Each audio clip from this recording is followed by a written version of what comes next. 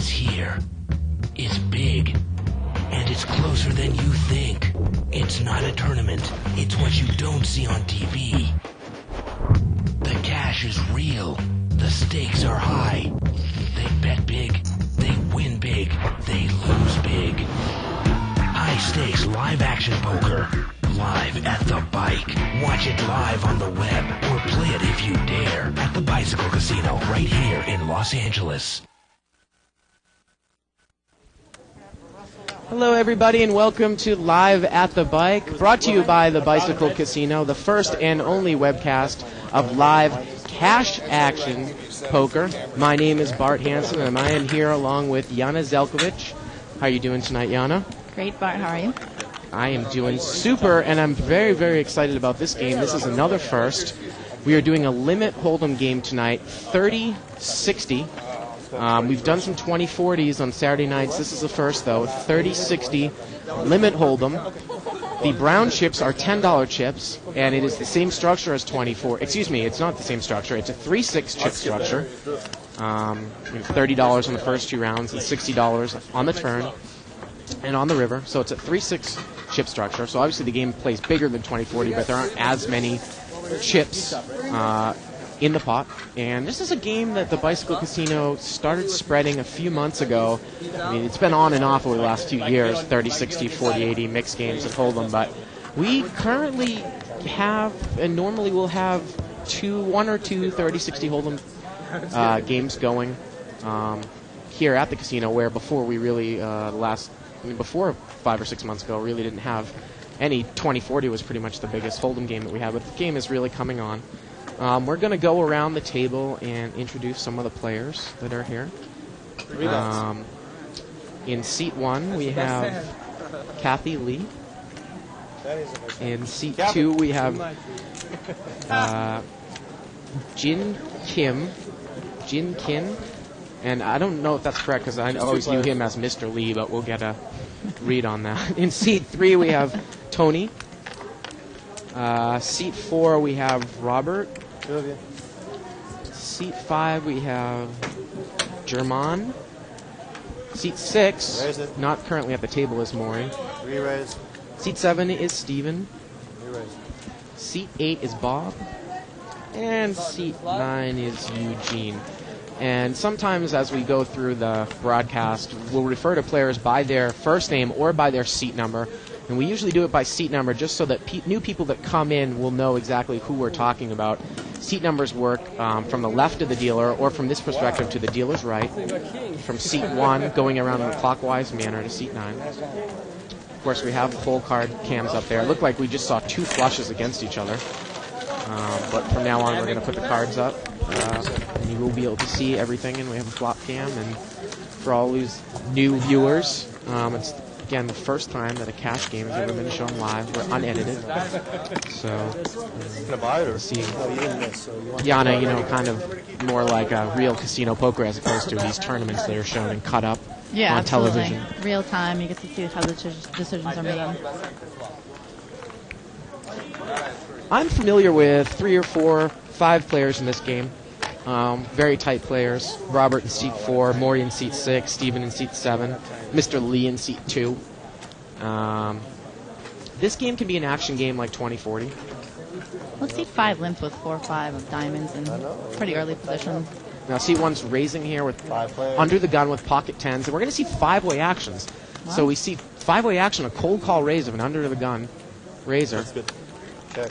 I don't believe that seat 3 is in the hand. Seat 4 is flopped. Top pair with a king kicker. And looks like Robert's going to take it down. Jana, this is usually 20-40 or this game is the type of game that I normally play. I'm familiar with Robert's game. He's a little bit looser than I am.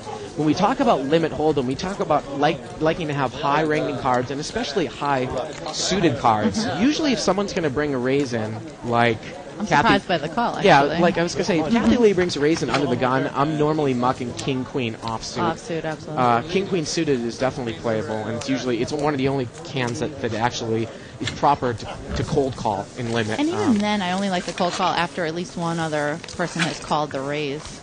I'd like to not be heads up with that hand, as I'd like to get some better odds to draw to my straights and flushes. So it was a little bit kind of a loose call there. Usually the person who is raising early, especially on the gun, know they're going to be out of position the entire time, so their raising standards go way up. I don't know her as a player. I mean, I don't know many of these people as a player, so we'll see as the night goes on. But yes, an under-the-gun raise should be respected, if nothing, early on in the night until the person proves otherwise. This blind structure is a little bit different than we've ever had on the show, too. Because it's 3-6, small blind is in for 2 chips, which basically means that you can almost call 1 chip with probably about 90% of your hands. You almost have to. Maybe the worst 10% of your hands you might want to mark, like the deuce 8s and deuce 7s offsuit. Absolutely. Definitely any 2 suited the 7 cards. deuce suited is definitely playable from a small blind for 1 chip. Absolutely. Any connecting cards. So you see a lot of play from a small blind. I like that structure, actually. I mean, there's obviously an upside and downside. The upside, I really think, is exactly what you said, which is I get to see more hands kind of forced. But the downside is obviously it costs you more per round. Now, 2 people flopped straight flush draws, and they've both made it on the turn. It was checked around on the flop. C3 is going to lead with this 10 high flush. Looks like Seat 1 is probably going to do a check raise here, Yana, and that's what's going to happen. Did it check around on the flop part? Yes, it did. Okay. And it's just going to be a call from Seat 3. Maybe he thinks he's already beat here, and he's just going to cry and call here. 9 comes on the river. I think he might just be paying off. Yeah, he's just paying off. He's afraid of the higher flush. Yeah. And that's what's going to happen. It's pretty rare that we see 2 people make a flush in a hand. Are you surprised by the flop pay? I kind of am. There were 2 flushes. I mean, the 10-3 not betting his flush draw is one thing. I'm surprised that the king-high flush draw didn't bet out. Well, but even more, I'm surprised that the person with the ace didn't even take a stab at it with an ace. I mean, if you're going to play ace-4, was he only playing for a wheeled? I mean, was he only playing for a flush or a wheel or 2 pair? Yeah, it's a little bit unorthodox that you don't see an ace play. Again, I don't even like to play ace-suited cards from up front in this game, unless the game's really loose anyways. Well, we're seeing 4 or 5 people take the flop, which is loose for this limit of a game. Right, and the play in this game isn't always better than the 2040 game. Obviously, I mean, Saturday's game was an anomaly, I think. For all of you that caught the show on Saturday night, it was just a wild, crazy game. This game can tend to be a little bit more tighter, but it actually can be more crazier, too. Sometimes people think, well, as the limits go up, it's a better game. It's not necessarily the case. No, Yana, they're going to chop up the small and the big one there, so there was no action. Oh, I thought there was a raise. Pre-flop. I thought the C3 raised. Oh, I guess not. Oh, maybe you're right. Maybe I. And now he's the big one. Yeah, you're right. He did raise. So it was raised, and it was. I'm raised. He raised, but on our screen, I thought I saw Queen 6 offsuit. That must have been. Well, you never know, Yana. You never know. Sometimes I try to make that mistake too, where I think that our producer Evelyn is putting in the wrong cards. And she's quick to look back at me and say, "No, I have them correct." I'll just say that was my mistake then, because he was under the gun, and that was surprising. Then again, that was the 10-6 of spades guy, wasn't it? I don't know. 10-3 of spades. 10-3 of spades. 1,500. So a rack in this game, Yana, equals $1,000, and a stack of 20 equals 200. So it's double, obviously, the yellow chips. These are $10 chips. So it's, a stack is, if it's stacked in 20, that looks like a little bit more than 20. I might be mistaken now. No, that's 20. Is that 20? That's about $2,000 and change. So the stack is 200. So you've got $1,000 there, and then $1,000 in the rack. I have queen. A player is claiming that he has the queen, in fact. Seat 7's going to bet on the queen. It was checked around on the and flop. shows us. So, of course, keeping track of bet size in this game, or the amount of pots, is not that difficult as it is in a no-limit game, because the bets are structured. Yeah, absolutely. I don't know if it's worth 1,500. Easier for us here. Yep. I also find that people do that on the flop. Mostly they're not lying. If someone bets and says I have the queen, I find on the flop people are truthful. Afterwards, they tend to be more deceitful. Of course, we are monitoring the 2+2 thread, as we always do. Someone normally starts an official 2+2 thread. You can also email us at live@thebike.com by 8:30, and we will lead your emails off around 9:15 after the table talk segment of the show. Middle position raise after one limper. Flat call behind. And the button. The button called. We haven't So seen it. four-way action for a double bet. We've got about 8 bets in there's the a pot. board. Now, no one's got an ace here. 2 people have kings. Wow, the middle position better. Razor has king 10 off. And it's going to be a check raise here. Mr. Lee bets from the button. Is what? From seat 2, probably kind of a position bet. He has a pair of 7s. You might think he's good. And seat 3, check raise him with the king. Seat 5, muck the best hand, king 10. See, I don't understand when he raised that for middle position after a limper, so he must think that's a good hand. When he flops King ace, 10 offsuit, is not the type of hand that you want to Yeah, I even be just- playing from early position, much less raising. But again, people But are if you here to think- gamble it up. yeah, but if you think that's a good hand when you flop your king on that board, I'm surprised he gave it up without a fight. At least a bet. At least see where you're at and see if you get raised.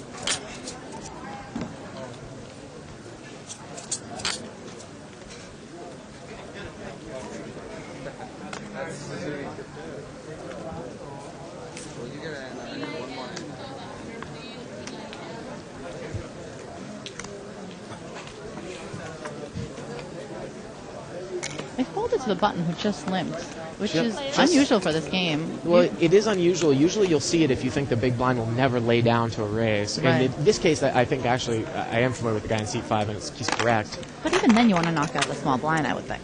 Well, he's got king 9 offsuit from seat 3. Seat 5's got 5-6 offsuit, so... Seat 5's going to continue to lead with a 5, and now probably he's going to get raised by the king from behind here. And he calls, which, obviously he could be raising with a scare card, the guy from the button, but... And now with they're 2 draws. Now with 2 over cards, he's going to pay him draws. off. I don't think I would have paid him off there. Yeah, me neither.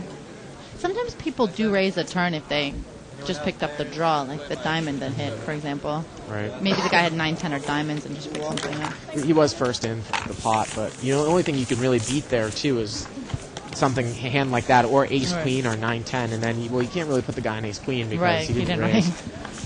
So it's, No, but I'll say that, like I said, I really like if you're going to play the king 9 off, at least open up for a raise, if for no other reason than to get heads up with a big blind. Well, there's a situation where I remember discussing where if the big blind will play every single hand, and you have a hand that isn't necessarily good enough for a standard raise, but you don't want to muck it, sometimes a limp on the button can be acceptable in that point. And I think king 9 offsuit is actually one of those hands that falls into that, because it's not necessarily... But it's still better than a random hand. And you have position on him for the rest of the hand. It is better than random hand, I agree with you. It's just the type of situation, like I said, where if you have somebody in the big blind that's not ever going to lay down the hand.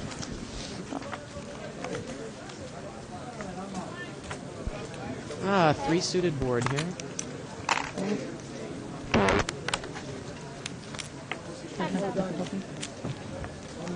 Queen 9, 5 diamonds. I didn't miss the flop action. Same 2 guys in the pot. I know Three and that a 5, seat 5 has got king queen. There we go. 6-9. So he's got 3 9s in seat 3 Oh, the diamond's got to be scary for them now. for both of them. It's probably going to go check on the river. I would think so. Nope, he's going to bet it. Guy from seat 3 is going to bet Wow. it. I don't see. Wow, he puts down the 9. No, the guy in seat 5 had king queen. Oh, okay. I wouldn't expect C5 to put down a 9. It's one of those types of situations where it's... You're only getting called if you're beat there, I think. Right, you're only getting called if you beat, and the guy did lead on the flop, so... if it's checked you on the river, he probably doesn't have a diamond. There isn't a lot of equity in betting. Once again, well, unless you C3 think you're limp trying with to... 6-9 off on the cutoff.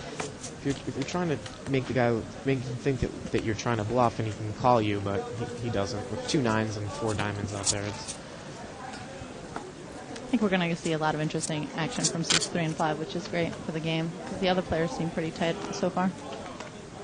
Interesting. Usually if you have, a couple of live ones, it's usually them versus the whole tile, the whole table. They take turns. Oh, Eugene in seat 9 is going to raise here. He's got ace-queen offsuit. Black all by the 3 seat. I think there's a change of players in the 7. Am I right? Is that a new guy? Yes, it is. Stevens left the game. His name is Mario. New player. Now look at this. Seat 7 has flat called a raise from an early position raiser with 10-3 offsuit. Wow. Now he is in the big blind, but still. No, I don't. And he leads. he led with 10-3 offsuit here, seat 7, and Seat 3 had king 3 off. that's even a more questionable call. Wow. Cold raise. I mean, Great flop for ace queen though here, and he Yeah, raises. absolutely. He doesn't slow play. no, absolutely. Well, the spades have to be. Even though he's got the ace of spades, he still doesn't want to take that much action. And of course, there is a player behind him too, Right. so I love the raise. I like it too. The only time where you might want a flat call in that situation, maybe if you're heads up with a guy and you're trying to represent the fact that you have ace king, and you think that the guy's just betting in, and maybe you can, maybe pop him on the turn and gain an extra bet, but definitely not with the guy behind you. I just don't think that's the level of thinking that's happening between the players that just flat called with those two hands. Well, yeah. I just I'm thinking don't- of the guy with the ace queen Yeah, now. his thinking might be that, but Yeah. as I learned the hard way yesterday, you can't outplay a calling station. Yeah, seat 3 and seat 5 definitely are these calling stations. Again, calling with king 3 offsuit under the almost a second guy. Early position raiser is Right. just not going to be a lot of winning people. Now, Mr. Lee's going to come in here from seat 2. Again, a very tight player with ace king, big slick offsuit. Let's see if he gets action from the blind. And 3 players. seat 5, cold call with ace jack suited. Now That's not the worst. that's probably another hand that's actually like king queen Seven with suited. queen deuce off. No, seat 7 isn't. Yeah.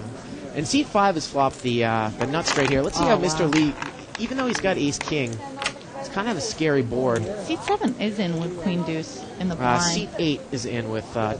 9-10. Oh, I'm sorry. There you go. Wow. So he has a pair and a straight draw. And looks like Mr. Lee Raise. bet, and now ace jack waited till the turn to raise, and he's going to pop it up. I like that. 'cause I do it's, too. It's a rainbow board. There's nothing that really scares him. Right. And it's also going to knock the guy out behind you there, Right. too. As And opposed you to, want the guy drawing to the lower end of the straight or whatever, drawing pretty much stone cold dead. I think Mr. Lee's going to pay it off, and he's going to Yeah. show the ace jack. It's a pretty textbook hand right there. Again, when you have ace jack, I don't know if I pay off the turn. If for no other reason than because of the 5 seat, I give him 2 pair, quite frankly. Yeah. You might not give him the straight, but I give him king queen. Well, queen that's 10, what king I was 10. saying. I mean, if you have ace king with that type of flop, it's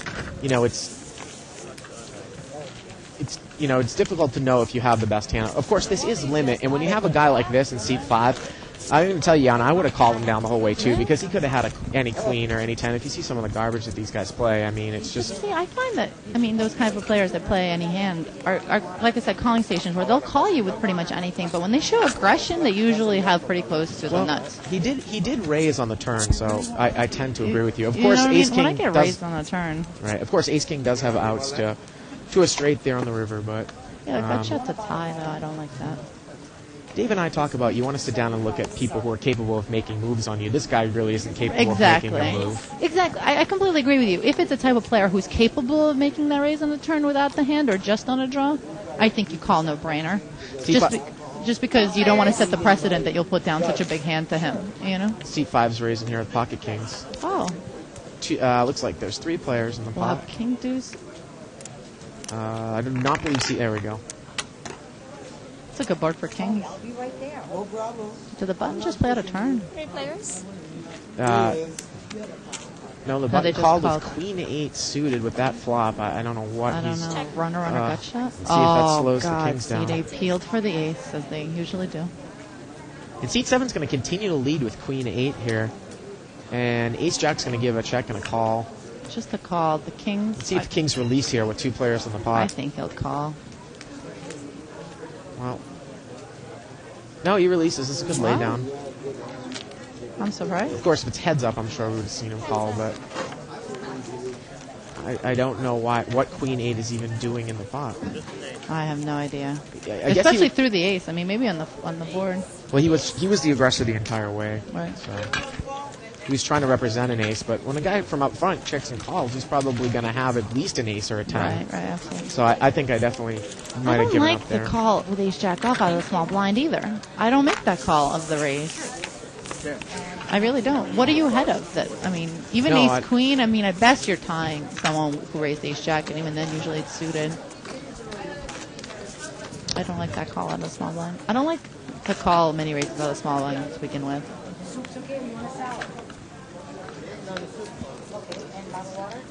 Sometimes it's proper to even lay down ace-jack offsuit if you're in the big blind, if there's more four or five people in there. Now, if it's suited, of course, you're going to play it, but if it's offsuit, the hand itself really doesn't have a lot of value if you know that there are 3 or 4 or 5 good players in the pot for a raise, because you're going to often be dominated. And if you flop an ace... Yeah, well, see, I don't mind a lot of calls if you can put down a hand after the flop. I don't mind the call out of big blind with ace-jack if you know you have to hit your straight, or maybe just your jack is good, or maybe 2 pair or better, you know? A lot of people just get married to their hands, which is a problem. These are all pretty interesting hands. 2 hearts and 2 clubs. Now, Maury out of seat 6 is the first time we've seen him in the hand. He raises with ace-jack suited. That's a raisable hand. I like it, especially in position with all of the numbers. 5-way action here.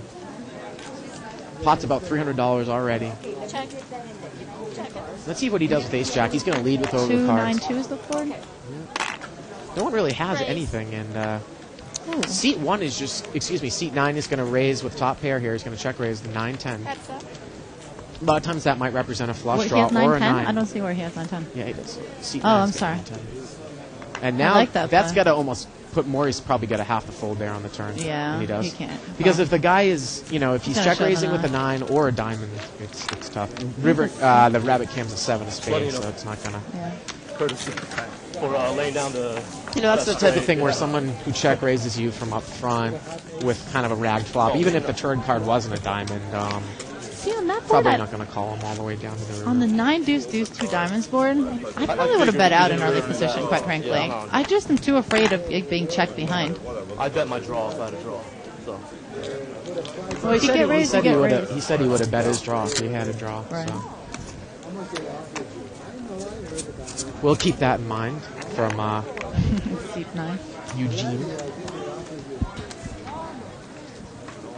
Again, some people have commented that they like to prefer to have names used as opposed to seat numbers, and we tend to use seat numbers just so that people coming in know who we're talking about, Yana. Because if I say that, Maury has ace-jack and someone who doesn't know who Maury is, they really can't follow the action. Yeah, I usually use the seat numbers as well.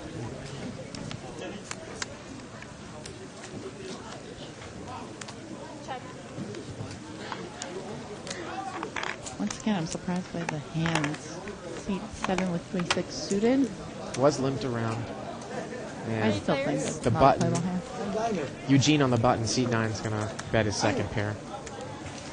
And I like it now. Now he's picked up the flush draw as well. Yep, that's a very strong hand. Very strong hand. C2 had called with second pair with a garbage kicker, and seat 3 with queen 4 off. I don't even know what he's even doing in the I've given hand. up on 3s and 5s. It's a nice turn. 3 is definitely the live one at this table. Yeah. And for those of you that think that higher limits necessarily mean better play, well, we can just look at some of the play, and like Dave Tuckman said on Saturday, it's not uncommon. And it's usually you're going to see a guy like C3 and C5 at every single table, up until every single limit. Right. In all the card rooms in Los Angeles, up to a certain level, right. but almost up to 100, 200. I mean, some of the other games that I've played at other card rooms, like 4080 and 8160, even have players like this in it too. So you know what? I really think in every limit, it's all about game selection. You don't want to play in the game where there aren't at least 2 or 3 of those kind of players, because no one else is giving it away. You're not going to make any money. Exactly. But you're right. There's plenty of games that offer that kind of selection of play. Maury's going to limp in here with 8-10 suited.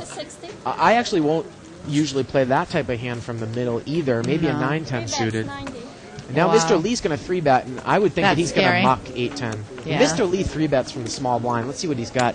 He only has pocket 6s.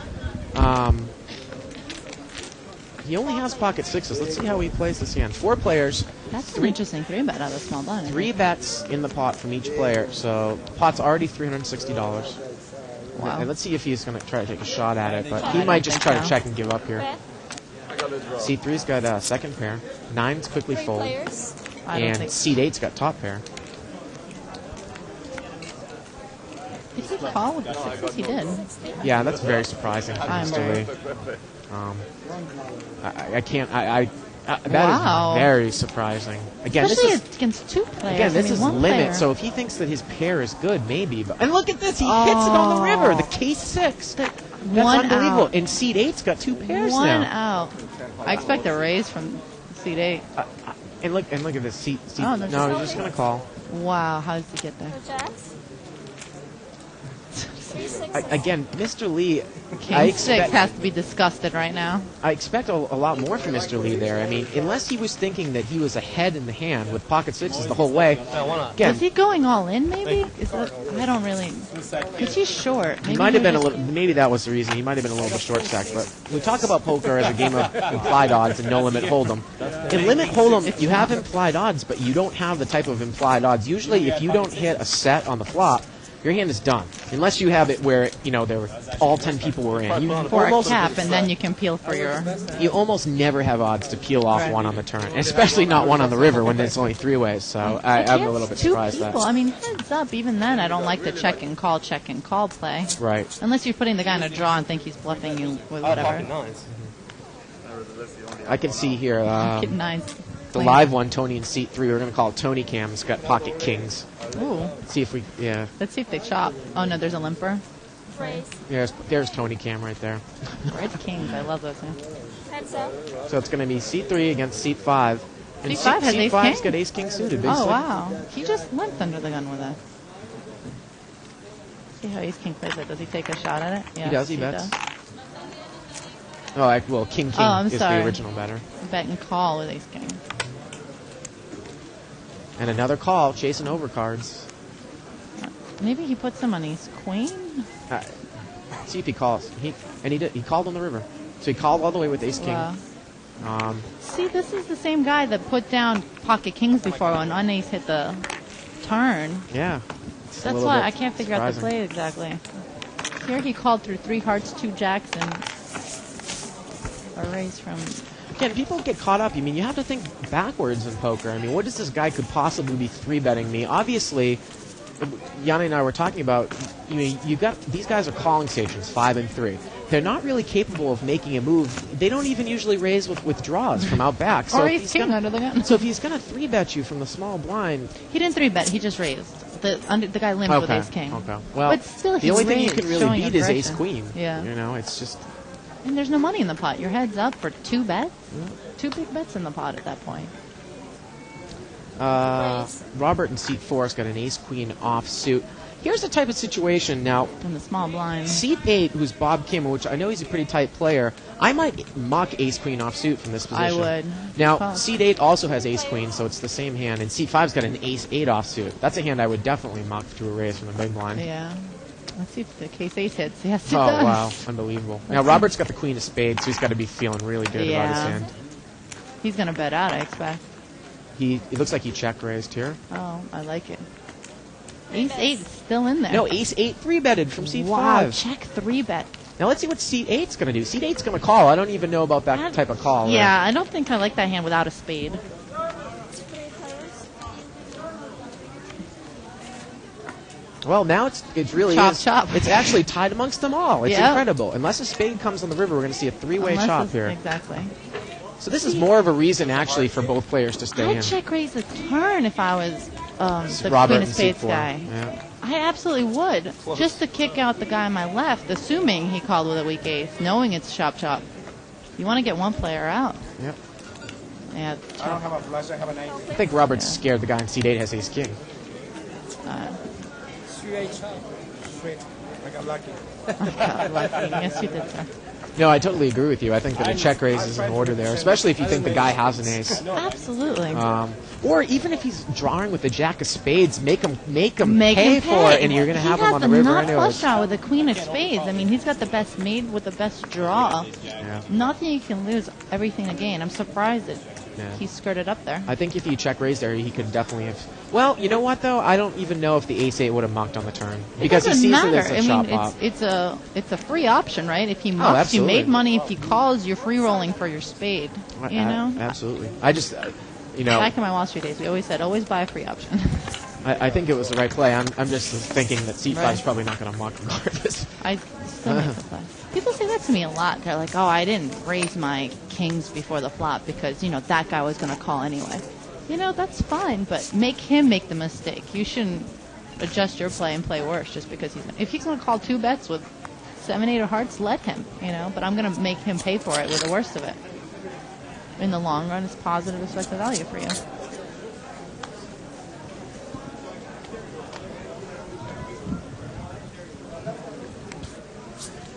I'm surprised by how passive this game has been, other than the 6's 3-bet in the small blind, which was a questionable play. I'm surprised that most of the play is passive.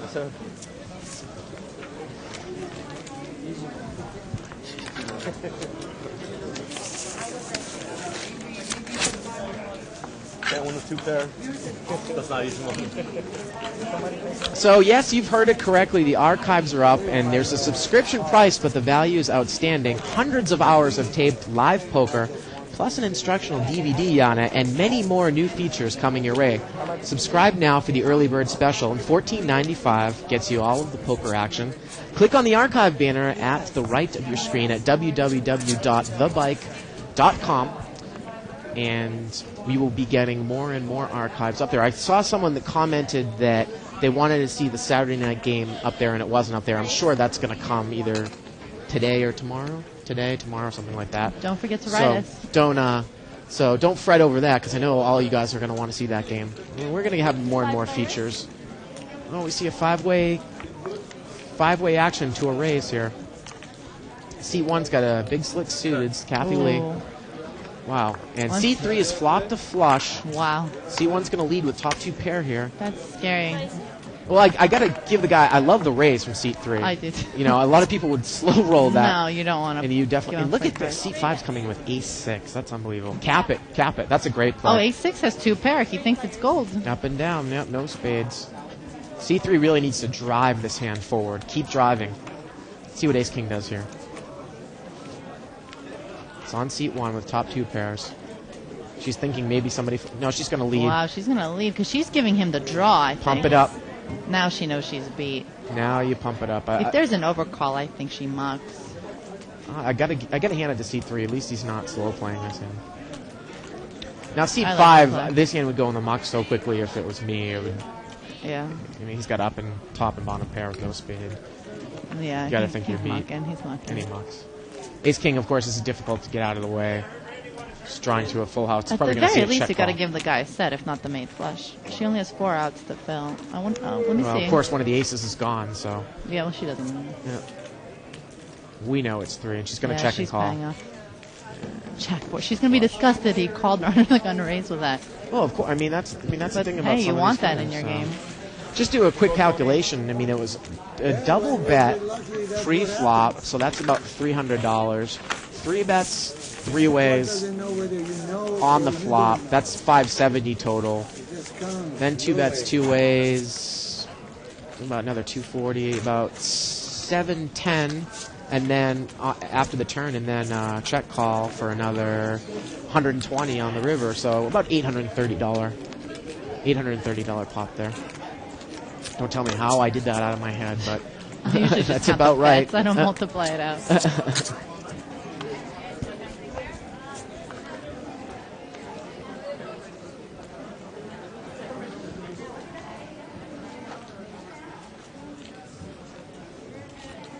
Again, reading through some of the 2+2 comments here. Cashy asks, hey Bart, are you going to try for the World Tiers of Poker tourney main event? Of course I am, and I know you will be playing in the Casino Employees Tournament, correct? Of course, yes, in both instances. Thank you from Cashy from California. Again, this is a limped pot here. It doesn't look like anyone has much of anything. Seat 4 is going to lead with ace high. And C3 is going to call with a couple of overcards here, which you usually don't have the odds to do if it's an unraised pot. See if Robert continues to bet. No, he takes a free card on the turn. Now let's see if C3's... No, I was going to say, see if he bluffs. Wow, and he calls with king high. He has the straight now. C4 has the straight to the 10. And he calls with king high. Unbelievable. As I said, this happened to me yesterday. I didn't hit my straight, but I got called by king high. What could king jack beat in that situation, though? You know, it's like you check and call on the river, and it's... I mean, you lose to any pair. You lose to ace high. See, that's the thing. lose to a If straight. he gave him like a straight draw or something, and then he thought he missed, in 9-10 at that point, but the straight draw got there. Right. So there wasn't a draw that was missed that he could beat. In which case, that's sometimes a legitimate call. I'll call down with ace high if I think someone missed their straight draw. Now, it's funny that I'm going to try for the World Series of Poker tourney, the main event. I'm not going to buy in if I don't win through a satellite, but the casino's employees tourney, which I believe this year is no limit hold'em, is only $500 or $1,000, so I'm definitely going to buy into that. Now, of course, Dave When is Tuckman, that? Friar Tuck actually made it. He was 11th last year in the limit casino employees tourney. It's normally the inaugural event of the World Series of Poker. It's the first event. I didn't know that. 3 bets. I'm not a big tournament player. Maury 3-bets here with pocket 9s. And seat 3 was the original raiser with seat 8 with pocket 8s. Look at this, the small blind call with king 10 offsuit from small blind. Wow. I just think that's a really bad call. Very, very loose call. Very loose That's call. a scary board for everyone, but let's see. Sure, Maury can use it. Well, he's seat 8 bets, and Maury mucks the best hand. But Wow. king 10 offsuit calls the gut shot. Yeah, I was thinking he'd probably call for the gut shot. And he hits And it. he hits. And he hits it. Wow, I'm surprised the eights give action. And he there. check raises, and I'm sure And 8s is he going to muck. calls. No, but 8s calls. Wow. That is just, I was going to say, I'm sure 8s is going to muck Every here. overcard hit. If the guy isn't full already. Oh, and that would have been something if the 8 If had the hit on 8 the river. hit. And he calls with pocket 8s all the way down. Of course, we're talking about calling stations, and it's just, Wow.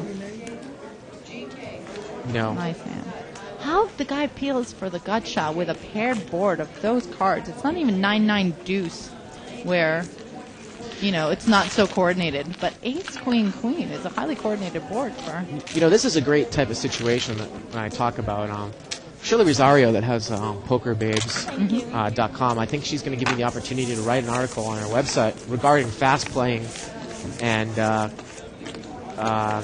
why you want to stay away from slow playing in limit hold'em and restricted buy and no limit hold'em games.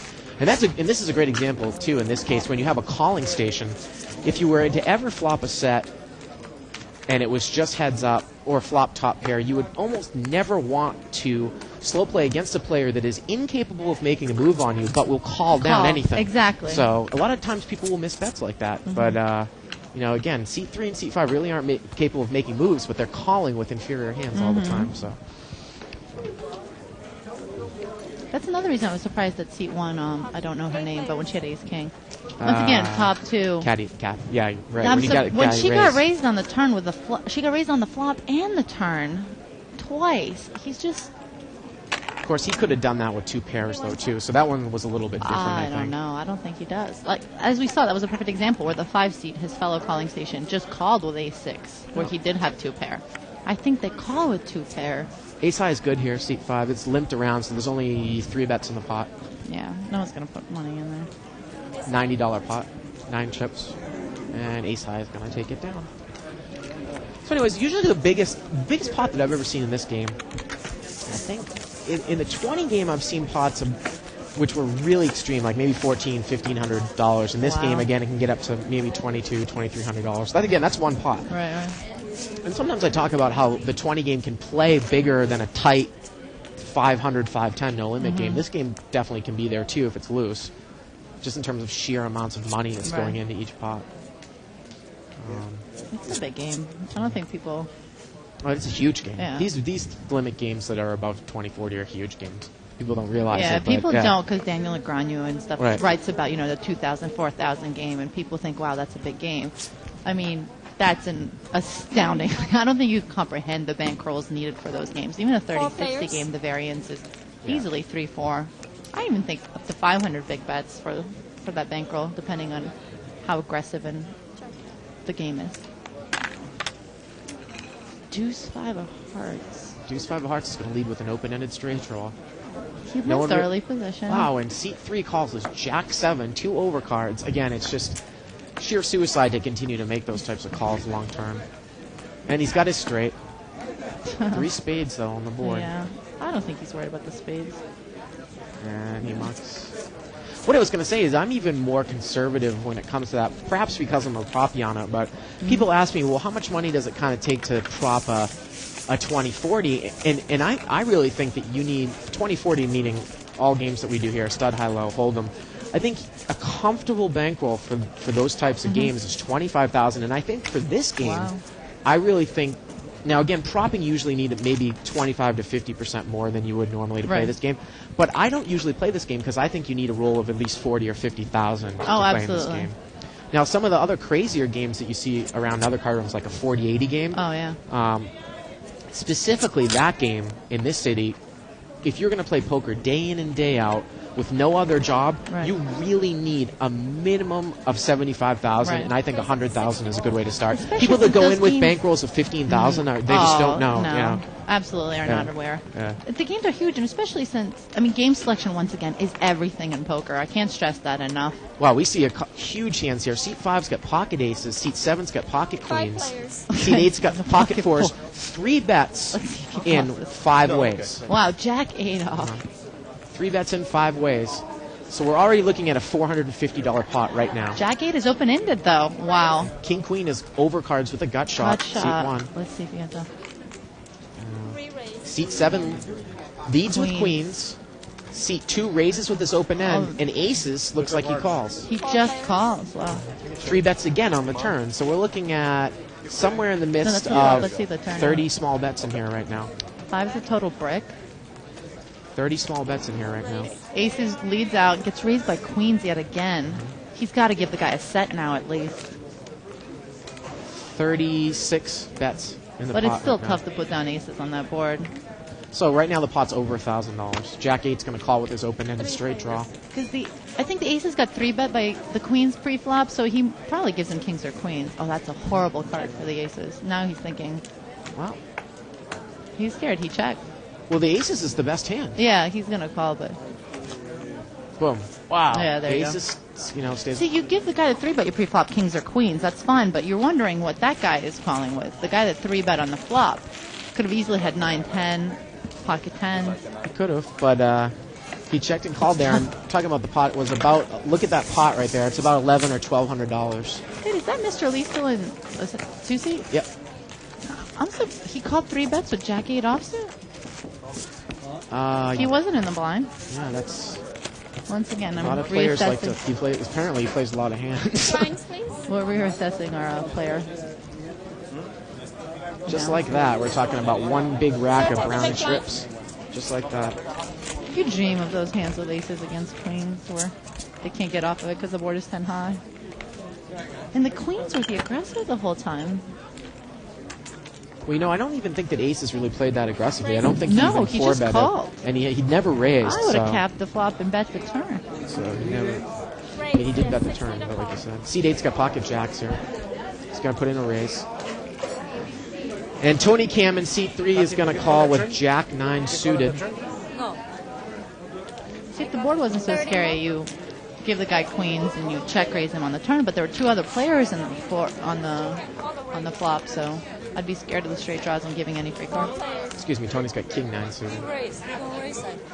4-way action here. Oh, the jack. Okay. Jack's is going to lead. See if Tony's going to raise here with his king. Now, this is a type of situation where you do not have odds to call with one pair. It's not like No Limit where if you hit trips or 2 Wow, the pairs. seat 7's calling with middle pair. Yeah, again, I don't even like he's that. 3-betting with middle pair. He's going to knock Jacks out. Wow. Saving him money, but still. But he's behind here. I like the muck See, by there's Jacks. no draw. On a King 5-8 rainbow board, there's no draw that the guy could be raising. He's obviously raising the king or some bigger pair Well, than he's yours. put himself all in. He's all in. Oh, yeah. Oh, that's okay. good. And That's King a 9's going to take it down. Good. Kings.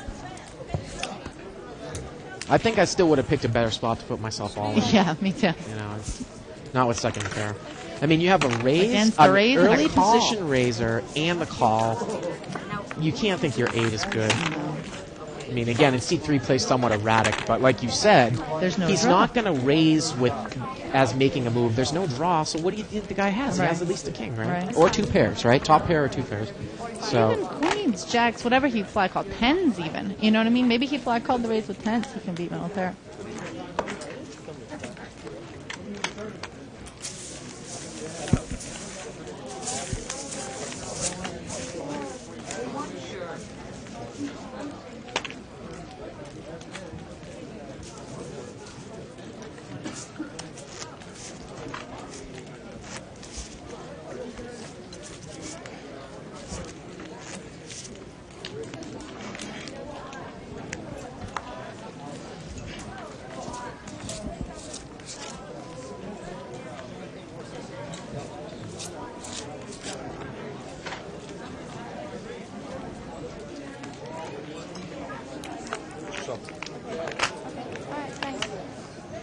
Seat 8's going to limp here. He's got Ace 8 offsuit. I don't like that. Although we see it in the 400, 800 game a lot, too. We see them bring those hands in for raises. I like it better for bringing it for a raise. At least show aggression. Seat 9 raises with big slick, Ace King suited. Cindy's moved over. Kathy's moved over to Seat 9.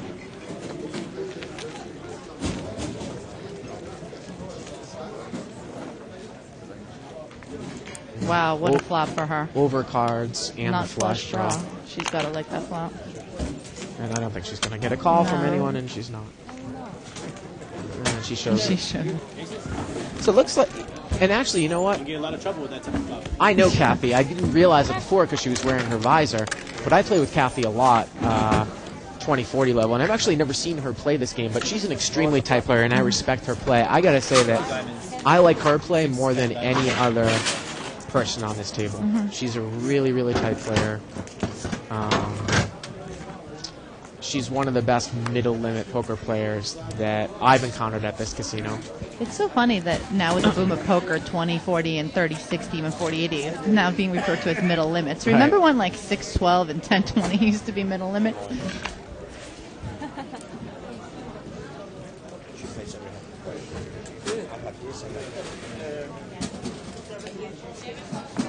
It looks like it's going to be... Oh, Maury's going to bring it in for a raise. He's got ace deuce offsuit. I don't like that. You don't like the raise? I don't. Could look at who's on your left, who's going to defend, and if he defends, the problem with ace no kicker, I'd rather him steal with 8, 9 of clubs or jack 8 off, anything like that. Now seat 7's got a pair and he's open-ended. He's going to check and call. I disagree with you, but we're going to wait until after the hand. After the hand, that's fine. And there's a straight right there. And Maury checks behind it, and seat 7 is going to put in a bet here probably. And He can't call. It's 6. well, you know, No call. no, he's not going to call. What I was going to say was that, yeah, but look at the players. Seat 7 and seat 8 haven't been ridiculously defending their blinds all night, so I don't necessarily mind that raise. Seat 7 called raises with any 2 cards. I mean, We haven't seen him in the action though the last hour or so. okay. So. He's the guy that led into 3 raisers with like the 10-7 or whatever that was. Ooh, new player in seat 1. It's Gracie, Action Grace. People are familiar. We saw her on Saturday night. And there she is. Action Grace. Action Grace. Very action player. If you're, I don't know if you're familiar with her play, Jan, and some of the viewers, that she will drive forward with just about any hand. She'll bring in hands with ace 3 offsuit from under the gun, and she'll bring in pocket 4s, and then if the flop is king, queen, ace, she continues to bet all the way until she's Really? raised out. She's an action player. She'll drive you. Seat 8 in the small blind has got pocket rockets. Pocket Bob ace? King's got pocket aces out of the small blind. Oh. Mr. Lee is going to bring the hand in from seat 3 from seat 2 with jack 10 suited. It looks Wow, like. I don't like that at all. Long time no race.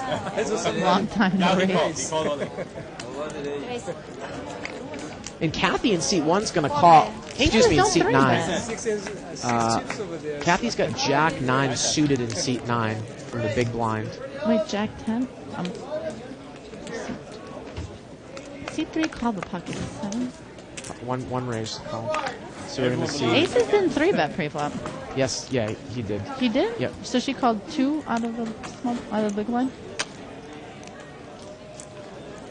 She did with jack 9. Yeah. That's up. And I don't like it's that. going to be heads up. Concentrate on you. 7s against aces. Check. And it's a I full like it. house. Full Yeah. house over full house. I think 7s pay off here. And he did. Yep. No, I don't like the call for 3 bets out of the big I blind don't. here. I don't like that. No, I don't. I would have been more impressed if you had a ace 5. I'm surprised without. Oh, he did 3 bet. I'm sorry. Lucky. Take line. That's again. You told me that C2 was going to be a rock, and he's proven to be otherwise. Well, you know what? I think I might have been a little bit confused. Maybe it's not the same guy you were thinking of. Well, he is the same guy I was thinking about, but he doesn't normally play in the 2040. He's an upper level player. Okay, So, okay. So and he's I- just messing around. I know he's a professional, so Just ask the name. I had actually come into the assumption that he was pretty solid, but as we can see, he's been kind of mixing it up here Well, a I bit. mean, if he's playing below his level, a lot of players will. No, I mean, this is pretty much... I mean, he's a brown... You know, he plays brown chip games. We can make it 3-way. So. Then it becomes awkward, you know, we do that. Now look at this. Kathy mucked. I couldn't tell what she had, but Wow. she did muck for 2 chips. See, of course, the I pot wouldn't- isn't that big, though. Yeah, but for 1 chip, she's getting Well, 8 to 1. She had 8 to deuce 1. 3 offsuit. Like I said, the worst of her hands. But She it's mucked. still 8 to 1, I call. Okay, I'm in. We got a deal. And then you're just going to check it down. Kathy actually made trips on the river she had stayed in. Exactly. You 8 to 1 on your money. I mean, I don't think any hand is that much of an order.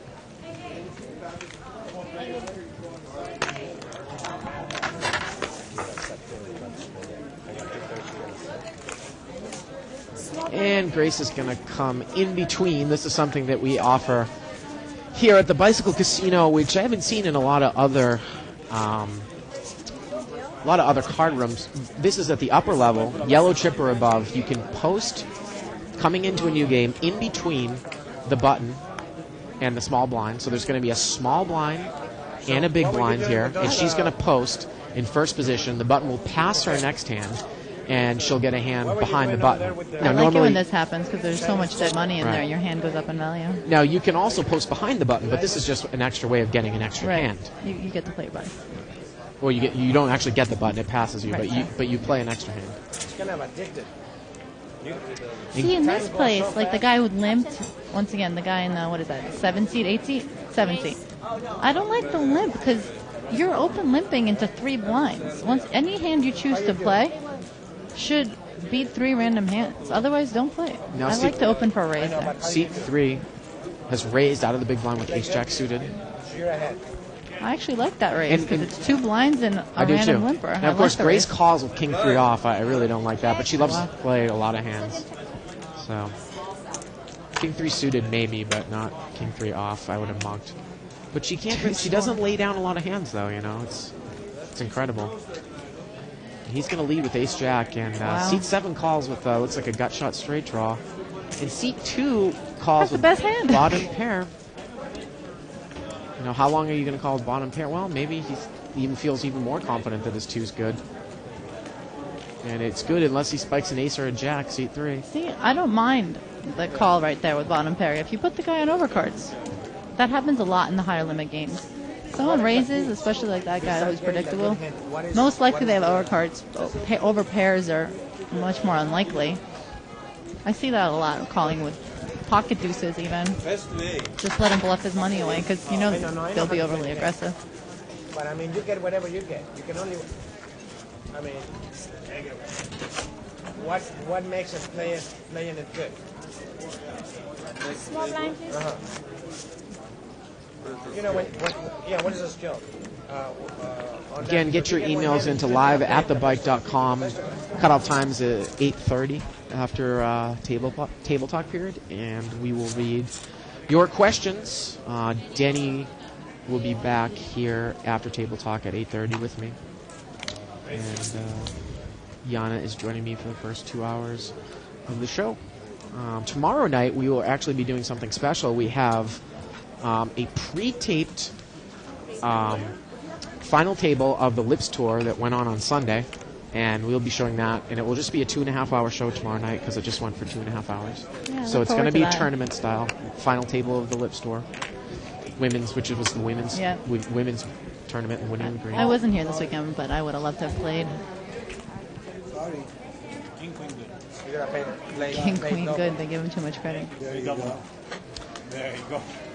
Again, we had tried to do the final table of a tournament a few weeks back, the college charity tournament, and ended up kind of blowing up in our face when there was a 10-way chop at the final table. But Denny put a stop to that and added a stipulation to the Lips Tour that they couldn't chop Big blind. up to a certain point. And I don't even think that they ended up with the chop. I know that we did see heads-up play. I don't know if they chopped for some money or if they just play. I don't know. Isaac was telling me they didn't chop for anything, so they That's a actually good went all the question, way but- down to 1. How do you feel about chopping at final tables? Because a lot of stuff has been written about that you know, it doesn't look good to the public. Now that the game is being more publicized, it looks like collusion. But, you know, there's so much money. It's so top-heavy in the top 3 How do you feel about top 3 chopping? I don't mind it. I mean, I think it's just kind of a way to slow the variance Yeah. down because there's a lot of From a luck when player's you point of have view. no limit hold'em or limit hold'em where the levels are extreme. A lot of luck is involved. Oh yeah, the obviously, blinds 'cause are you're usually gonna- so big unless you're gonna see you a know, lot of 2 to all-ins. 1. Even Right. if you're a 2 to 1 stack advantage over your opponent. So it looks like 5-way action here. A lot of garbage. King Jack has an open-end straight draw. I like it. I expect a bet. Yep, seat 6 bet. You That's- should take it down That's here. Maury. Maury is a solid player. I know that for a fact. Yeah. And seat 3 has Calls got with deuce. Jack. No, he's got King 5 Oh, offsuit. I'm sorry. The deuce 9 still in the So he's street. calling with 1 overcard. Deuce 9 is out Okay. again. And whoa, he hits a 5 on the He's river, definitely. and he's going to have the best hand. Yeah. And actually, yeah, we got checked down at the end, and it's Maury can't believe it. I mean, Maury's got the guy dominated with an open-ended straight draw. Guy's drawing to a 3-outer and Did Money catches bet on the the turn river. or no? He took the free card on the turn. See, I like a bet on the turn there because the queen pairing is not scary. It's a great card because you don't give the guy the queen. Because I would have expected at least a bet or a raise out of him with top pair. Well, there's 2 schools of thought about that. I mean, there's the thought that if he does have bottom pair, he's going to call you, so you might lose if you don't catch it on the end. The other school, of course, if he had bet, the guy probably would have left. But see, he was at a position when he checks the turn. It's not like he's taking a free card. You can't take a free card in early position. You're just giving the other guy the option Raise. to either. Oh, you're right. He was from up front. Yeah, there. he was in the big blind with that hand. So he didn't take the free card as in He it was checked checked it to from him. up front. He checked it from up front, which I don't like. A couple of suited aces, seat 4, seat 6. Three.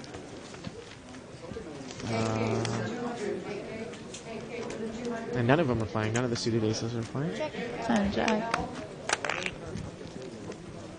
The 9 seat. Now, oh, she checks it. Kathy checked it. She's going to slow play. And now she's going to bet. And again, well, King 3 has got a flush draw. Yeah, there. exactly. This is why I don't like slow playing the flop. Now, if a spade hits, Well- you have no one to blame but yourself. Well, it's a. No, no, she's She got a fills full up, house. Well, it's a combination of not. I really don't Again- like the play. Oh, and he's going to call with King High. King high.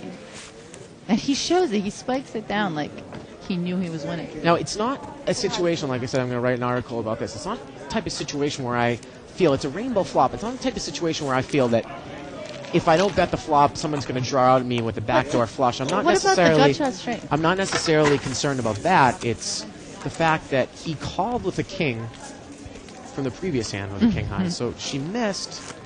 She missed a bet that she would have made on the flop, Well, and it's a value both. bet. I agree with you on your point, but I, in addition to that, don't like the free card. I learned my lesson the hard way when I started out a few years ago, and I didn't bet middle set because it was such a raggedy board. I said I was in early position. A guy bet into me. I just called and didn't protect my hand because I didn't want to kick out the people behind me. Needless to say, I lost to a runner straight flush. They would have never called had I protected my hand. And the old adage of better win a small pot than lose a big one is so true. And I just find think- that more cards hurt you than you know. That's the problem. I think it's I think it's a balance. Now Maury's going to come. Maury is going to cold call raise with. I can't tell if he came in for the. Yeah, he cold called with ace queen suited on the button. Sometimes you'll see people 3-bet this hand.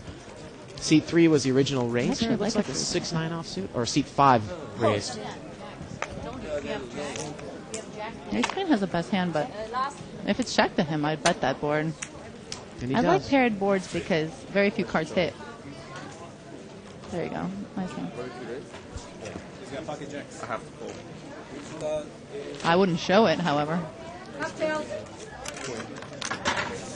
Getting back to the slow playing thing, it's a balance. I mean, if you flop top set and the board is king 7 deuce, rainbow, and you're in a restricted no limit buying game or a limit game, the reason why you might, if you're in a special circumstance, a limit where you're from up back, you might want a smooth call so you can get a double bet on the turn. But again, the reason why I don't like to slow play those is not necessarily because I feel that I might get outdrawn, because sometimes you are going to get outdrawn if you let a free card go to backdoor flushes, but it's just the bet that you miss. People call you with middle pair and bottom pair. We see it if all I the raise, time. if I have kings and I raise pre-flop in any position, especially in the early position, and I got flat collars and the board comes down king 7-3 or whatever it is, if I don't bet that flop, it's very suspicious. In addition to missing bets, because if a calling station has a king queen, I think that they still call. I mean, that's that's the definition of a calling station. If they hit the board, they're not thinking of what you have. But it's very suspicious if I raise in early position and don't at least throw in one bet. I mean, Seat 7's got queens. Seat 3's got pocket twos. and the blind, no. Seat 3 raised, and seat 7 re-raised from the button with pocket queens. So twos heads against up. queens. And Looks like seat 7 might be going all in soon. I don't know how much well, he's cash got he bills has. behind him though. I can't tell from here. The deuce is bet out like a champ. And queens are going to smooth call. And he's checked. Wow, the queen's check behind. I don't like it. Kind of scared poker there a little bit. Yeah. So passive.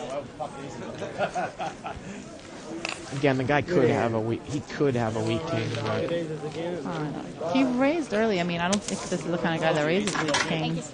some people would say there too that you could kind of induce a bluff on the turn by checking behind him. You mean on the river?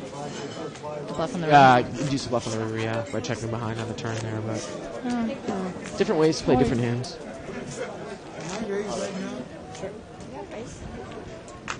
If I was a real man, I would keep it Is that a live straddle? I believe it is. Is it just a blind raise or a live straddle? Well, it's He funny put in because money. we went over this before. There is no live straddle at the bike or in any California card room or in any Los Angeles card room. It is a blind raise. He does not have an option when it comes back around to him. And I just think it's one of the dumbest moves that you can make in limit hold'em, unless you want to add some sort of action. But it's not like the table's extremely tight. Now Grace is 3-betting with King Queen offsuit. I like Again, the 3-bet. well, from the big blind, King Queen offsuit from the big blind. from the big blind. And C3's got 3-7 off. The blind raise 3-7 off. Four-way action. Please don't let this be rewarded.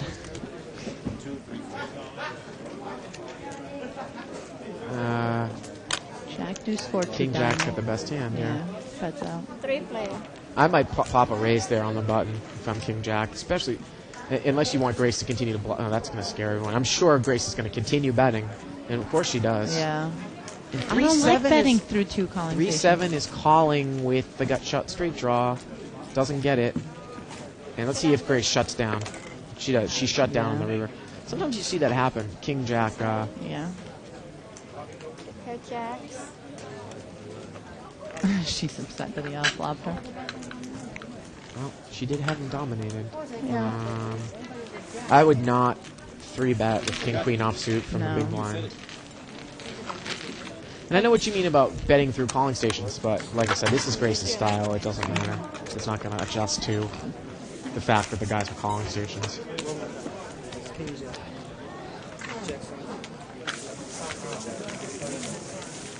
I think he's still causing a defense over there. And again, we continue to get comments from threads from people who want to wish that they could move out to Los Angeles. And my response to them is, I did. I drove from Boston out here, so you can do it too.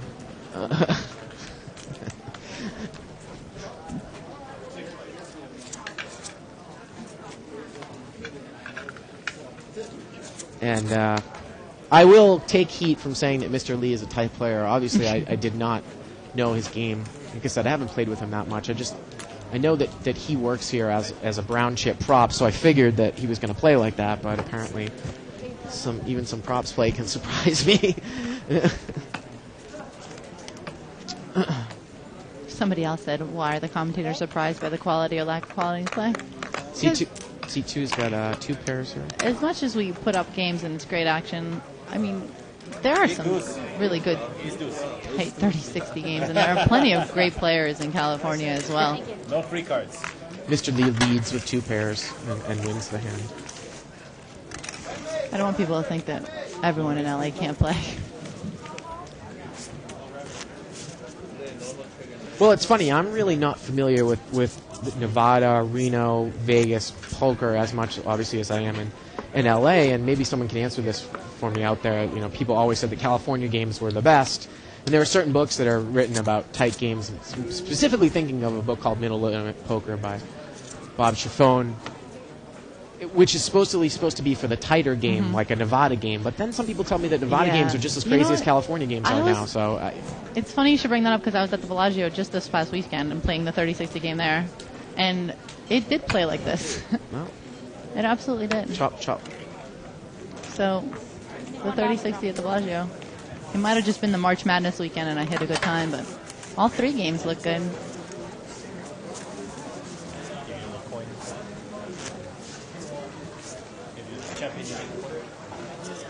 Champion, you get the coins. Someone's asking Ratman138, what's the max buy-in here? Well, there really is no max buy-in in a limit game because it doesn't really apply. Yeah, because it doesn't really matter. After a rack or so, you can definitely defend your hand. And again, this is, I really love doing these broadcasts. I know people like the no-limit cash games, but I think that these games are most conducive to our webcast because you really don't have to pay attention to chip stack size or to, you can figure out for yourself how much money is in the pot there too. Now, seat 3 from the buttons raising with looks like ace jack offsuit. And if you're first in and there aren't too many limpers, I like that move. If there's a few limpers, I might just... Too early limpers, I don't like it. Let's see. And he flops top pair there. Seat 7's got second pair. I expect C7 to lead out, or at least call. I don't think he gets off the hand. Look, he's reaching for chips. And he check raises middle pair. Check raises with middle pair. And C3 is going to 3-bet.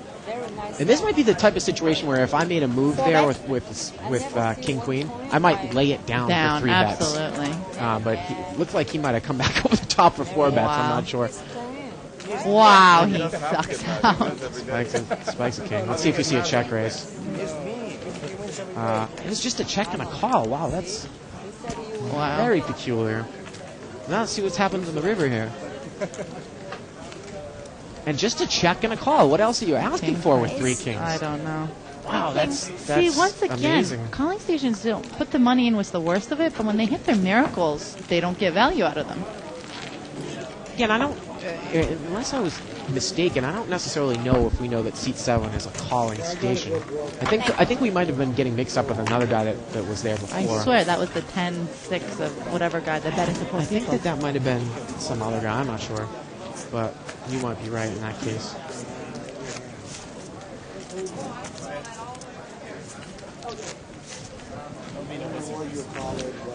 That guy's a calling station. Thank you, Isaac.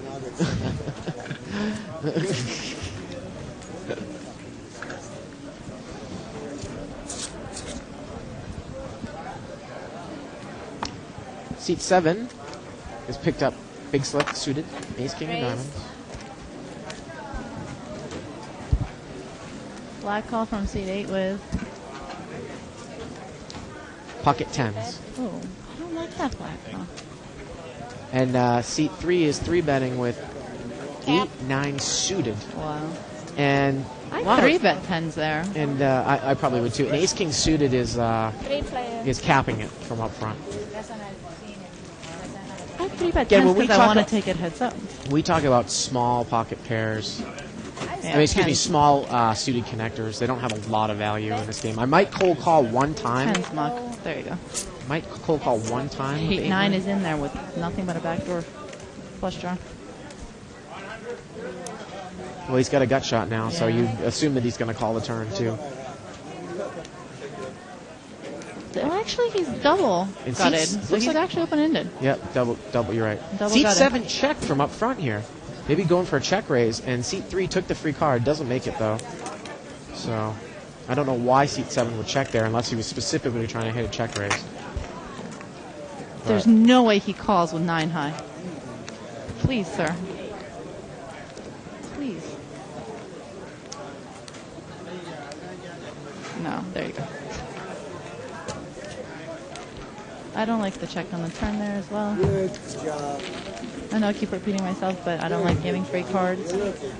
Can we talk about small suited connectors? And 8-9 is kind of, I mean, it's not Jack 10. It's a mid suited connector. They don't have a lot of value in limit. If I play them, I'll play them from out back for cheap. The only time I would ever cold call a raise with them is maybe if at least 4 people had called a double bet in front of me. Yeah. You know. I don't mind that cold call because of your implied odds, and you can get off of your hand pretty easily. Well, he 3-betted, which is something different, which, you know, I might do once in a while with that hand just to try to outplay somebody, but I don't think that he was thinking that far ahead, though, to 3-bet with 8-9 suited. So. Like I said, that's not the level of thinking going on right here. They're going to be knocked out of the tournament soon, yeah. That's true. Got no limit today. No limit today. Much faster, yeah. Heads up. 7:15 stars. One of my favorites. Smile. Ace-9 offsuit against Queen 5. Oh, their C3s actually makes checks and makes a position bet. It's one of the first times we've seen him bet without the... I laid down to 4 for you. Lie. No one lays down bottom pair to him.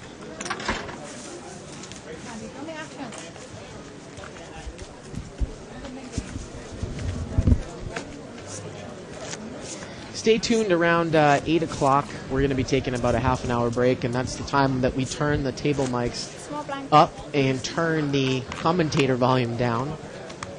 Which makes for some happy. specific poster out there on 2+2, I think that makes him happy. One guy. Yeah, one guy. Yeah. Sorry, buddy. You know where to find us if you want to play, though. Raise. What'd you say her name was? Action. Action Gracie. Action Gracie comes in for a raise with. She's got ace queen offsuit, so that's good. Standard raise. Heads up. Big blind in seat 8 calls with Jack 10 offsuit. Now look at Maury mucked Jack 10 suited on the button. Very tight play. Yeah, I'd muck. I don't think that's a tight. Well, you know, the thing with Grace is that I actually might 3-better there with Jack 10 suited. Let's see, once again, that's a good 3-bet against someone that can put down a hand, but from what you've said about her is that she bets and calls the whole way. So. Well, she's not necessarily going to put down the hand like on the flop, but I think that I evaluate the flop and bet accordingly, obviously. You can get her off of it on the turn, you think? Well, no, it's just that I'm not going to bet it if I think she's got a better hand, or even, you know, I'm not going to try to bluff her out because I know that she will basically call down with any pair. Seen a game like but this. I just know that she brings in hands that are sometimes inferior under the gun. To 10 Jack, really? Well, you know, she might bring in a hand like pocket 2s or pocket 3s, and I might be able to outplay her. You know what I mean? So it's... In a game like this where it's not so tight, where you're just fighting over the blinds, I just think, like Maury is doing right now, just wait for the hands and wait for the multi-way action. There's no need to get involved for, you know, the blinds at this point or try to fight somebody over 2 bets. Since the game is obviously a lot looser than that. 3-way action. One chip. Go ahead and show it to him, dealer, please. Once again, a limp on the button. That's it. He said deuce 3. Well, limp on the button, King 7 off. You still don't want to call him? No, King 7 suited. Actually, this is a hand where I will limp in on the button, actually, with people in front of me. Oh, I don't.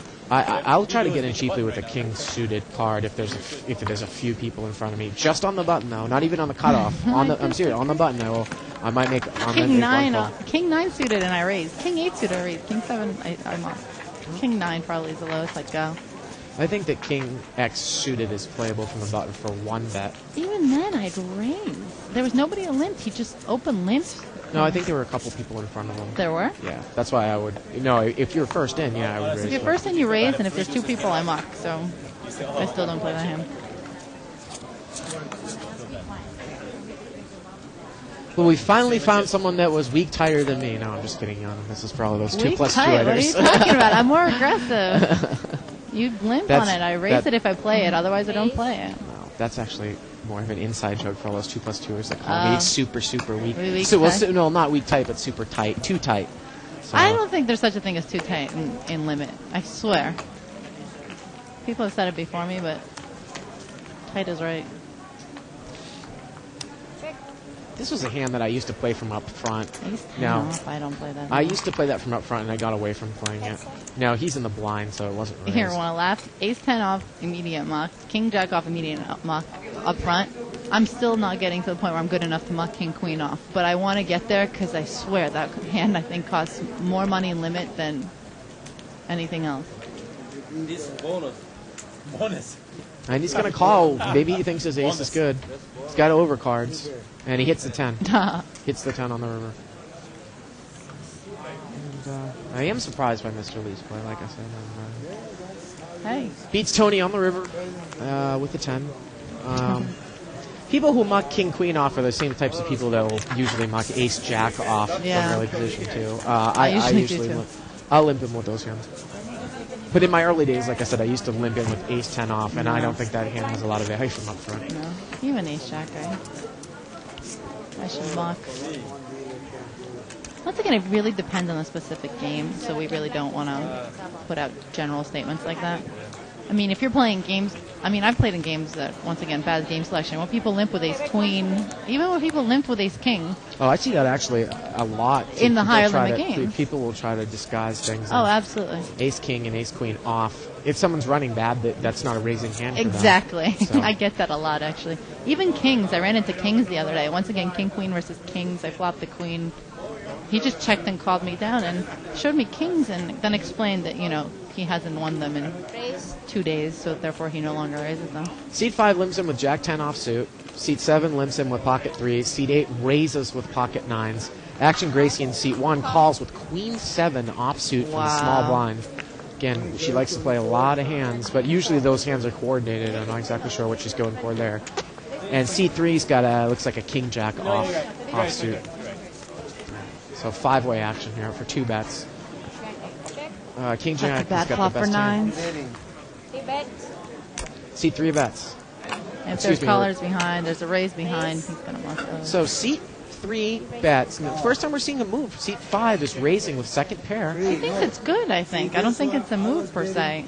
Well, a move, at least he's, He raised, Tony. And that's correct. It's raised before He the raised flop, before the flop. and the raise on the flop. So a bet and a raise. Well, you never. Seat 5 is. Yeah.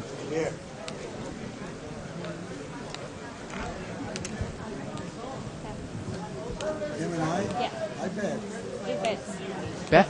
He's going to raise him again? No, seat 3 bet. It's just a Oh, there's bet another and a call, and card he shows surge. his hand prematurely, so he's going to lose some action on Why? the river. And Especially when he spikes his king. Yeah. So Tony prematurely. I don't know if he would have gotten a call out of seat 5 at the end there, but Yeah, the king probably killed his action. What happened? He mucked. Wow. Seat open. That was a good trick, Tony. Okay. You got him. He laid down a full house. 7 stacks in front of me, all gone. He laid down a full house. I saw it. Scared him. He laid down a full house. Seat open. it's funny, Jan. I thought we just had a little tremor in the booth. We had an earthquake here yesterday.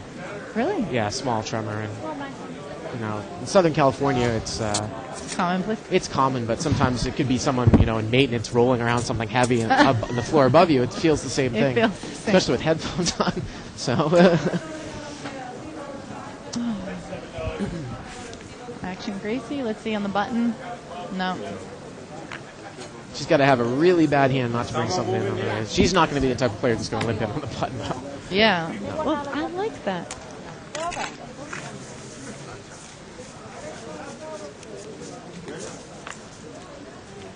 I want to take seat number 1. Okay. Again, you've heard it correctly. The archives are up. And, of course, there's a subscription price, but I have to tell you, because I am a subscriber, the value is outstanding. Hundreds of hours of live tape poker that we have webcast, and Howard Lederer's instructional DVD. And we're going to have a lot of new features coming for subscribers. Subscribe now and get the early bird special, $14.95 a month. For all those that you are watching the webcast, on the right side of your screen, you can click on the archive banner and go to the www.thebike.com, and it will be there. The 5C moved to the 1. And like I said, over the next few weeks, we're going to have some subscriber benefits coming. Most likely, we're going to have some more archive material going up. We'll have that game on Saturday night coming. And we will also be getting the high-limit poker game on Thursdays coming back. Not this week, but it's just a question of getting that Shuffle Master machine on the table. And that will be coming pretty soon. So for all of you that want to watch that 400, 800 game. And also, you guys can go and there's a sample archive. If you click on subscription and click on sample on the Joker Gaming homepage, there's a little clip of the 400-800 game, about 5 minutes long. Denny and I commentating, Jerry Boss and all those guys. Another thing about the archives that's outstanding, just this weekend I was going through Card Player online and just reading some old articles, and Daniel Legrand actually wrote a great article about the fact that, the rabbit cams and seeing people's whole cards and all these, having this tape, that you should, TiVo everything you see on TV, and the more hours of tape coverage you have, what a great asset that was to his game or anybody else, because he's like, if you're going to come play against these guys, it's like he said, it's like in football, having the other guy's playbook right in your back pocket, which is exactly what it is.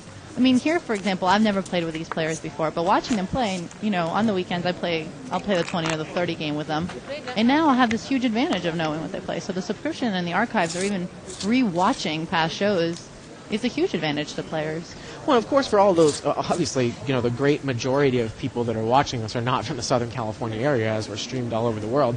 I think it's just a good edge just for a cash game. I mean, you have no other tool. Absolutely. On the television. Poker is just all tournaments, and this is really the only cash game going. I think it's a great way for people to come down and be on the show and also change their game up and maybe play differently. Exactly. Play differently on this, and then people might come and try to play them live, and then you have a totally different style. So I think changing it up is So good. even if you're not going to play against these specific players, you're getting to know the texture of the game and the kind of action you could expect with these limits. It looks like it's either 2 or 3-way action here. Once again, spectator of the hand. Seat 3 is going to lead with King 8. And Seat 4 calls with Ace High, Ace 7. Hits the 7 on the turn. And Seat 3 is going to check and most likely fold, I would assume. And we saw Seat 5, whose name is Germain, move over to Seat 1. And Grace has moved to Seat 5, Action Grace. Robert to her right in Seat 4, and Maury to her left in Seat 6. Thank you. Germain in Seat 1. Mr. Kim in Seat 2. Tony in Seat 3. Kathy is in Seat 9, away from the table. Bob is in Seat 8. And Mario is in Seat 7. Don't break the mirror. Don't break the glass.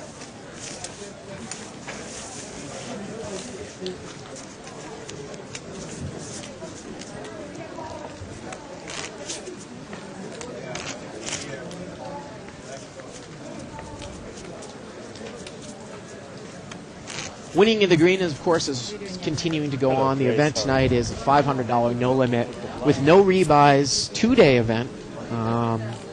We're just about kind of swinging down to the end. Tomorrow night we have a $500 stud high low. Friday is a super satellite day, $260 buy-in, and they'll give out probably usually it's to the top 10% of people with this $2,500 buy-in for the main event. So super satellite day on Friday, $1,000 no limit on Saturday, no rebuy, and then the championship on Sunday, which is the $2,500 buy-in with no rebuys. That's raised. Looks like seat 3 raised? I think seat 3 raised. Seat 1 cold call with 5-9 offsuit. I think he's the blind. Yeah, he's the big blind. Yeah. And the Gracie call with King Queen. Seat 4 might have led with King Queen. Oh, so it's King Queen against pocket 5s. And King Queen's going to win this one. Let's see if 5s pays off here. Check. No, checks. Robert checks. That's the type of thing. Maybe Robert got scared of the turn with the ace. Wow. I might have put a value bet in there just because I know that obviously the guy has been chasing overcards, but if he has, well, you know what happened there too though is the 6 comes on the river, so unless he has a deuce, now that I think of it, I actually like that check from behind because I like the check on the river. I don't know if I like the check from the river. Yeah, that's because you only get called if you read there. I think probably. Of course, we know that he probably would have called, but he would have had to have had that specific hand, pocket 4s or pocket 5s, which is very difficult to even 10s. Put a player on. He could be 10s and jacks as well. Line raise, all right. But you have to give him a pocket pair. Sometimes you do that, you get aces or jacks or something. Five spin raised. Is there a blind raise again? It looks like it's a blind raise again. Again, we talk about how this is a blind raise, not a live straddle. He doesn't have an option.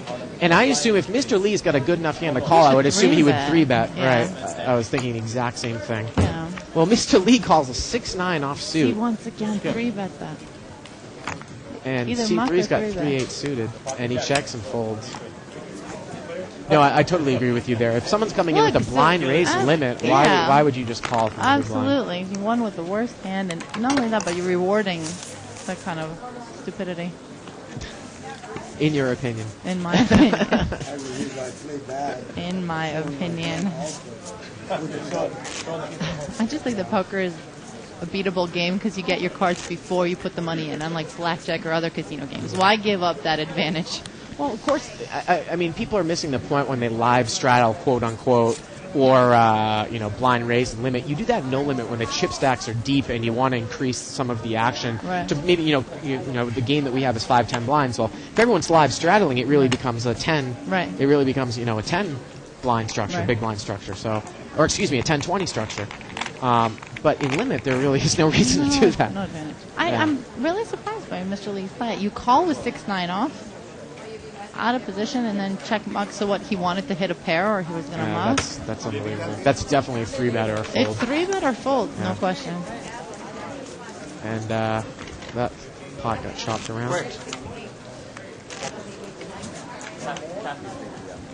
We're playing shorthanded, and I personally love shorthanded limit. It's my favorite game to play. I do too. Of course, it increases your variance and Yes, statistical absolutely. deviation by tenfold if you're playing, which is part of the reason why. I don't know about tenfold, but definitely. Well, yeah, I was exaggerating a little bit, which is part of the reason why, as a prop, to prop a game, you usually need 25 to 50% more than a normal game because you're playing in a lot of games that aren't full in games. But I enjoy it because, if you think you're playing against inferior players, you get to play more hands. You get to bet more for value. Middle pair becomes a monster hand. A lot of the pots are heads up. I think here everyone's going to continue to be passive, however, even six-handed. The blinds come around too fast. I mean, think of it this way. It's costing you $50 a round. Yeah. If you're not playing, at least a hand every round to make up for that, you're bleeding $50 every 10 minutes. You certainly can't wait for aces and kings in a short game. I mean, lots of hands become raisable in the button, or even the cutoff. Yeah, there's a new setup coming in here.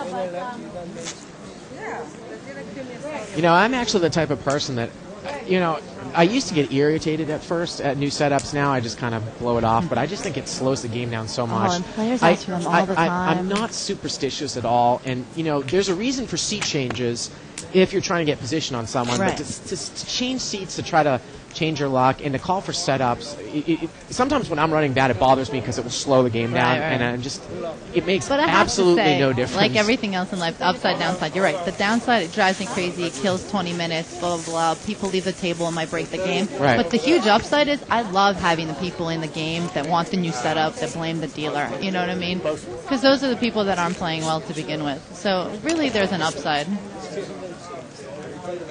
I always just stick it out for that 5 minutes if they think the new setup's going to bring them luck. That's fine. They'll usually play more hands if they win the first one, too, because it's such an interesting phenomenon. You both must move. You're a must move? Yeah.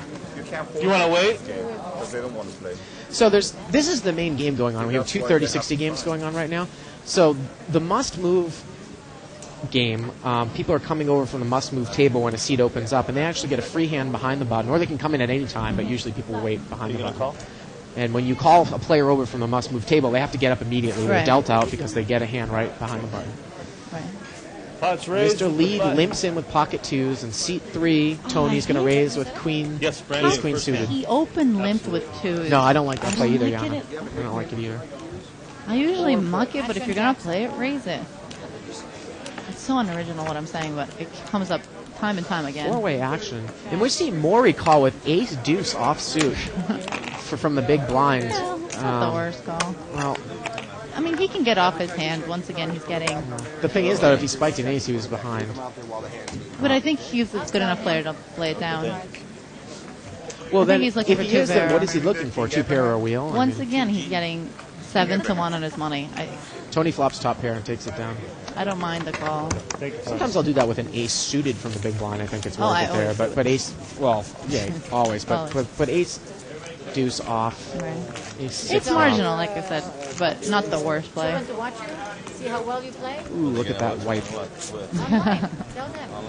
Modern Tell technology. them to click on the bike. I got a free Bike? Yeah, the bike.com, and they can see it right now. Big blind right now. Players are talking about the fact that C7 they're is looks like a new. Oh, C7 is a new player, Sean. I'm familiar with her as well. She's going to be the tightest player on this table by wow. far. The extreme tight, squeaky tight. That's what we like to say. And she's going to wait to come hopefully in between. tighter than Mr. Lee. You play it, keep it Oh, right much there. tighter than Mr. Lee. She's squeaky tight. Mr. Lee's raising with pocket jacks. And C3's Three got bets. king, queen suited and 3 I bets. like him. the 3-bet, actually. 3 bets. If you're going to play it, I like the 3-bet. And C9 is going to call with ace 6 offsuit, 3 bets from up front. New player. And Mr. Lee's going to cap it with jacks. So he limbs in with ace 6 offsuit and calls for Right. 3 bets. Jags have to know they have to dodge a lot of overcards here if he's not already behind by a 3-bet. Ooh. How about now? How about now? Oh, King Queen King is Queen's got a definitely monster gonna flop for at King least Queen, peel. too. He might even raise with his open ender. Mr. Lee checks. Raise. Check raises the flop. Let's And see. see what Tony does here. He a lot of people definitely would, calls. A lot of He people would doesn't know. 3-bet to try to get to a free card Right, on right, the turn. right. See if I Mr. don't Lee like- checks the turn. Oh, there's the 9. That's giving us the straight. This is going to be This fireworks. is going to be great. Bet, raise. I Mr. expect Lee a raise. calls. Bets. There you go. Tony There's a raise. raises. 3-bet. Mr. Lee re-raises. 3 bets. Let's see what Tony does here. I think there's just a call. Nope. Oh. 4 bets. Of course, there is no cappy on a heads up, so Mm-hmm. Mr. Lee can make it 5 bets, and he does. 5 bets. Now Tony's got to look. There's a full He's house gotta out there, look. Tony. He's got to slow down. He just calls. There you go. All right, so Mr. Lee makes it 5 bets on the turn. No cap heads up here in LA in a limit game.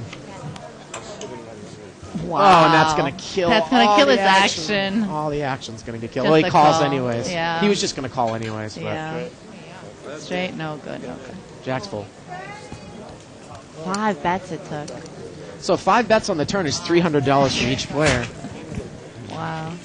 King Queen's upset. I don't understand why he was behind the whole way, but he was John dead and got there. That's the worst feeling in poker, isn't it? Well, I mean, I can't fault Tony's play. I'm going to make it 4 bets, probably on the turn there too, from his position. I mean, it's just one of those I would things. play the flop different with jacks. I bet out with my jacks. I was the pre-flop capper. If I cap pre-flop, you know, aces, kings, queens, ace, king suited, whatever I capped, I bet that flop. If this guy has anything worth calling, he's going to raise me. I'm just going to call, and then I'm going to go for the check raise on the turn. Oh, excuse me. It's Mr. Kim in seat 2, not Mr. Lee. I'm sorry. That's why we had it right the first time. Mr. Kim. Anyways, what I was going to say was that, you know, I probably would have 4-betted if I was Tony in that same situation. Then when I get 5-bet, I know I'm beat, but what are you going to do? Right. You know, it's... You're usually not gonna. We're usually not gonna lose a straight to a full house. Just one of those things. I mean, what are you gonna not 4-bet there? I mean, you could put Mr. You know, you could easily. Like I said, I he would've did. played the He hand did muck differently. before the flop. He did 4-bet pre-flop. So Fairdown said it was. On 3 bets, I know I'm beat. I wouldn't have put the 4-bet in. That's what Fairdown said. It was a must move. Okay.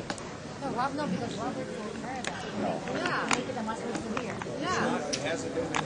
I understand that. I think someone's capable of 3-betting there with kings or aces though too. That's why I said I would 4-bet on the turn. Looks like 2-way action. Tell him that. Hey, make sure there's instant right.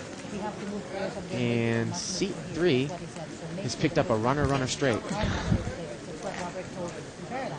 And I was there when he I said don't it. expect. He had He's going to pay him nothing. off with force? No. He did pay him off with Tough force. play. 6 cards straight. Again, Mr. Kim's got to pay attention to the fact that this guy, he's not betting as a bluff very often. So if he bets on the river and you've got pocket 4s, you're almost sure to be beat. Thank you, Tony. Even then, in small pots, even if you're not beat, it's not worth the call. One big Go ahead bet and into deal it 3. in, right?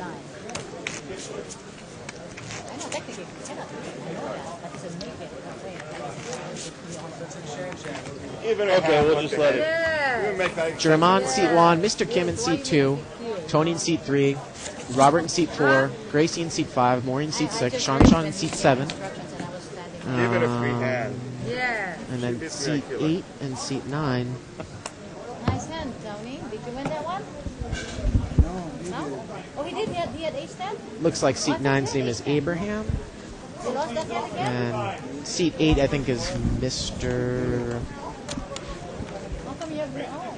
Another Mr. Kim, Bob Kim. Bob in seat 8. What happened to that 3 hand? 4-way action here. I think they all just limp, right? And it's going to get checked around here.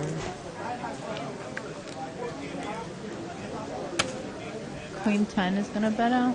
I think he didn't bet because he was scared of the ace the first Yeah. time. And Queen, There's only one person behind him. I'm surprised he didn't bet the flop. Mr. Kim bets with Queen 10 on the turn, takes it down. Thank you, Mr. Kim. Always tip your dealer. Again, we're playing a 30-60 limit hold'em game. Brown chips are $10 chips. It's a 3-6 chip structured game. Small blind is 2 chips. Big blind is 3 chips. A stack of chips, which is usually stacked in a set of 20, is $200. A rack is $1,000. Real cash, this is not a tournament. This is a live cash game. If you go broke, you can go into your pocket and rebuy. Obviously, there's different situations, different strategies in cash games. Blind raise. More, C3 likes the under the gun he's going to blind under the raise. gun blind raise again. If you're going to blind raise, why not do it on the button? Now, Maury's got king queen offsuit here. I would think that would be a clear cut three bet bet to a blind raise. Absolutely. I do not understand why. Did he blind 3 Or bet? is it just a No, raise? it's the I didn't think there was a. And Greg is I even think there was a confused live too. straddle. He's saying, Yeah. is it a live straddle or just a raise? They don't allow live straddle. And it's not a live straddle. I'm very, very dismayed by Maury's play there, not 3-betting with king queen off. I didn't think so. You know, he but let you never someone know like when they change 5-6 the come rules. into the pot. It is a bet. Seat yes, 8 sir. wouldn't have called. We don't see. What does C3 have? We don't see their cards. Yeah. He's not showing us our cards. Oh, he's not unfortunately. showing the cards. That way people are mistaken. So we don't know what he has. Yep. Check around on the flop, or Maury's mucked. he keeps betting. We don't know what he has. And the 5's calling down. Looks like he live raised Ace with he blind raised with ace king. It happened to be ace wow. king, and he kept betting. And 5-6 called him all the way down with bottom pair. Thanks, sir. Wow. Ace king under the Well, I gun. mean, the guy didn't look, so I mean, a pair. Played any differently. You only flop a pair, 1 out of 3 times, so he's got to think, hey, I'm a 2 out of 3 pair. Yeah, it is kind of funny that you blind raise and you end up with ace king under the gun. Miss. Same results, right? I think king queen. Yeah, still, I mean, he wouldn't have won this particular hand, but it still would have been a good 3 bet. Maury's got aces in seat 6 this time. You can see Good that. luck, Mark. Pot has been raised. I believe someone hit a jackpot. Probably Three bets, sir. sounds like it. Grace is raised with king 10 of hearts, king 10 suited. Maury's 3-bet. 3 bet with aces. Let's See see what's- the big blind. I expect him to call. I don't know what he has. Ooh. Well, he's got 8 deuce offsuit. Oh, in okay. hearts, so. One of the few hands. Now he let's see doesn't how have. Gracie plays this hand. King 10 What's that? suited. King 10 Oh, suited excuse or me, off? it's Jack 10 suited. Jack 10 suited against And he's aces. got the ace of hearts. And she's got a gut shot. Yeah, and a backdoor flush draw. She checks and calls. Oh. Oh. Wow, she No, bet. she leads because, she likes to do that a lot. And look at this. Maury just flat Wow. No raise. calls here. Sir. I think Maury just flat called and Yeah. probably is going to pump it up on Oh, the river. no, but she got catches, there. She catches the straight on the river. Does he raise now? And he's gonna raise. Oh, I don't raise. like this at all. Raise Well- the turn. Oh, he can't see this coming.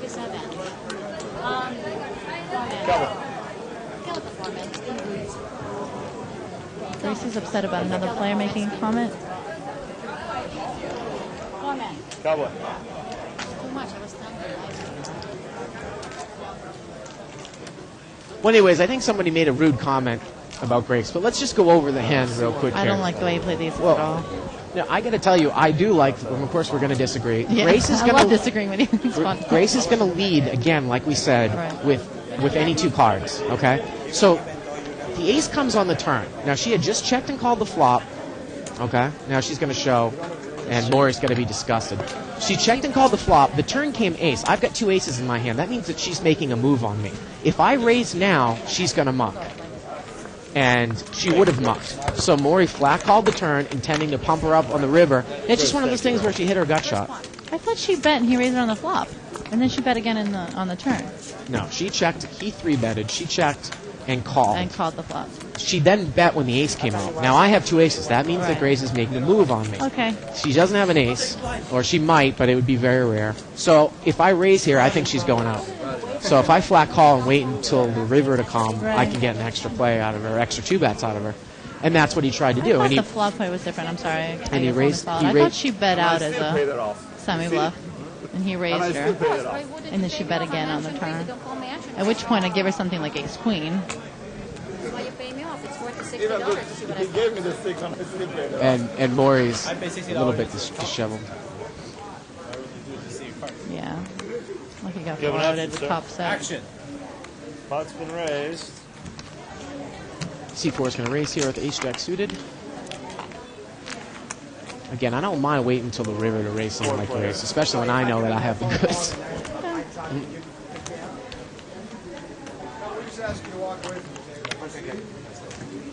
C3 has got top pair here. Raise. And he's going to check raise. C3 is going to check raise with king 10. Check raise 3-bet. See, I don't like checking that flop because of the clubs. C9's got 5-8 straight suited. draw with a big blind behind you, whatever that may be. Heads up.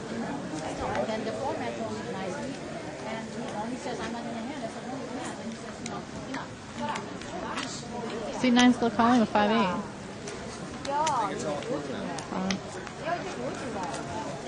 She picked up a draw on the river. Small bit. And king 10's going to take it down. Top pair. Do you disagree? Do you like the check rate? Hey, Greg. I don't really like to check raise flops. Anyways, I like to lead out. So Okay, I got a seat open, just my Greg. style. I know a lot of people that love to check raise top pairs though on the flop.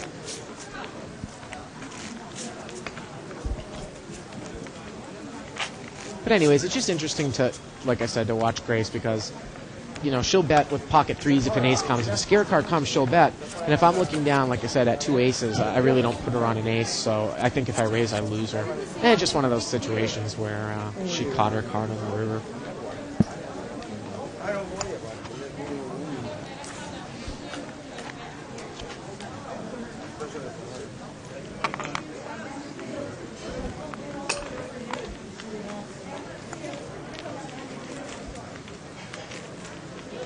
Seat open, cowboy. Limped around here, heads up. Ace rag against ace rag.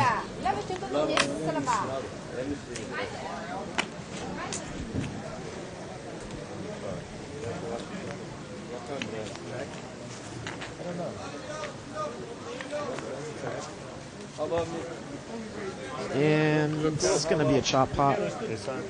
Chop pot? Yeah, chop pot. Let's chop it. 6s with a jack 8-9 kicker. Of course, in Texas Hold'em, you use the best 5 cards in your hand. Whatever you said. 6s, excuse me, with an ace jack 9 kicker. I don't care about anything you said. She's not running the table. He is running the table. Correct, it's all mine. Okay, so she didn't have to say a word. She didn't have to say a word. So there was some sort of disagreement between Gracie and seat 5 and seat 1 when they had to call the floor man over. And our floor men are really nice about that. You know, trying to control the table.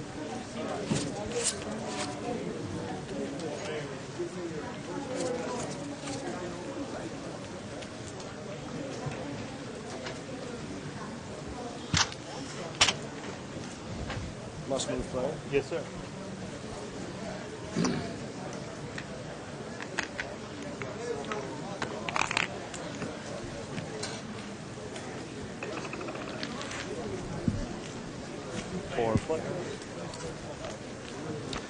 Four-way action again, limped around. Queen 10 flopped the best hand, but Queen Jack flopped the open-ended straight draw. Raise. And C1 has middle pair. Second pair with an overcard raises. Yeah. It's going to get a lot of action from the mate in the draw. Sean from seat 7. I'm surprised by her call. I am too. Not really much of anything there, especially with 2 hearts on board. Queen Jack gets there. Queen Jack gets there. She checks. He bets it straight. Wow, Sean's call. I'm very surprised. She does have a gut shot straight draw though now. And she doesn't get there. There you go. She was reaching for chips. Okay, fellas, what do we have? So not straight. Not straight against Queen 10. Queen 10, yeah. Maybe in Sean's defense on the turn, she had called a double bet, then she called a triple bet. There's a lot of money on the pot there. Maybe she thinks that if a queen comes, she's got at least a chop pot, and if a 9 comes, she's winning. Although we know that she was totally drawing dead. She wasn't getting her 11 to 1. Though. I am a little bit surprised. I can deal you in. And even then, if she thinks she's chopping, she needs 22 to 1. Well, she needs more odds than 11 to 1. Right. She might have been getting a little bit, around there. She thought she would make extra bets on the river, but I wouldn't draw to some of my outs being a chop pot, though. That's for sure. No. So I don't really like that play. Looks like a new player in seat 9, Rusty. Rusty in seat 9.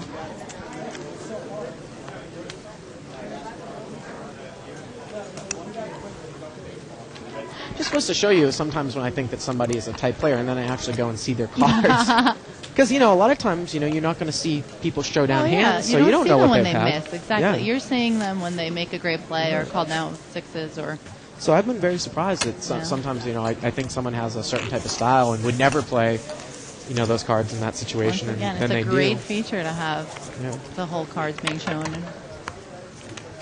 I'll promote the archives again. Even if you don't play against these people, you can see the percentage-wise, half the table is really playing marginally. You can definitely apply that to your games wherever you are.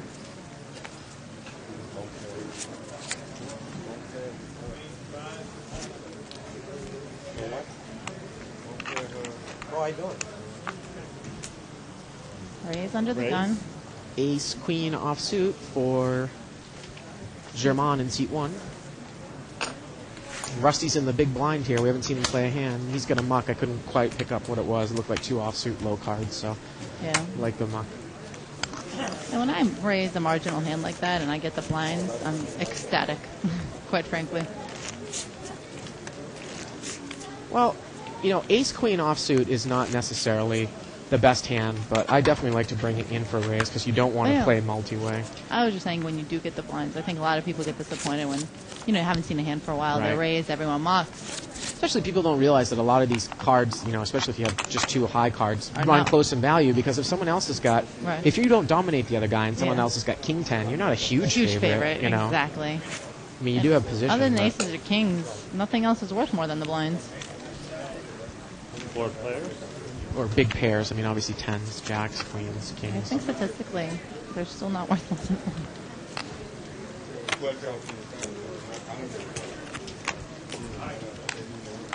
King, jack, we're seeing a lot of action, and no one has a king. Thank you. C3 has jack 6 off. This has been a pretty loose passive game the last hour here at this level. It hasn't been a lot of pre-flop raising. He got raised by the open in a straight draw. I actually kind of like that raise. Yeah. And he takes a free card, I believe. He checked from behind. Yeah. And jack's going to win it. I only like the raise if you're going to... the guy doesn't have a king, that's a given. But if you give him a jack, I don't like it because he's not going to put it down. Well, he did check the turn, though. He did take a free card, so... Again, it's sometimes difficult to put C3 on a hand. You don't necessarily know he has a jack. You could definitely have A7 or something like that. That's why I think bet the turn. And like you said, of course, we know he's not going to lay down a jack. Right, absolutely. He wouldn't lay down 6s on that pot. I'm not going to lay down a jack usually in that spot either. Okay. No, if he raises you in the flop, he certainly doesn't have the king.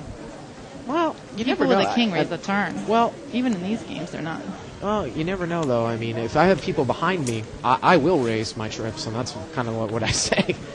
if I have the board where it's two suited and there's a straight draw out there, I definitely will raise for people behind me with my king, because people won't think that I'm raising a king, and then they might try to put a move on me. Just to show everyone at home, everyone plays different. And it's not necessarily right or wrong. That's another thing I want to point out. I know that we talk about hands, and most of the time we agree, but sometimes we disagree. There are many ways to beat the game. There's certainly 8-9 against ace high with a 3, excuse me. No, 9 threes, against okay. 3s. Curve 9. I got 5-9. 5-9?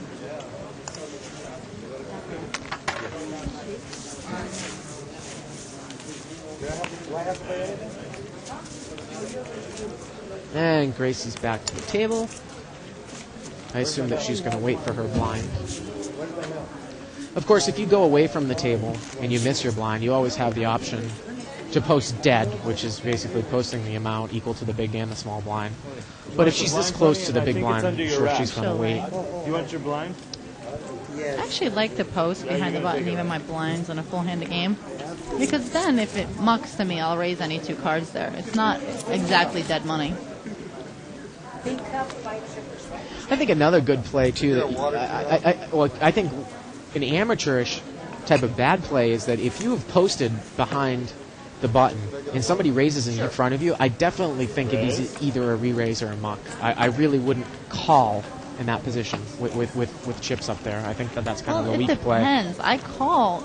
If I have 8-9 of clubs, I call because I want the blinds to call behind me. If I have, I don't know, a better hand that I want to get heads up with him, maybe even ace-10, or depends who's raising. King, queen suited, king, jack suited, I'll 3-bet. Mr. Kim leads with ace-jack here. He's got top pair. And 2-3 calls the bet on that flop. That's amazing. With no draw whatsoever. And Mr. Kim checks. Gives a free card to the 10. Who's open-ended on the turn. Again, I think what Mr. Kim and Robert's going to think if his ace high is good, because he's got to think, why would Mr. Kim check to me on the turn? Is my ace high good here? I can't put him on ace jack if he's checked to me on the turn, but he's going to muck it. I don't know if Mr. Kim is one of these types of people. Like I said, apparently I'm not that familiar with this game, that loves to check raise, 50, 60% of his hands on the turn, because that's a very, very dangerous card to check on the turn. If anyone has a 10, they're open-ended. Yeah, and not only did he check and almost, end up losing the hand, but he missed a bet that Robert would have called on the turn. So it's a $60 loss, and that's what I'm talking about when I talk about slow playing top pairs and stuff like that. He should have $60 more than he does right now. Right. Because Robert definitely would have called open-ended. That's raised. Sean's got big slick ace-king offsuit. This is the second hand we've seen her play. Again, she's a very tight player. And she takes on the line. Robert knows that she's a tight player, and everyone mucks. Good example of playing the player there. Do we know what he had? Don't know what Robert had out of the big blind.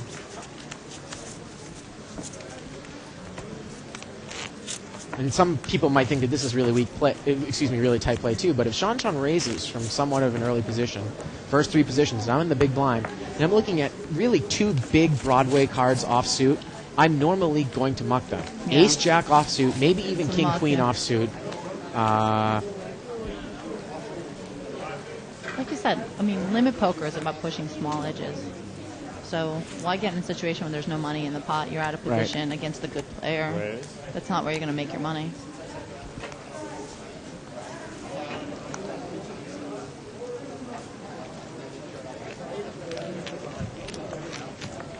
Heads up. And looks like, was it seat 1 that brought it in for a raise? Seat 8 brought it in for a raise. Somebody raised. I couldn't quite pick it up. Either of those hands don't look like raising hands, so... Yeah, that's why I'm a little bit... I can see why you're confused.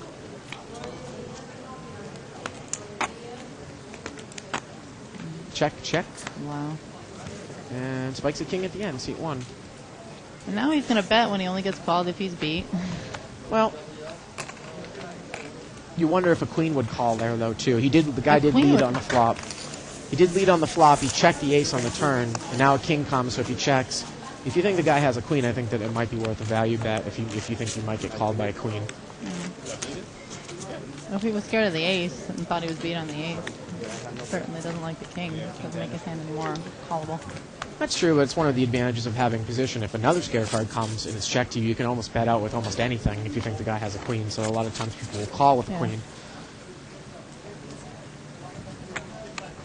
Just not a big fan of checking and calling, especially in heads-up situations. A lot of time people tell me, well, I'm not sure if I was good and I don't know what he had. You know, poker's about putting somebody on a hand and... A lot of hands being played here. We got a limp from King 5 suited in seat 8, a limp from Queen 3 suited in seat 9. Seat 3's got Jack Deuce offsuit and King Jack offsuit from the button raises. Wow. Raising the best hand. And Grace, who loves these small suited connectors from the blind position, is in with 5-6 suited. I don't even mind that call out of the small blind, especially here since the blind structure is basically the small blind is as big as the big blind. So. And it gets checked around. Wow. So King Jack doesn't even bet with the ace up there. I expect him to bet if he gets checked to him. And now he's going to, seat 3. Purely bluffing. Seat 3 on a, well, he's got a deuce, and he actually has the best hand. Oh, the deuce. He had bottom pair there. Jack high. Yep. Oh, he's got to think the deuce is good on an ace 9-9 board when no one... Of course, the only thing with when you bet the deuce, if you get check raised from up front... You have to put it down. You got to figure that someone's got a 9 or at least an ace. Right. A lot of people... might check a weak ace from up front in that situation, have a 9 come on the turn, and then check raise someone who bets from the back, and you're still beat with an ace if you just got a deuce. So I don't know if he would be capable of laying that hand down. I think that someone might have, I was going to say, against a better player, I think it would have been a time to possibly make a move. Right. Because you might even get someone to lay down an ace from back position. Then again, he probably would have bet an ace from back Gracie would have been in position. a great position out of the blind to make that move. Right.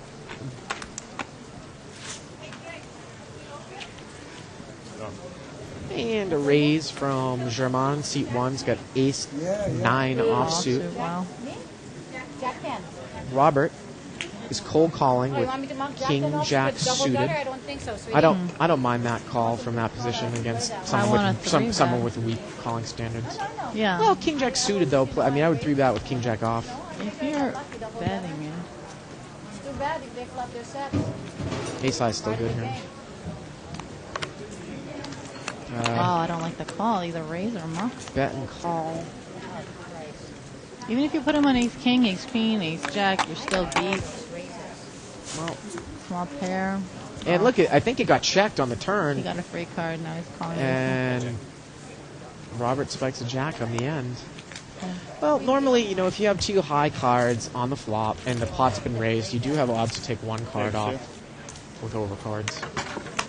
Once again, it all depends on what you're thinking. Are you thinking King Jack right now is the best hand? Are you thinking? Well, you got to think. He's got a random ace, or he's got an underpair to me, or maybe he's got 9s, 8s, 10s. If you're calling with King Jack for overcards, you're hoping the guy definitely doesn't have one of your cards. You hope that he has ace queen or ace 10 or ace 9. Well, in that case, I'd rather raise him off of it than have to hit my hand. I feel like people aren't taking advantage of their position at all. They're taking free cards, hoping to hit one of their hands and then showing down. I mean, in this case, if he didn't spike a jack, the guy would have just won with regs. I mean, ace high was the best hand there.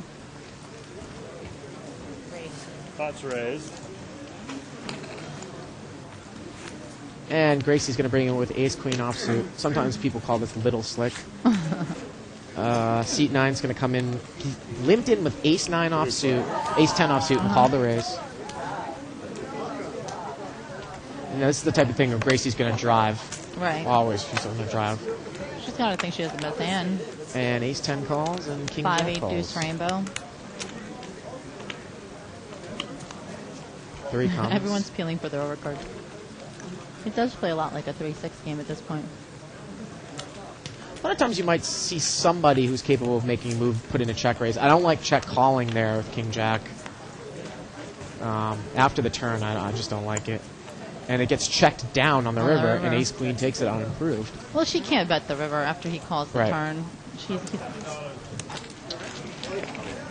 Especially since this guy quite possibly could have been just calling her down with a 5. Again, it's one of those types of situations where I see it where I think that odds can dictate that you can chase over cards for a flop bet, but once the bet gets double size on the turn, you really should muck if you're unimproved on the turn, or make a move, a check raise, or not a check call. Yeah. But again, though, I don't think Gracie's probably not going to muck ace queen if you check raise her. So. I don't think. No, he wasn't getting 1 and 8 to hit it on the turn. I mean, when you think about it, if you have 6 outs, even if you think they're clean, you only hit it 1 out of 8 times. It was only 3 people for a raise. There are only 6 bets in there, so. Well, yeah, but if you hit your card, though, you can make money, in future streets. So that's you can take odds. They're somewhat You can lower. always talk yourself into the implied odds, but then you're saying if, let's say he hits his king and she's got, a smaller pair or ace queen or something, I don't think he gets paid. Looks like Gracie brought this in with ace 5 offsuit. Again, that's what we talk about. Very, very action player. C2 is going to lead with a king. She just called. Wow. That's real surprising from her. Maybe she's going to try to pop it up here on the turn. And look at this. Seat 9 is leading with a gut shot. And Mr. Kim's got a decision here, and he mucks. Let's see what Gracie does. Now, Gracie's just going to call him down all the way. Again, when you put in a type of bluff against a player that's not going to lay down a hand, it's very difficult. Oh, and he hits a gut shot on the river. Wow. Unbelievable. And Gracie's going to be It's her fault for not upset. raising the flop. I'll say it one more time. Okay. 4 times now tonight. I say protect your hand. Look, don't get upset. Raise the flop. I don't understand the calling on the flop there. You either think you have the best hand, in which case you raise to protect it, or to get more money in from the guy who's putting something in front of you, or you think you're beating, you muck it. I just don't understand what calling accomplishes. Very much.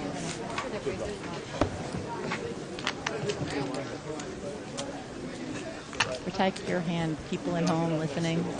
Well, Yana, we got a new dealer coming into the box, and we're going to go to our table talk session for the next half an hour. Thank you for joining me tonight for 2 hours. Thank you for having me. It was great. I will be back here with Denny Williams in about a half an hour. Right now, we're going to turn up the volume on the table and kind of go commentary silent for the next half an hour. Enjoy. We'll be back in about 30 minutes. Well, pocket kings on the third hand, and he had me in for about 500, so I figured might as well go all the way. I couldn't believe the other guy called both of us with ace queen. What did he think we had? I knew I was beat when the guy called me right away when I went all in. I love the water.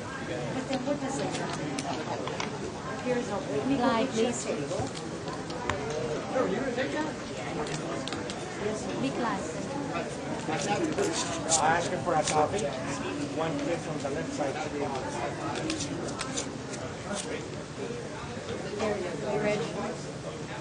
Thank you so much.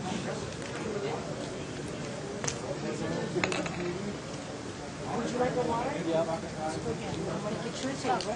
All right, here. Got it? Okay. Let's go. Tom, please. And we'll give this gentleman a fresh water also. Thank you so much. I'm going to take this. 3, please. Thank you very much. And take this, and now we're all set. Okay. I'm going.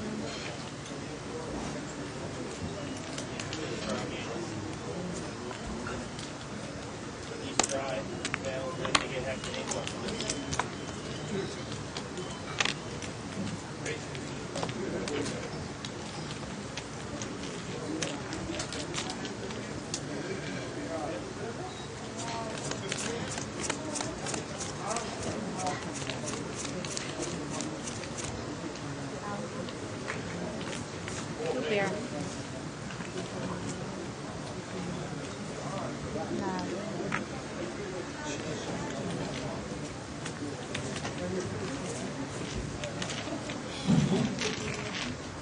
Action. Yep. Thank you. You got to pay me off all the way to the river, guys. Do we make advance payments? Huh? Do we make advance payments maybe? Give you 200 now, you just tell us at the end. Cool, and you tell us what we have.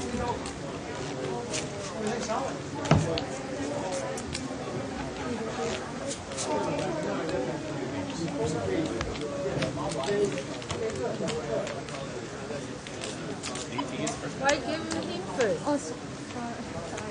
I know. That's all right. I got it. Great. May I have a chips, please? Yellow chips.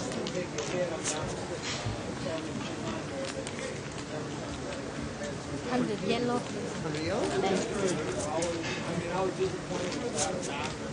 Edgar!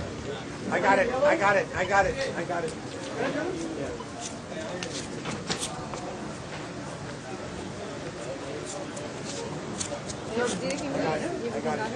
That's what they asked me.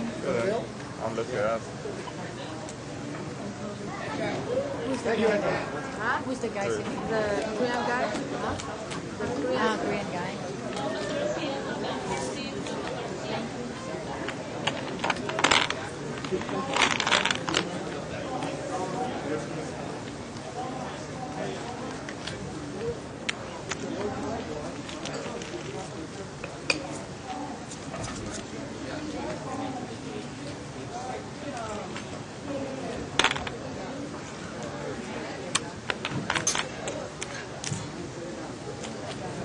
Two planes.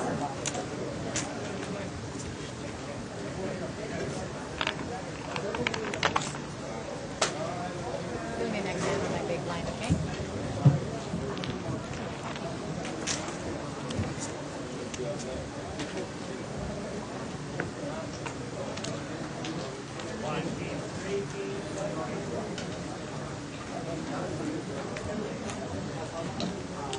So I dropped my phone.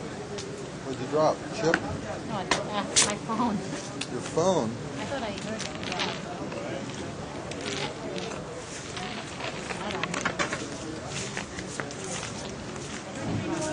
Something dropped. I know, I heard it. Oh, my phone. I knew it. Thanks, buddy.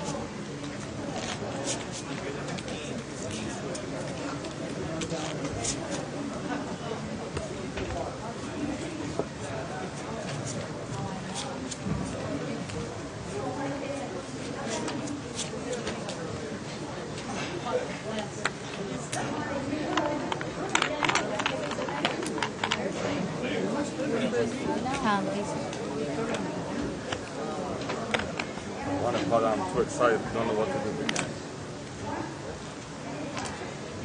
A pound. 4 plates.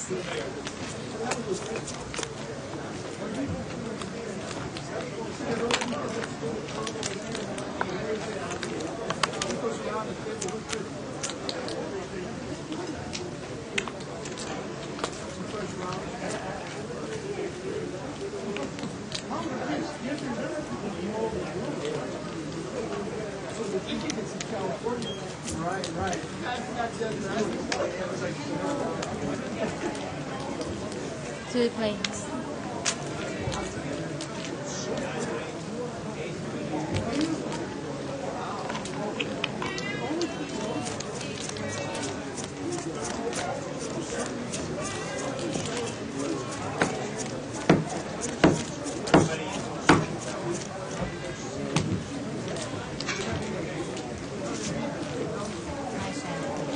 Cocktails, please. Cocktails.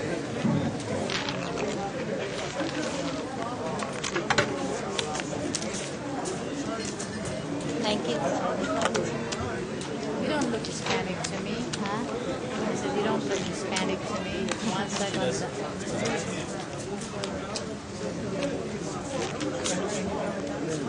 I'm guessing maybe married a Hispanic man. Your husband Spanish?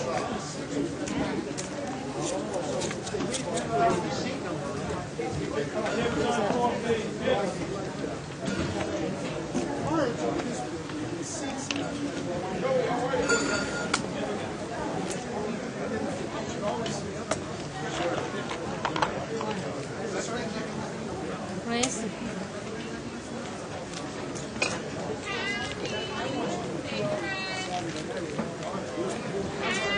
3 plates.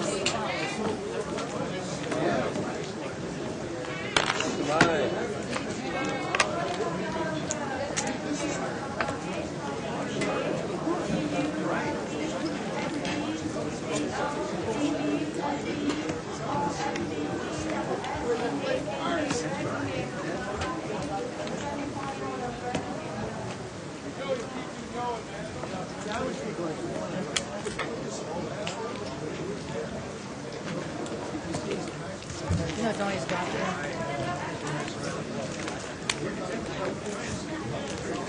He's not fair.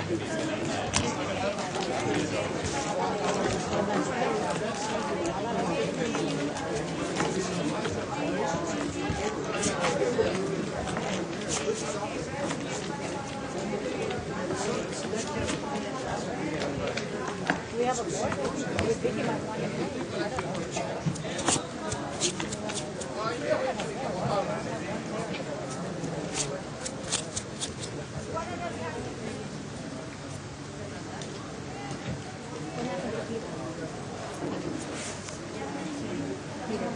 Comes in a little early. Oh, really?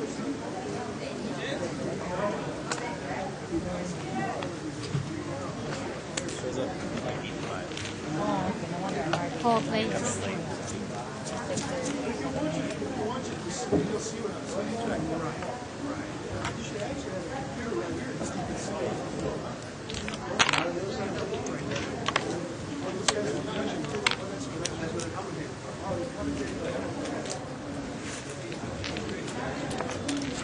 Two plates.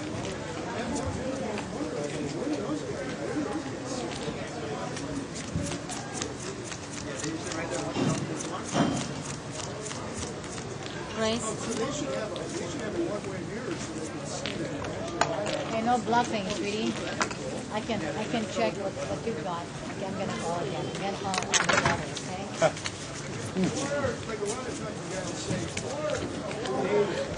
End of the night, they tell you. Huh? End of the night, they tell you. Well, my daughter always tells me, oh, you know what? You know that you lay down the hand, and you have to look at a good hand, and you have the best hand. She's 11. Teach her book already. Oh, she plays online, you know. Real money. No, yeah. She practices.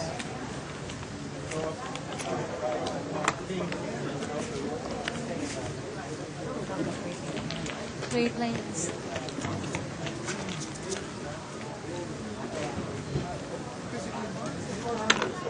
Yeah, my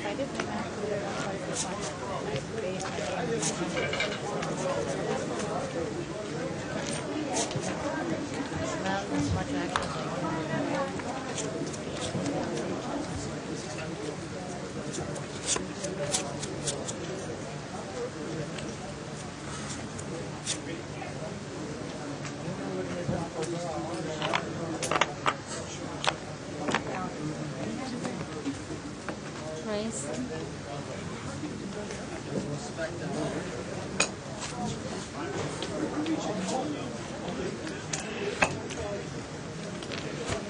Four plates.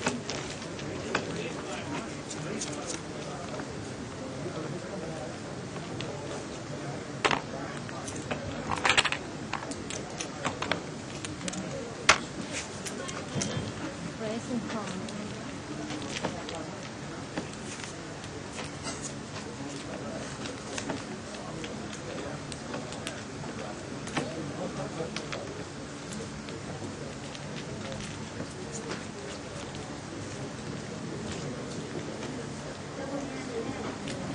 I've got aces. Sit up.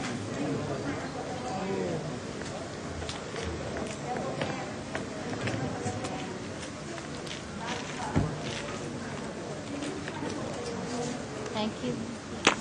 Tony, if you have the best hand, you lose. If you have the inferior hand, you still lose. Well, you have the best hand, you have the pocket ace. I know that. I said, when Every you have time the I best have hand, pocket you lose. ace, they nothing. When you have the inferior hand, you still lose. Can't bear it, I can't do nothing.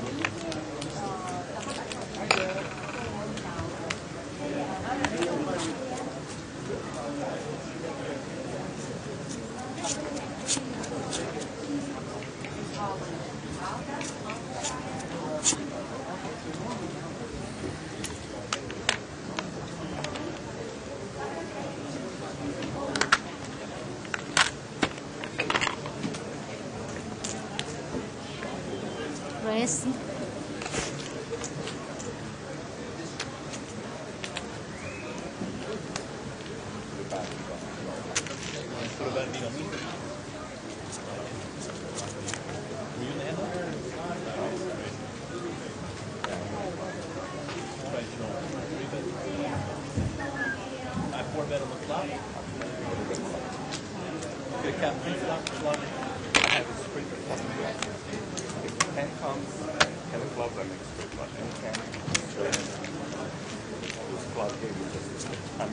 Great heights.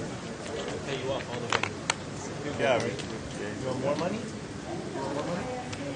But I basic club, so I don't know how tricky you get.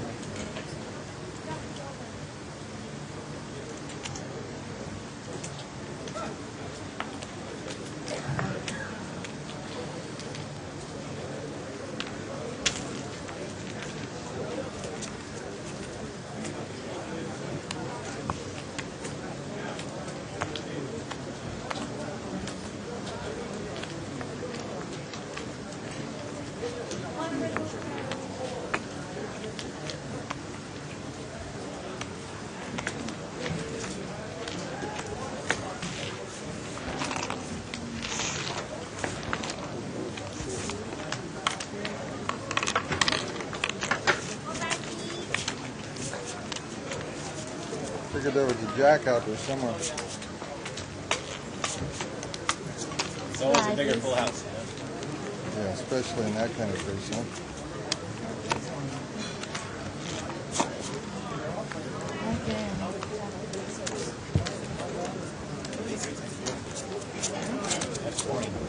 I know.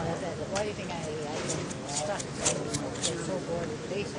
I'm not that good at basics.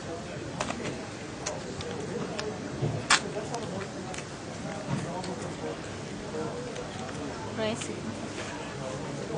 Call.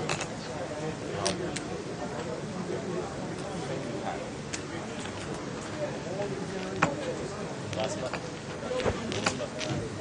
This one or last one? 4 planes. Now about it.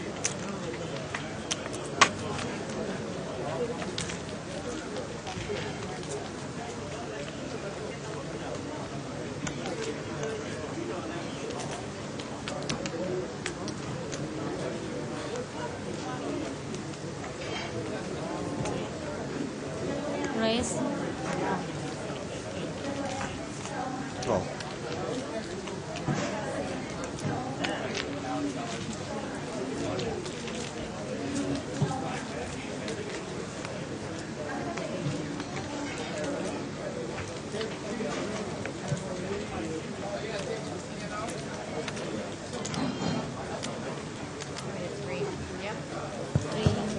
Three.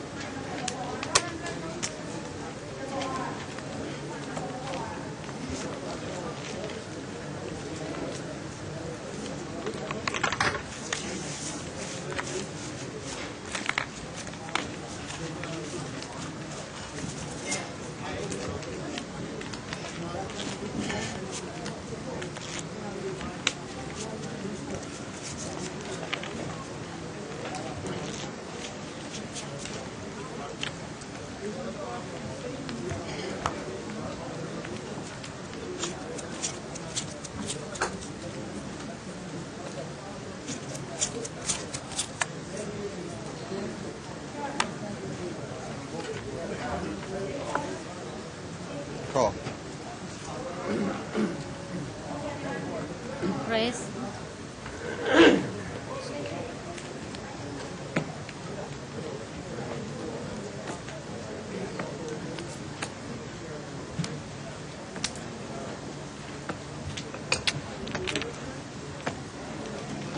Six planes.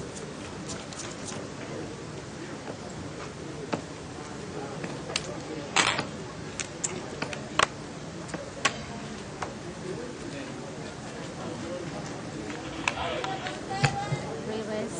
Three buttons. Four buttons. I really like my hand now. I surrender.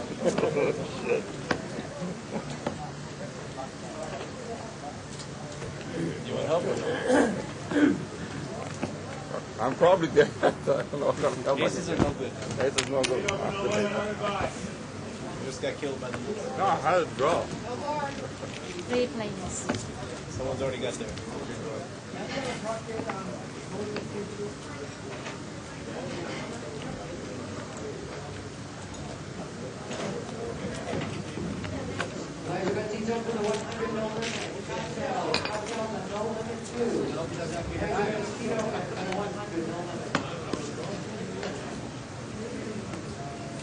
Two pens.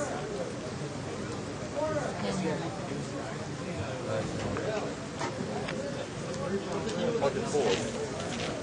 I was alive. Four good.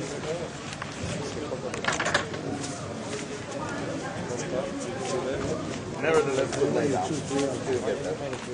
Thank you. This time 20 is worth it. One more fucking round. I had one of your nines, Keith. That's why you popped up. Mine would pop out like it would say 7 or 8.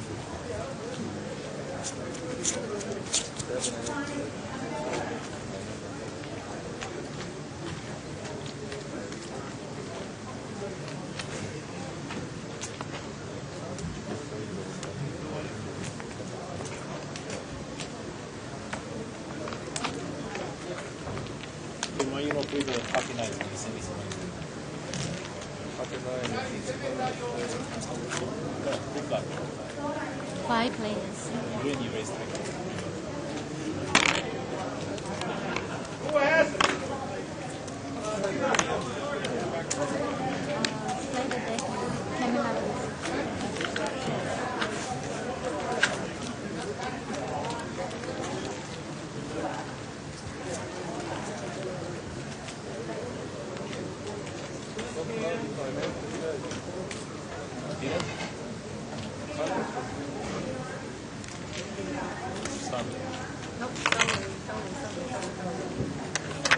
You say me money.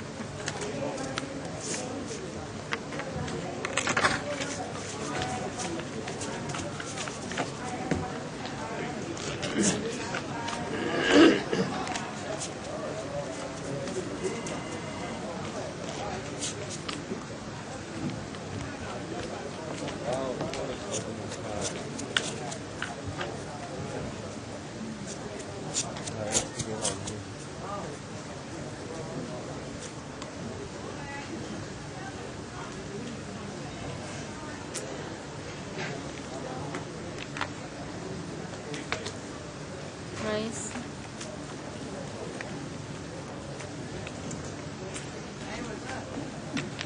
Three planes.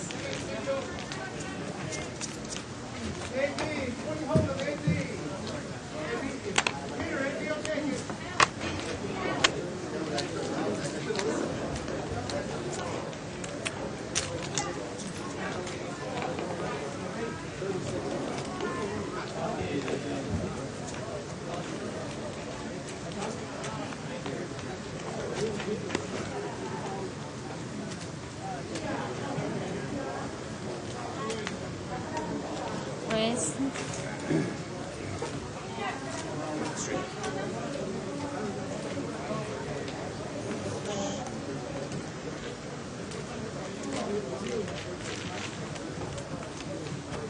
Thank you.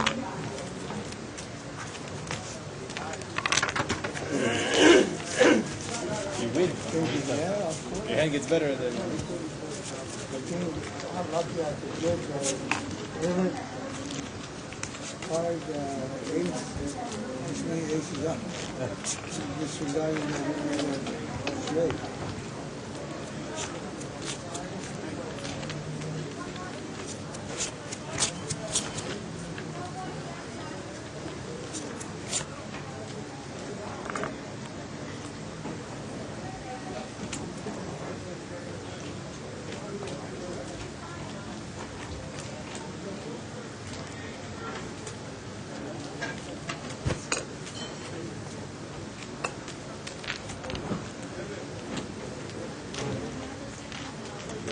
Six planes.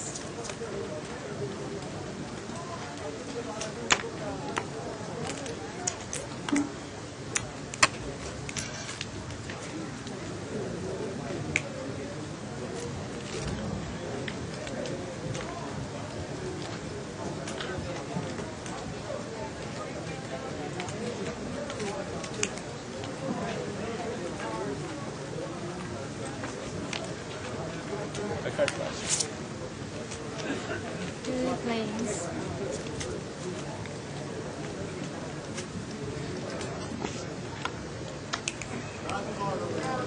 Bankroll. Me too. That's what we cancel each other out. Better forward.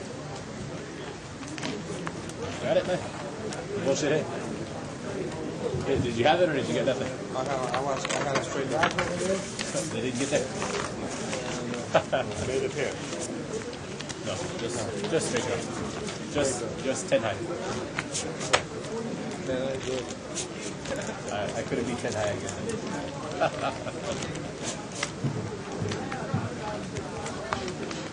That's why they pay big money to see you play your hand. What was your name? Say it again? Jeremy? Okay, Jeremy.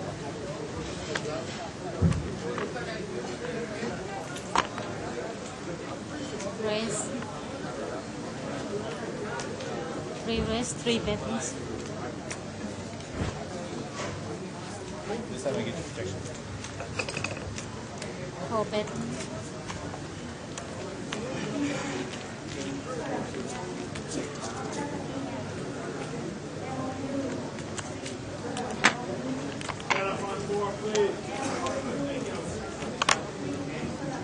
Three buttons. Sure. You got a business card?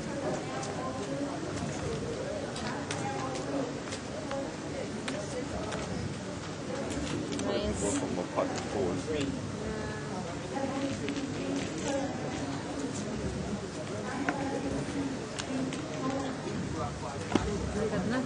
Hindi. Yeah.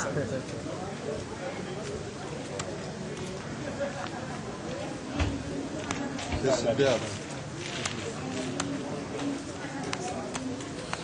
There's a 4 when you need one. Thank you.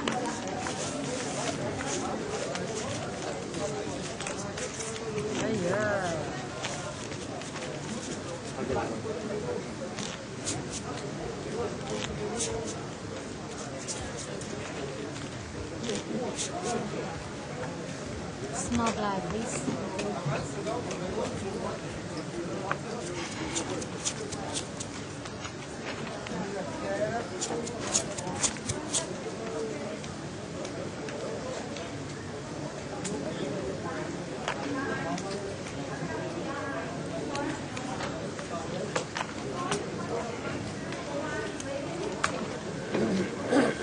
Three players.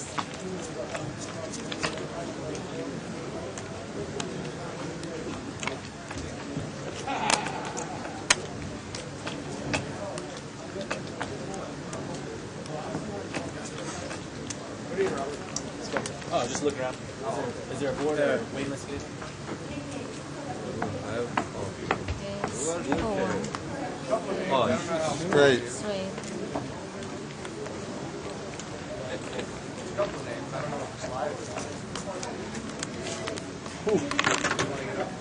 I'm happy here.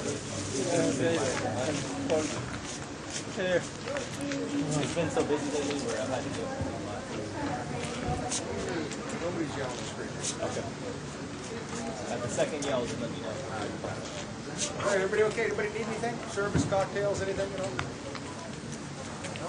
Let me know if you do. Just in case somebody needs something. Thanks, bud. You're winning hands. That's Yeah, all I that need. was about it. Thank you. Thank you.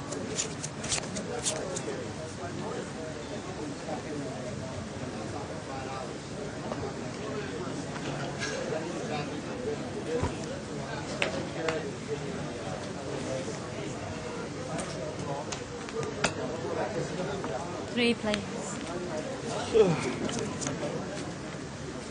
Okay.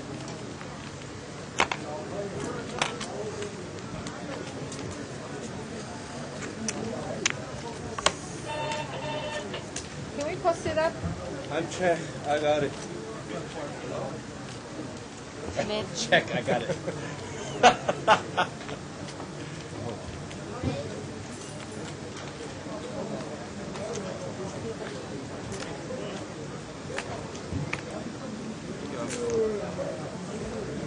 Blood? No. Wait.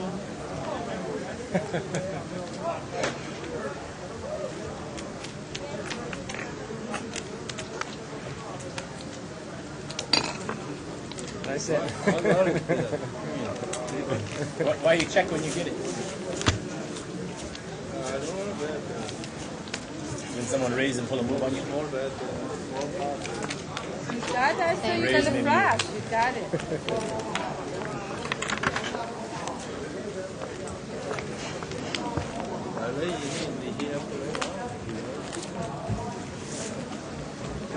You raising button. Top pair. Check, I've got it. How you doing? Really gain respect. You bet all the way through. Boom.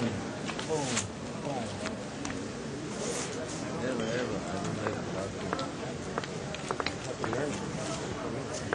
One out of every 30 times he bluffs, he does a good job. That's all you gotta do. Sometimes your bluffs hit, no longer a bluff.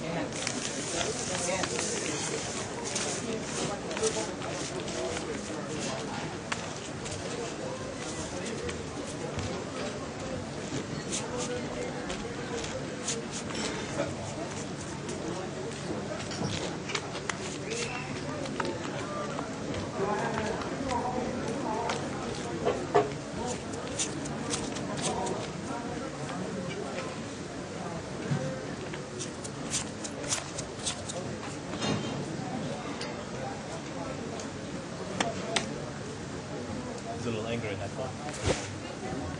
So there was a little bit of anger in that one. Oh, these gentlemen.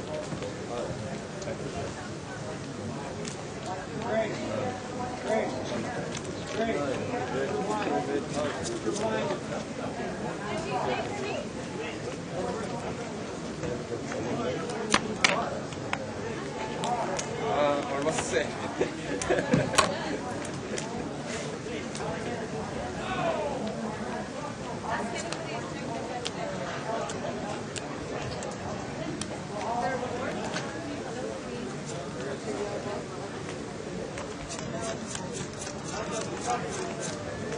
They would rather play with me than with Grace, right?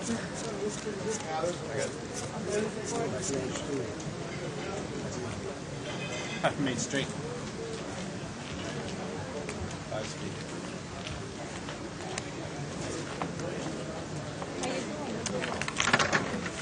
Gracie, you take your line? Dealer ace, you take her line. 6 chips, right? Raise blind, right? Raise blind. Are you coming in, Vicky? Well, you used to the penny holder? That's it. Yeah, but Peter is killing me. Little boy.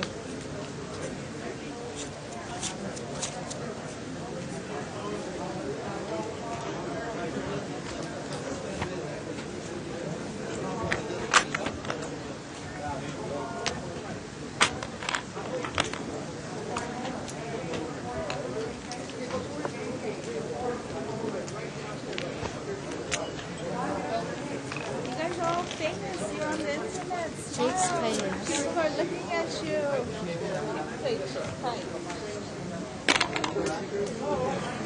But then maybe I call.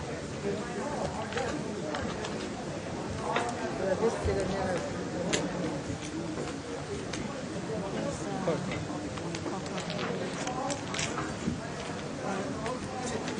4 players. Could you new setup, please? This is a new setup. Just here. Second. Okay.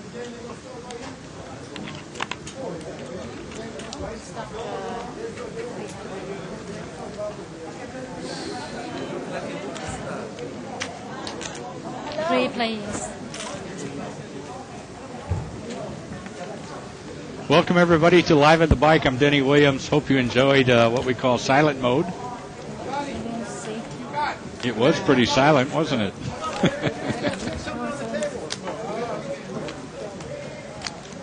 This is a 30-60 limit hold'em game, which is played with $10 chips for the most part, the brown chips there.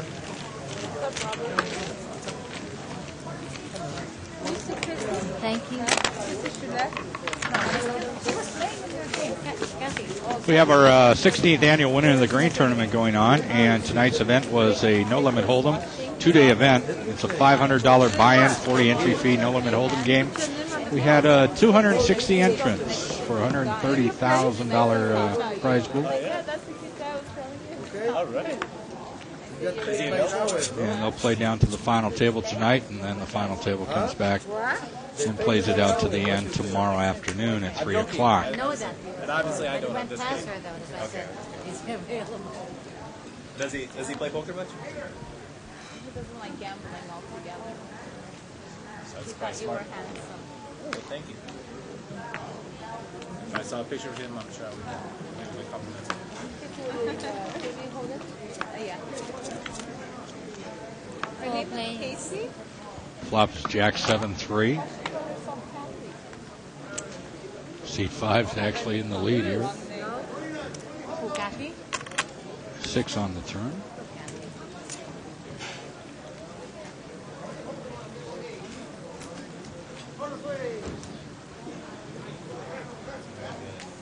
It's funny, seat 5 has the best hand with deuce tray and comes out betting and going to take the pot down with a pair of trays. And that, of course, is Grace in seat number 5. Very aggressive player.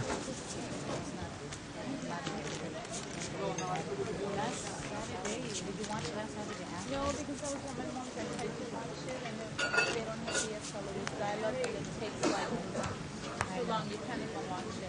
But it's amazing.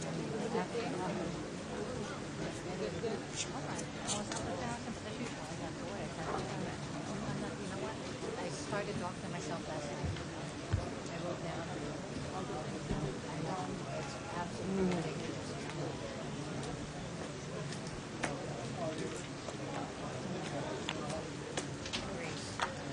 Grace on the button has a Jack 10 suited. She's going to raise it up here.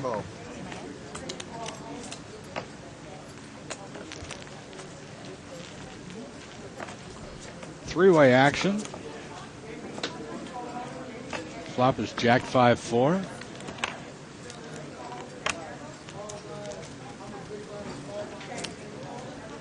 Three players.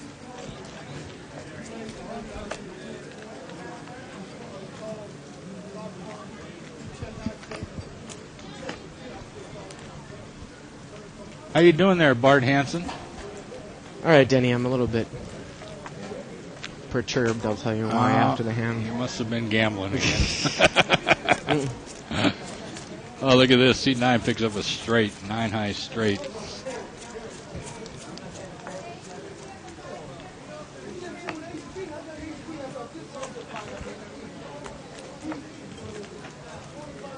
Gets 2 callers. There it is, 9 high straight. Oh. Runner. Runner, but he did have a gut shot on the Yeah, flop. right. All right, let's hear it.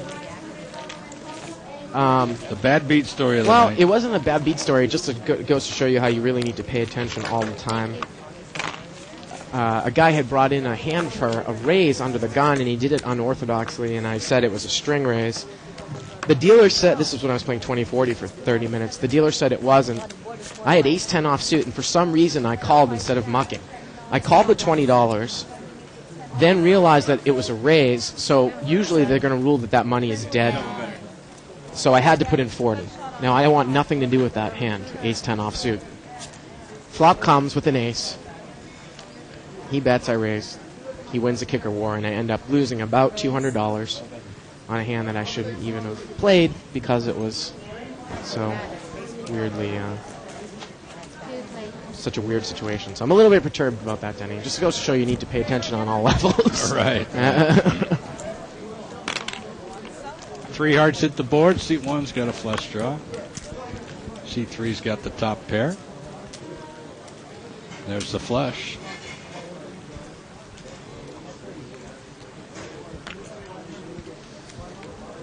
Eight high flush. Seat 3 came out betting. Seat 1's calling. Well, seat 3, not necessarily a bad bet to maybe try to make a move, but he's pretty much done. Well, let's see if seat 1 definitely beats the board here. Denny. Oh yeah. And he's got the. He mucks. He called? He called. He did call. Actually, they checked it down. They checked it down. Okay. Maybe trying to put a move there on the turn, but the guy had a heart. Need a heart plays, throw the deuce away.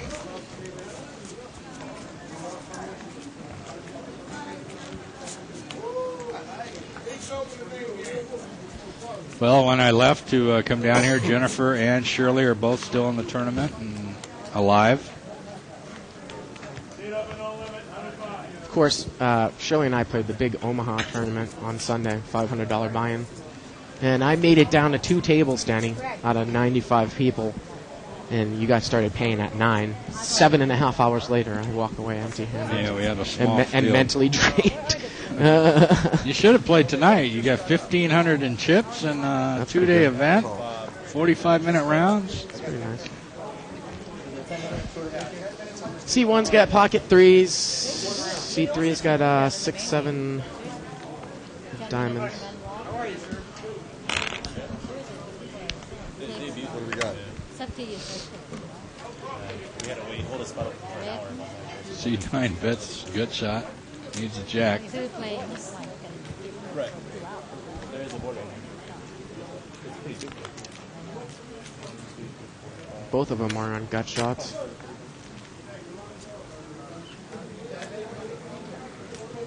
And that's not going to help either one of them. No. But the queen high is good. And seat 9 is going to continue to bet, and it's impossible for seat 3 to call here with the 6-7. So seat 9 followed up with using his position and betting. Probably didn't figure that his hand was good, though. We have a very quiet table tonight. I came in about 10 minutes remaining of the table talk, and it was just silence. Well, maybe we can get Mo over there or something and get some action. How many players were in the tournament, unless if you've already given that 260. information out? I did. 260. So over $100,000. $130,000. Paying 3 tables. And how many players are you? How many tables are you? How many tables are you coming down to tonight before you move to the second day? We're playing all the way down to the final table. Final 10 players come back tomorrow. C1's got pocket 10s. He raises from the button. Seat 3 calls with Jack Queen offsuit. Seat 9's got a King 4 offsuit and calls. Got another live one on the table there, Denny. Seat 9. Yeah. Unbelievable.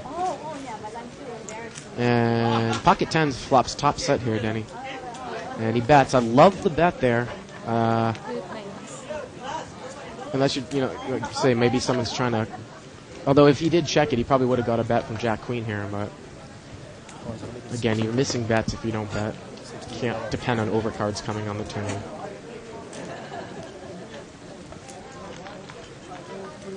And looks like a check and a call, and 3 tens is going to win the hand. Live at the bike questions, Denny. Here's a good one. Will there be any satellites for tomorrow night's 7-stud high-low tournament? If so, when will the satellites start? Satellites start at 2 o'clock on weekdays and 11 a.m. on weekends. And, of course, there will be same-game satellites, which is what I love about it. Sure. You will do probably, what, a $55 satellite to get into the 500? I don't know what the buy-in is. Or it usually is a $60 buy-in to get 540 in tournament chips, which will get you your buy-in in the No, entry. actually, we've been playing. Today we were playing $65 buy-ins, got 580 back. Okay. So, but there will be 7. This will be 8-handed, so. Oh, that's right. It'll be a little more, 70 or 75. But there will be same-game satellites. Sure. Of course, which I love.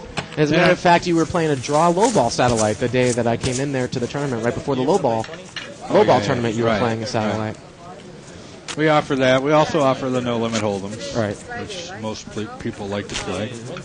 On Friday, we have what we call a Super Satellite Day, where the buy-in is $260. There's a $30 entry fee. So you're stuck right now. If you play in one of those, they're at 3, 7, and 11 at night.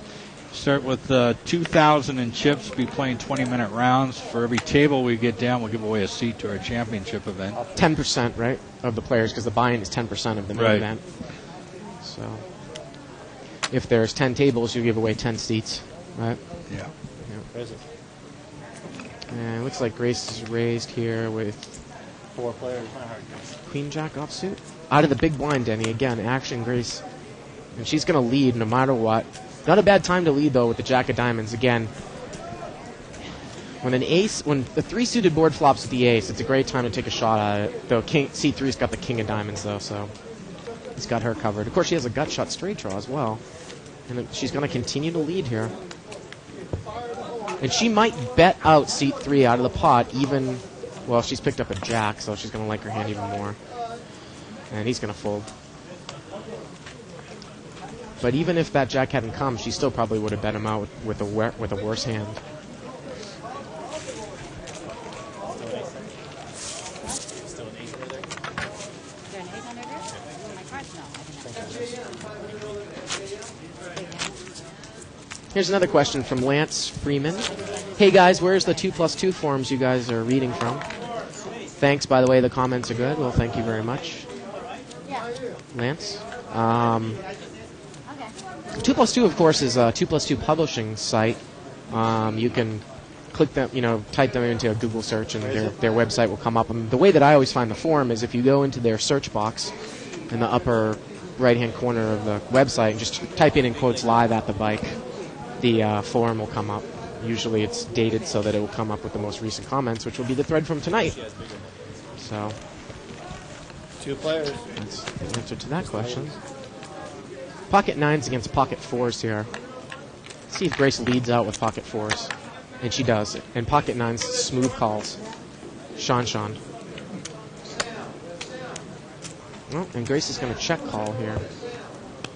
Maybe she check called on the flop too. Couldn't quite catch it. And it's going to get checked down. And Sean's going to take that one down with pocket 9s. I'd like to remind the viewers we now have a subscription service on our website. You can check out past shows. We have hundreds of hours archived already. It's just $14.95 a month. Just click on the archive banner at thebike.com, and all the information will be there for you to see. Got a brand new tournament coming up, too. I want to let you know. Stars and Stripes. Usually we hold it in the summer, but we've moved it to April 10th to May 1st this year. And the schedule is on the website if you want to look it up. Click on the tournament tab, Stars and Stripes, and you'll see the complete schedule. Seat 3 raises. Grace 3 bets with pocket jacks from the button. Seat 3's got a jack 10 suited. Looks like Sean from seat 7 is in with ace king offsuit. She's got big slick. All the jacks are out. So 3 bets times 5, Denny. That's already $300 in the pot. Sean's got top pair. Let's see how she plays it. She's going to bet right out. Wow, seat 9's going to call with bottom pair with an overcard kicker. He probably has odds to take one off. Jack 10 calls, and Grace calls with jacks. And this is what I'm talking about, Grace. She really can't lay down a hand. If Sean leads there, you don't have odds to take one off. I can't believe she would call here. I really think she needs to muck this hand, but she really, I said, we all have leaks in our games, and 4 players. I think this is one of them for her. She just will not lay down a hand. I mean, when Sean's leading at me, you really got to lay that hand down. She's been leading the whole way. She leads again. And then you've got a couple of overcallers in between. How can you win with pocket jacks in this hand? Especially when all the jacks are out. Well, there's no overcall here, but it's going to take it down. But Denny, usually there are some people on the table that are just so tight that they never make a move. Then there are other people that are incapable of making a move. That's what Tuckman and I talk about when we try to identify those players when you sit down at the table. Sean's just so tight that she really is not going to bet into that hand unless she's got top pair with a great kicker or a minimum 2 pair or a set. So I think I would have gotten rid of jacks right away. People can call me weak type for that or whatever, but I just know how she plays. So. Well, then I'd call you smart.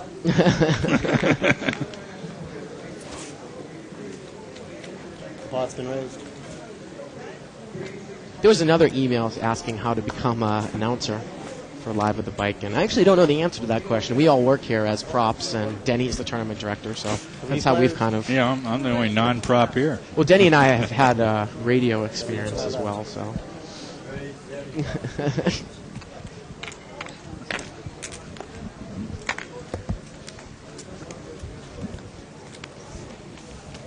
Looks like we got Ace Jack, Ace Queen, and 4-7 of diamonds here.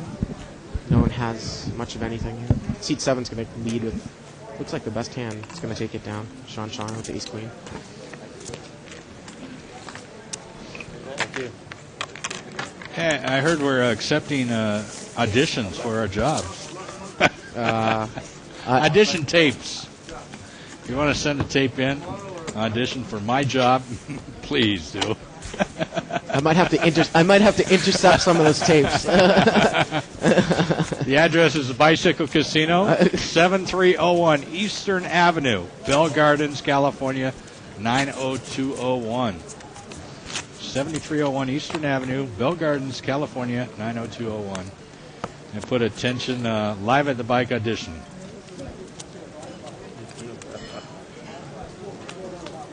Actually, we have some slots we're going to be filling because we're expanding all the time. Seat 7's got King Queen suited. Grace is raising with Jack 7 suited. Wow.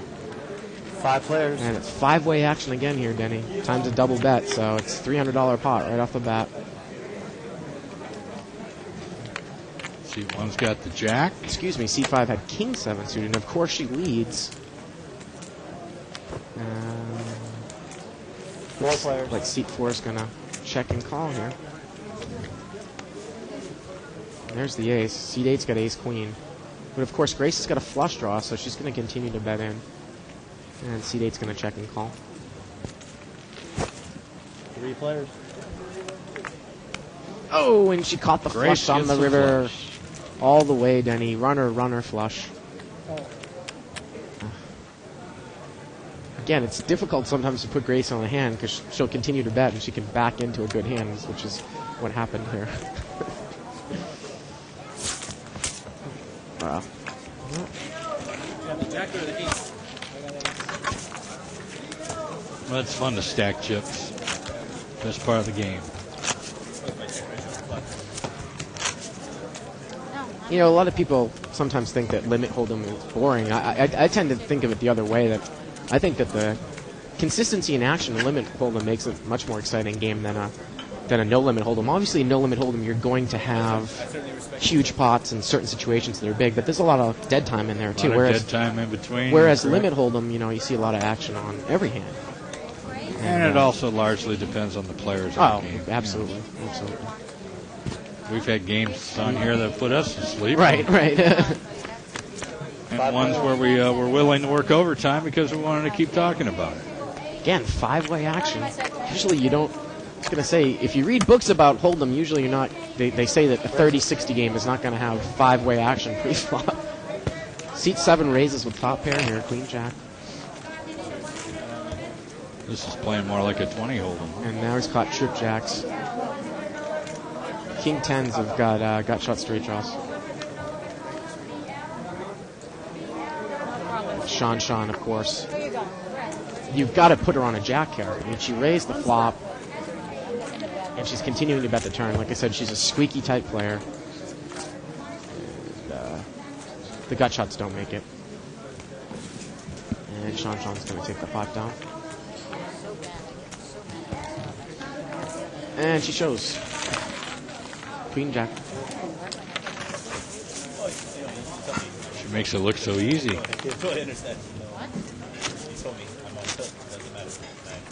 Denny, you know, we were spreading a 10-20 Omaha game out here before the show, too. I was playing in for about an hour. And that's the game that I play on Party consistently. Again, my name is live at Bike Bart, BK Bart.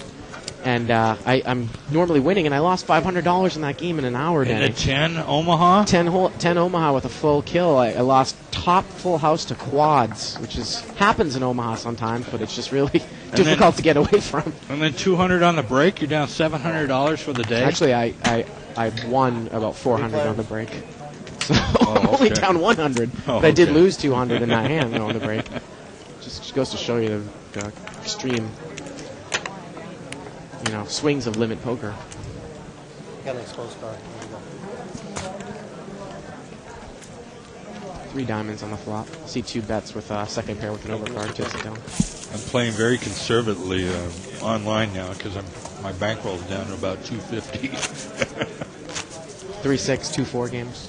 No, actually, I'm playing 5-10, but I'm playing very tight. Now, your name is Turney Guy, right? Yeah. Turney Guy. I've looked for you. I've never been able to find you, though. I definitely want to get into that game that you're in. I'll check raise you.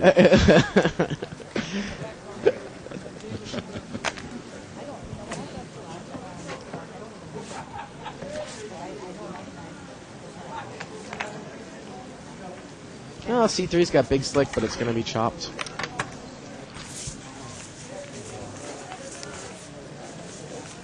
And it's always, he's angry. Denny, it's always suspect, and it's always kind of a Bush League move when you have someone who's chopped the entire night, and then all of a sudden, one hand out of the small blind, he raises. And he's like, I'm not chopping this hand. And there's nothing really you can do about it, because it's not a rule. It's just something that's totally ridiculous and unethical to do, because obviously he's got a huge hand, But you don't really have any recourse to call the foreman over and say, well, he agreed to chop. It's not a rule. You know what I mean? Right. So it's... You bet she raises, then you're done. And I'll call it on other people, too. When I know that they chop and they sit down and they raise another player that doesn't know them, I'm not going to really let that slide. Some people say I should butt in my own business, but 4 players. There are certain ethical things that I think you need to keep control of as a player on the table. 7-4 tray, 2 spades.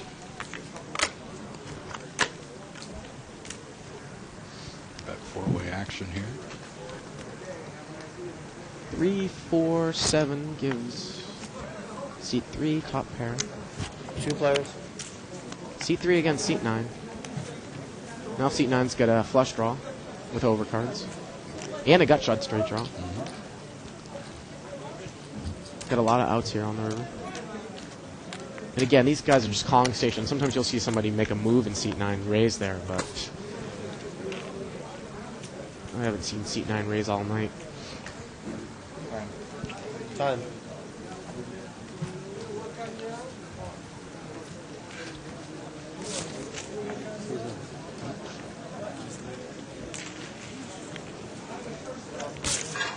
Looks like he just got out of bed and woke up.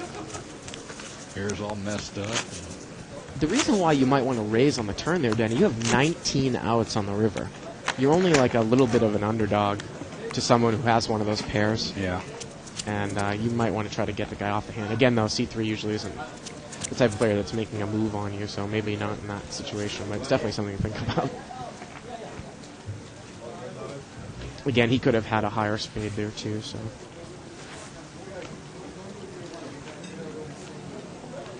Now, you play here all the time. How many of these guys do you know? Well, I know Gracie, I know Robert, I know Maury. Now, tell us what seats are in. Well, if you had been here before, you would have known that I had told... No, I'm just kidding. Robert is in seat 4, Gracie's in seat 5. Maury's gone in seat 6. Sean's in seat 7. Mr. Kim is in seat 2. German is in seat 1. And here comes Maury back to the table. And Robert's leading here with ace-queen. He's got top 2 pair. He's going to take it down. Robert, Gracie, Maury, Sean, and Mr. Kim, although apparently I don't know Mr. Kim as well as I thought I knew him before the broadcast. Just because he'd been making some plays there that Mo was a little bit surprised about. But usually you're going to expect the same things from there you go, right there, seat 4, 5, 6, and 7. Robert, Gracie, Maury, and Sean. You know, this show is actually better than the book because you can watch it and get live information, you know, and if you want to review it, pick up a subscription. I was going to say a prescription. A subscription, $14.95 a month. Go back and watch it over and over again. Hundreds of hours. You know, it's funny, Denny. I was going to say, Sean is raising here under the gun, and you could really only cold call with the best hands here. Funny enough, she's raising with ace-9 suited, which I wouldn't expect her to do. But I would never call usually with 6, 7 of diamonds against her under the gun raise. Yes. And probably not with pocket 3s if no one's coming before me there either. She's got a set. Yeah, C2's got a set, and he slow plays it. And Sean checks, so she's going to give up here. And, you know, 6-7 is calling for a gut shot. 2 players. With 2 clubs out there, Denny. Calling for a gut shot. And he doesn't get there. Again, we talk about calling stations. I know what you have to do. You want me to tell you what? You know, this is a case where Mr. Lee flops a set. Excuse me, Mr. Kim flops a set. And I like the smooth call there because you got to think that Sean's got. She could have ace king. She could have aces. I'm a little bit worried that she might have flopped a higher set. But I think if you expect her to lead again on the turn. Now she checked it, but you definitely expect her to lead again on the turn, and then you can pop it there. So I don't mind the smooth call there on the flop. A little bit surprised to see Sean bring that hand in for a raise. Raise it. Oh. Hey, you see that girl coming around with the little machine there? She's swiping the Bicycle Casino membership cards, giving each player at the table 1 point. Every hour they come around, you get a point. The point entitles you to a free meal. 3 players. And also, it's good for cash back. 30 hours gets you money, and then each additional you get more money. And 25 hours gets you $25. At this game, it's $5 an hour. I was waiting for him to step in here. 25 hours gets you $25. Then after that, it's $5 an hour. $5 an hour to play poker. 7-8's got a gut shot and overcards. Doesn't get there. Pocket 3's is going to take this one down. Granted, it's not minimum wage, but... Well, when you think of it, some of the players that play here on a regular basis can come back and end up getting $800,000, $900,000 back. I think the record here is somewhere around $1,900 or $2,000 for the month. So it really is a great deal. That guy better get a life. We're going to bar that guy.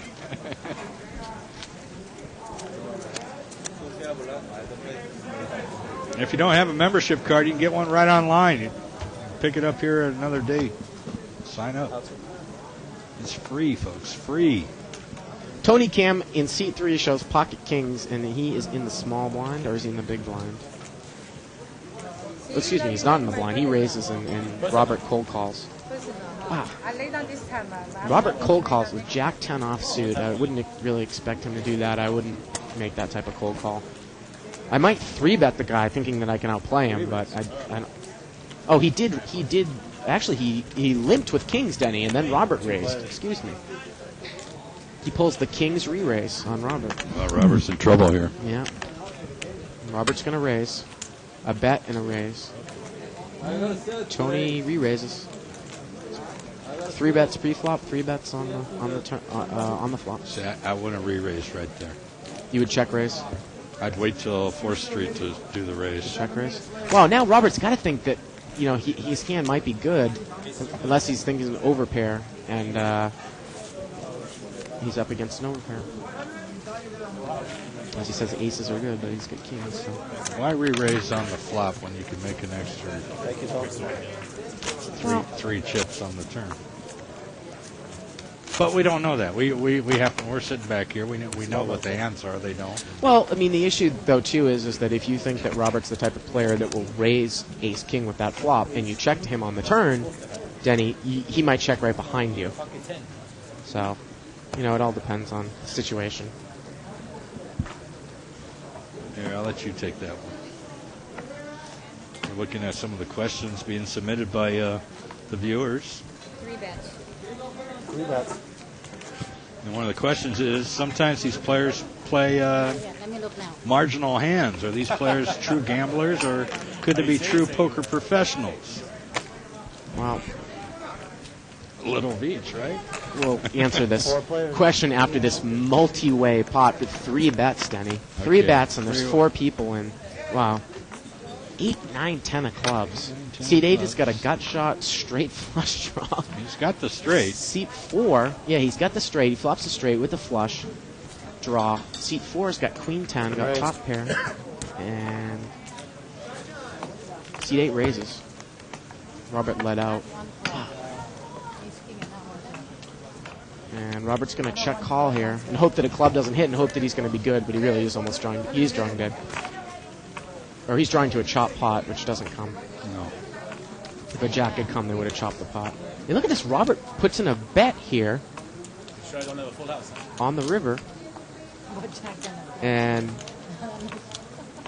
maybe Robert thought that the guy was on a club draw and thought that he could take the pot down there with the bet.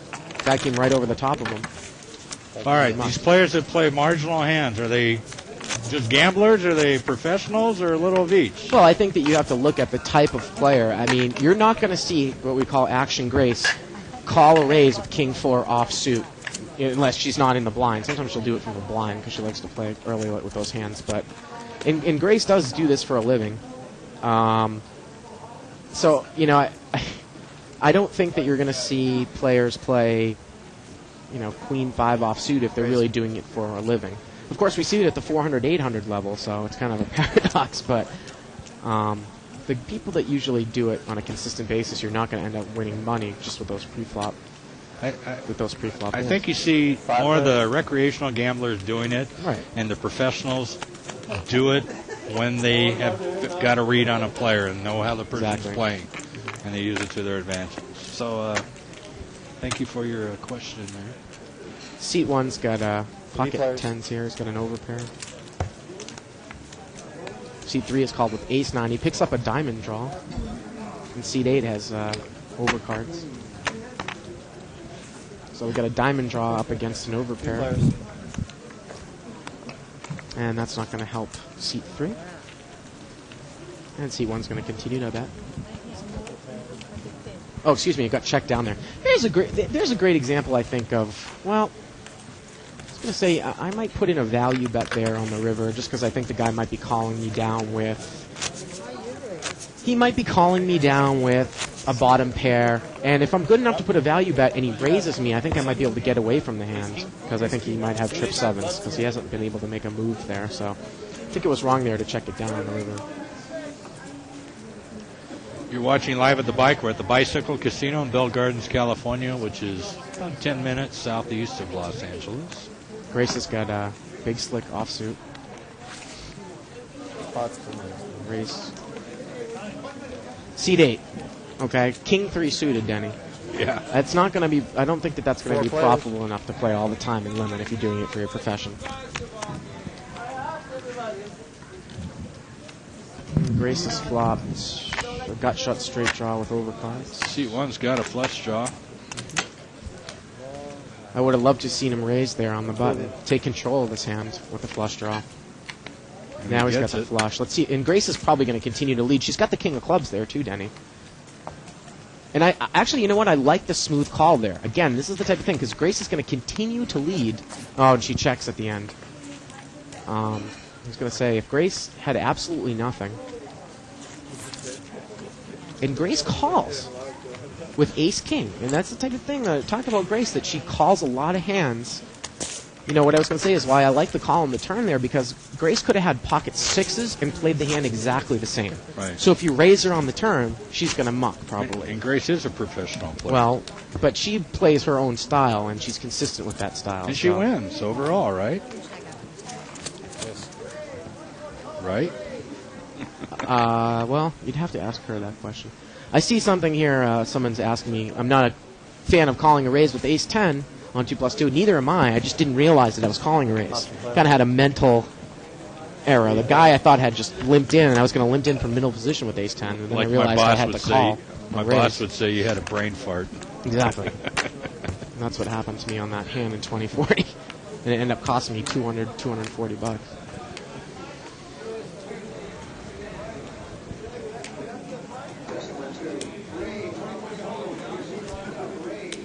C4 came out betting. He's got the best hand. 2 pairs, 7 6s. Who's in the big blind?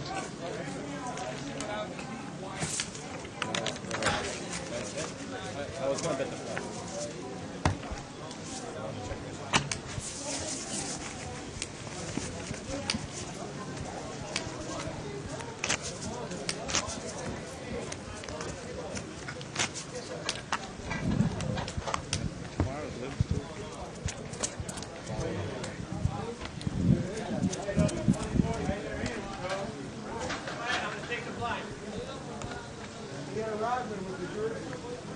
I guess I wasn't supposed to give out that secret about 2+2, Danny. I don't know. Seems like some people are upset. I figure the more the merrier, though, right? You know? Option guys. 6 players. Ooh, 6-way action here. Again, this is 30-60, not 3-6.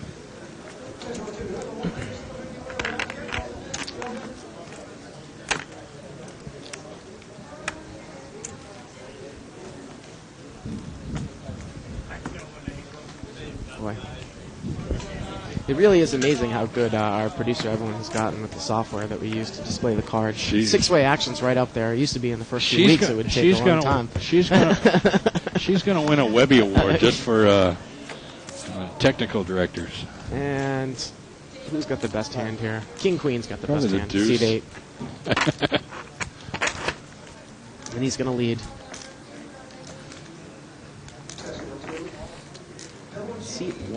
Seat 9 has got a weak queen. He's going to call.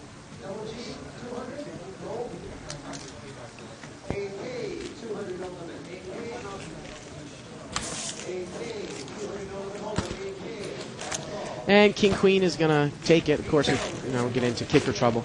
Denny, Seat 9 made what's called an overcall there, and the people that are still in the hand behind Seat 9 really have to have a superior hand to make a call when someone's called in between. Right. Because, if you think that one of the guys is betting on a bluff, well, the caller certainly isn't on a bluff if he can call the bet. So you've got to have a pretty big hand as opposed to just calling someone heads up. Folks, be sure to check our online schedule for all our upcoming events here at Live at the Bike, so you can make sure you tune in for your favorite game. And Denny, tomorrow night we're doing the Lips tour for 2.5 hours, the final table, and we won't be doing any cash game. We pre-recorded that on Sunday, so that's going to be a little bit of an interesting thing. And as I know of, they didn't chop, Denny. They didn't chop. No. We actually saw the whole final table. Actually, no, they did make a deal, but they played it out. They played it out. That's why I actually thought that it happened. Yeah. Grace has got the nut flush draw here with ace-3 of clubs. And Mr. Kim is in there with... Grace flops a flush. Flops it right away. Bets it out, and Seat 3 is calling with ace-8 offsuit. And, well, at least Grace is consistent. She's going to continue to drive forward. And Seat 3 is calling with ace-high, Denny. And let's see if he calls her down to the river. He might, just because it's Grace. I don't know. Totally drawing dead after the flop. Anyways, it's on. That's a type of flop, too. Even if you have overcards, let's say the flop was 2-7 jack of clubs. Right. If you have red ace-king, you're out of there, Denny. You are out of there. There's no way you stay in that hand. So calling with ace-8 with no clubs is even worse. Look at seat 8's chip stack. He's got, looks like 2 or 3 racks, seat 8 in front of him. So that's 3 racks. 2 racks. So that's... No? He's got 3 racks. He's got 3 racks. Almost 3 racks. So almost 3 grand in front of him.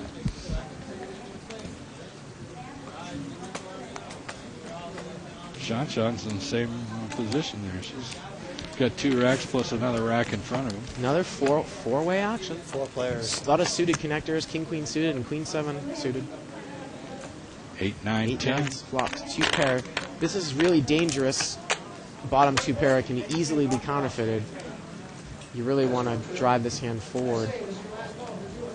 That type of flop in no limit where I might not even commit all my chips with 2 pair here, Denny, against a multi-way because, you know, you can be beat easily by 10-9, by straight.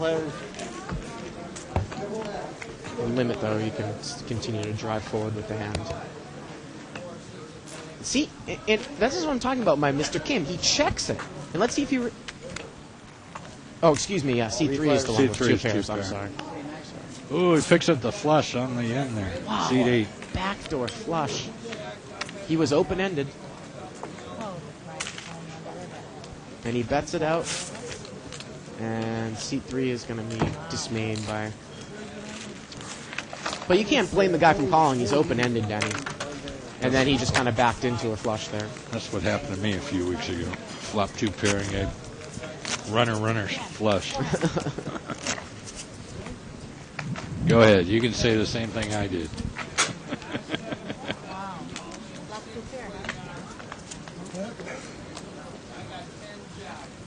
Again, though, especially that type of flop, like a 10-9-8 with 2 suited cards, Denny. If you have 2 pairs, bottom 2 pairs there, and the flop's got 2 suited cards, you know that all kinds of things can beat you. You got to really shut down. Open-ended straight. Anyone with 7's got an open-ended straight. Flush draw. So it's a very, very vulnerable hand, bottom 2 pairs with that type of flop. 3 bets. Maury has 3-betted with pocket 10s, and we can see that seat 3's got pocket 3s, and seat 4's got an ace-7 suited.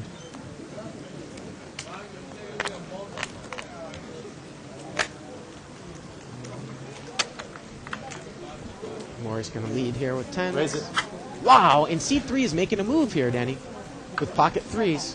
Might get Maury, might be able to, maybe might get Maury to lay down the hand. No, not going to happen. You figure that he was probably going to call. Oh, he's almost all in Raise now. out there. I'll get him. I think he might be almost all in. And Maury 3-bets.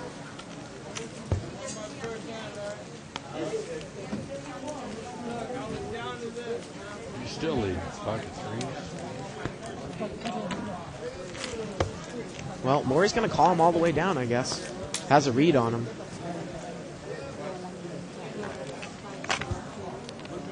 And he throws in a crying call, and Maury's going to take it down. And he's kind of surprised that he won. I mean, you're not going to see somebody. That's a really, really bad river for Maury there too, because you're going to see somebody check raise the flop with a heart draw there, or with a queen. Usually not with a 4, but with a heart draw easily. And then maybe if it was a full bet, Maury might not have called there in the end. But it was only 2 more chips. The guy was all in. So that's what Maury's saying. The only reason why he called him was because he didn't have that much. He might have mucked there on the river, or maybe he mucked on the turn.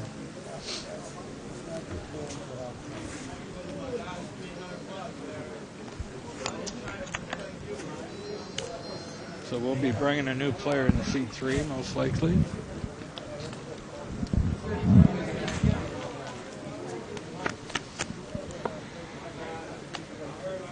Ace, Queen 5. Grace is leading with nothing. King 9. Well, she's got 4-6 suited. Wow, King 9 calls. That's just unbelievable. And Grace is going to continue to lead here. She's got a gut shot. Look at she's got a gut shot straight draw. That's all I wanted. Win a pot. You I'll happy be now? quiet. I'm happy now. I'll be quiet for the entire evening. Maybe it was worth it. I don't know. You've been pretty quiet tonight. But just let me want pot for me, please.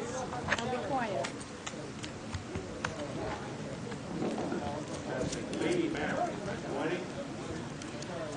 I don't know if you like stud high-low or not. In fact, I do know you like it. That's the tournament tomorrow night. 7-card stud high-low split, 8 or better, $540 no rebuy.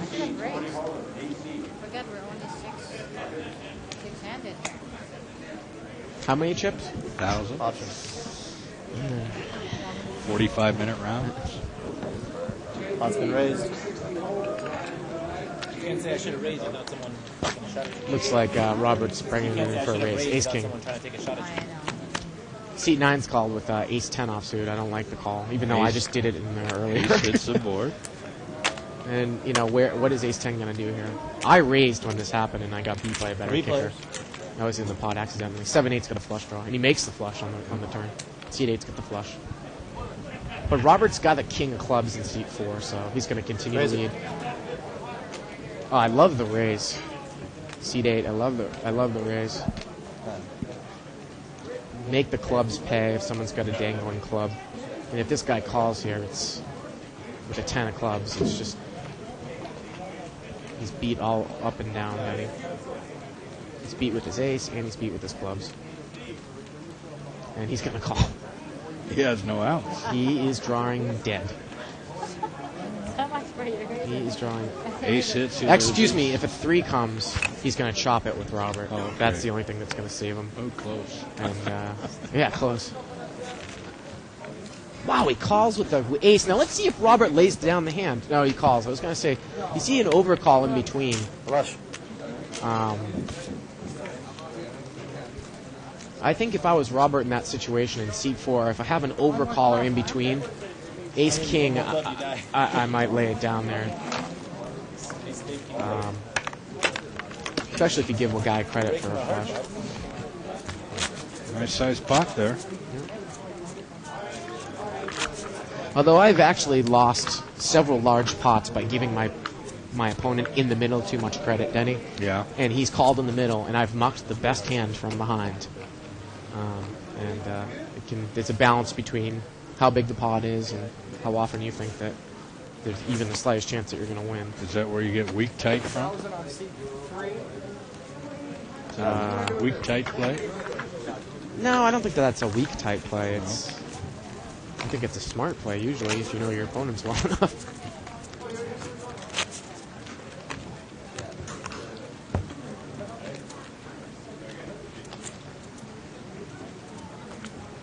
No cell phone. It's off. Okay. Tell him to watch you, okay? Tell him to critique your phone. That's okay. That's what I was asking. As long as the ringer's not on, that's all that matters. Nobody's negate? You chop, right? Okay.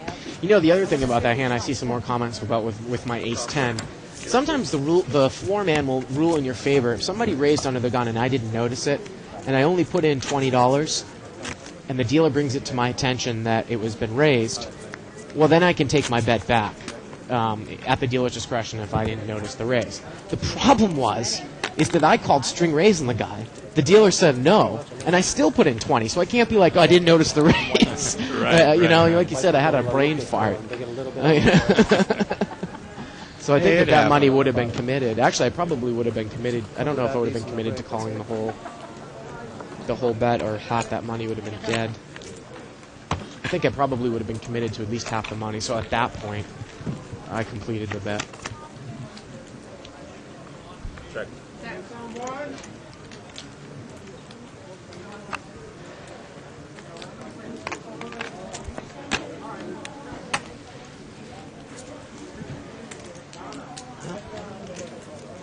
Heads up here. Queen Jack against Ace 5.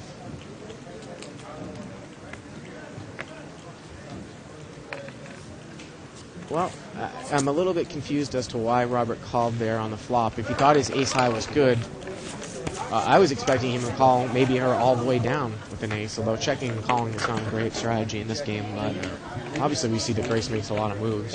Take care.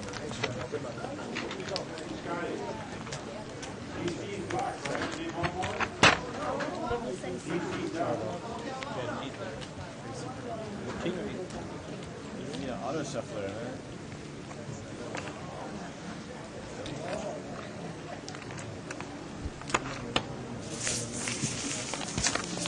Well, for our daily tournament players, our nooner nights will resume on Thursday. That's March 31st. We'll resume our nooner nights. We canceled them during winning of the green. Denny, I want to take the time to read this post because I think it's kind of interesting. I think the guy was joking, but this is from Zax19. Why aren't we all just at the bike pedaling nuts at this game for 2 big blinds an hour? I'm completely serious. This game is soft and I don't even play limit. Hell, I'll prop there. Is this a joke? Now, the funny thing about that is that I had a discussion with Tuckman on Saturday night, and I think to all of those people out there, and I'm kind of surprised by it too, no one's ever seen a cash game where you've seen the cards. Right. And I think that there are players like this at every casino, and we just don't know because we don't get to see the cards that are shown down. You don't know what they have. You know what I mean? It's amazing to me out there, 2 + 2 is 2. I'm amazed at the level of the play here. I really am amazed. All you have to go by is the way they play and if you past experiences. Yeah, I totally agree with you, but I think that you would be amazed if you had a cash game camera at other card rooms that it would probably be similar. I don't think it's exclusive to the bike where the play is. I mean, look how they play online. Seat 9's got 6s here. He's got a gut shot, and Maury's going to continue to lead. Oh, excuse me. Yeah, Maury with ace queen is going to continue to lead. Seat 9 is checking and calling with an overpair and a gut shot. And let's see if Maury gives up here on the river. And he does.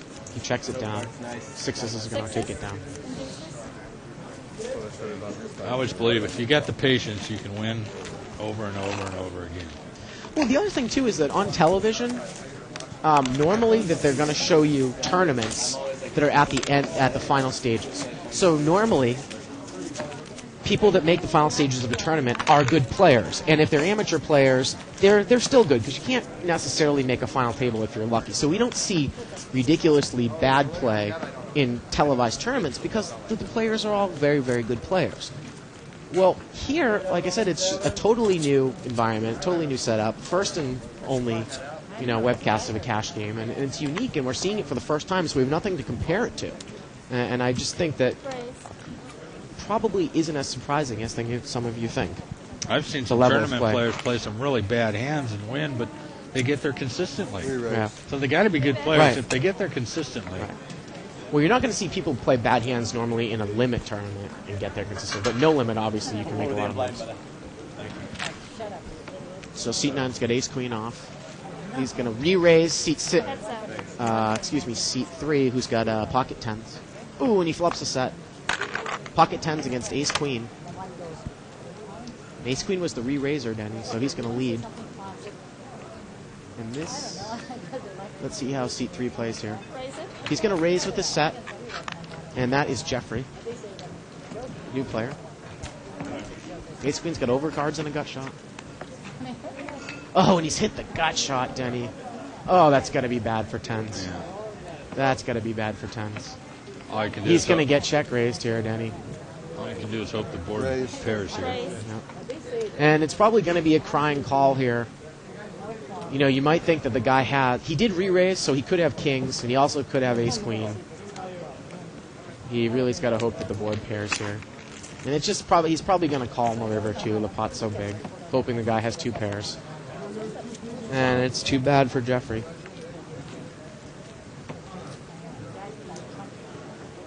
Showpiece. Yeah, it's straight. Straight. You lose a lot of money in limit hold'em, Denny, when you flop sets and lose. Yeah. Those are the biggest nights that you have as a loser. I remember my record for 2040 over an 8-hour period is about $1,800 or $1,900. Wow. And I lost 5 times when I flopped a set because you're going to give action because you think you have the best hand. And you probably do all the way up to the river, Sure. And it's just... And even if you don't, it's a hard hand to lay down. Oh, yeah, you almost have... it's really difficult to lay down. Unless there's maybe 4 straight cards or 4 flush cards 4 straight on the cards, board. 4 flush cards, and multiple people in the pot. Then it's a little easier to lay down, but...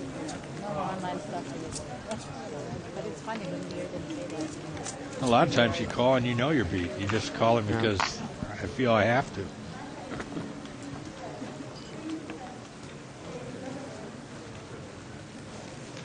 Have an extra chip here in front of your rack.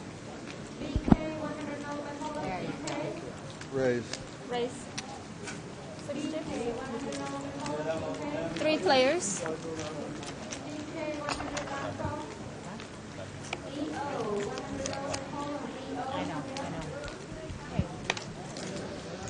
Pocket kings for seat 9, over pair. 7, 8, 9, 10's picked up an open-ended straight draw on seat 1. Seat 8 has got top pair on the board. So we're going to see probably a lot of action here, Denny. Seat 9 is going to continue to lead with kings. And seat 8 is going to call with 10. And there, nope, doesn't get the straight. So kings is going to take this one down. Well, C1 laid down the pair. I like that. Over pair is going to be good. Nice hand, young man. A lot of times, I don't know if it's just coincidence. A lot of times you see players, they'll win one hand, they win the next hand. I see that a lot. They win 2 in a row. And It's got to be coincidence. You know, I don't really, like I said, I was talking about Yana earlier. I hate when people call for setups, and I hate when people move seats just for the hell of it as opposed to doing it to get position on someone. Right. Because, come on. I mean, we all know that each hand is independent of each other. Put the green deck in. Mathematically, everything is the same. Put the green deck in. It's luckier.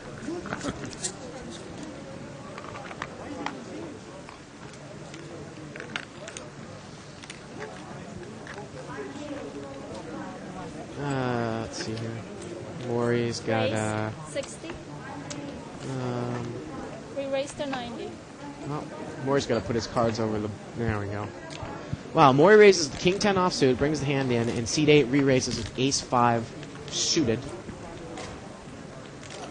That's, I don't disagree with either of those plays. King 10, he's first in from back position. 3-bet with ace 5.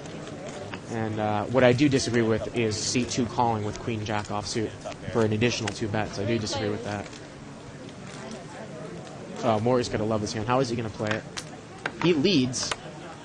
Right away he leads. I really like the bet. That's fine. He led before, too. And 8 calls with the 5, Denny. Calls with the 5. Let's see what happens here. He leads again. He may lay it down now, even though he has the 5. He didn't get a diamond. Well, he got an ace. He got and then it was a spade. So if the guy was betting into a spade draw, right? So there's Maury, who is another guy that does this for a living, and we talk about. Thank you. Like I said, not slow playing trips, especially in limit, only in certain situations. Have you seen our freeway sign?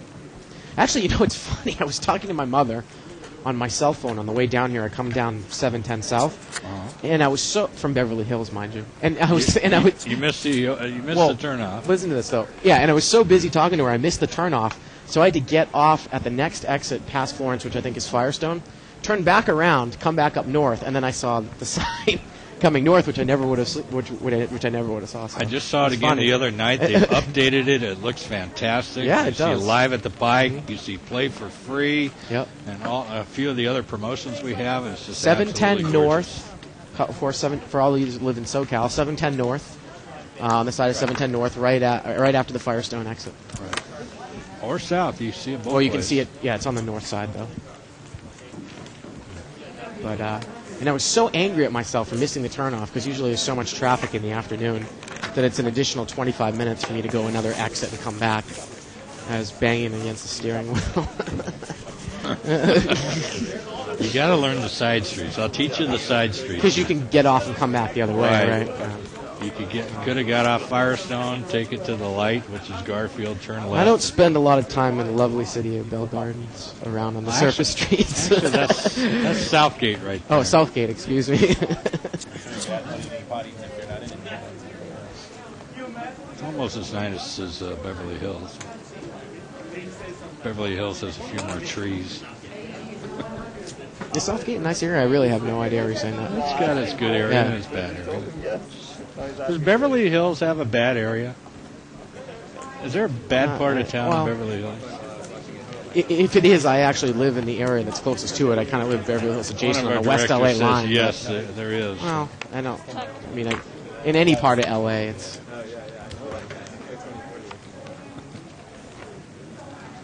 It's definitely not as bad as Hollywood, that's for sure. Seat 1 leads with 7-8 suited and gets Grace to mock the best hand in pocket 4, so it's kind of a rarity.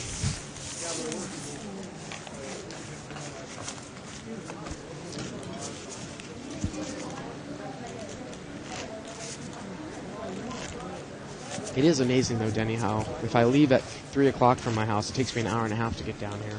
But Really? But if I leave at noon or 1, it will only take me 20 minutes. 20 or 30 minutes. And, of course, when I go back in the middle of the night, it takes me 15 minutes. Great traffic we have in this city. Rick, set up, please. Ugh. What were you saying about setups?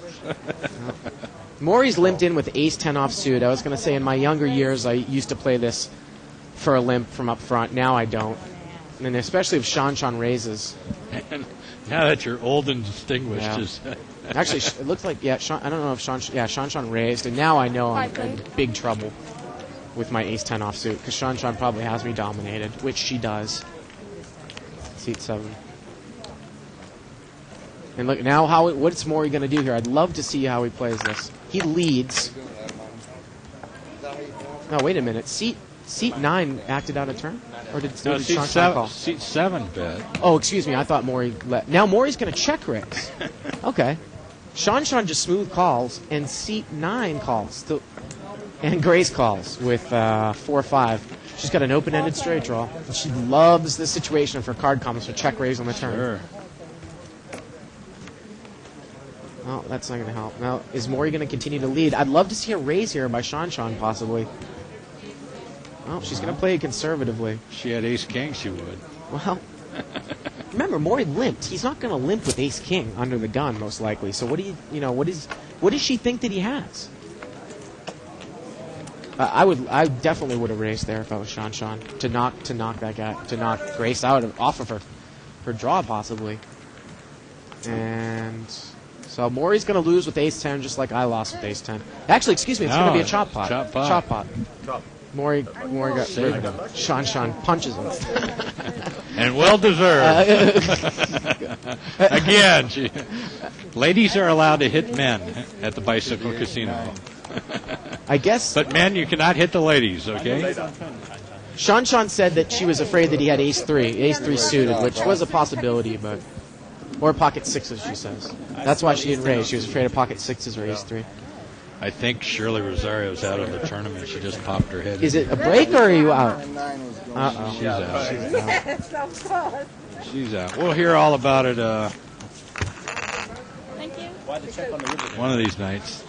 He come on the river, of course we chop. So maybe he get you the pull. You think I bet he much or he bet I much? Of course. No way. Only he bet I much. Don't mock me. I bet he call, guaranteed. Of course they call. But you bet I much. I think if he bet, you muck. Yeah. We're doing sign language here. So I thought maybe she has pocket kings. Yeah. Maybe she has. You know, you bet. All right, we got the new setup. You gotta call. Find out.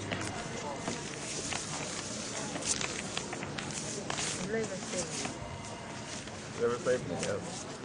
Saved me half the bar.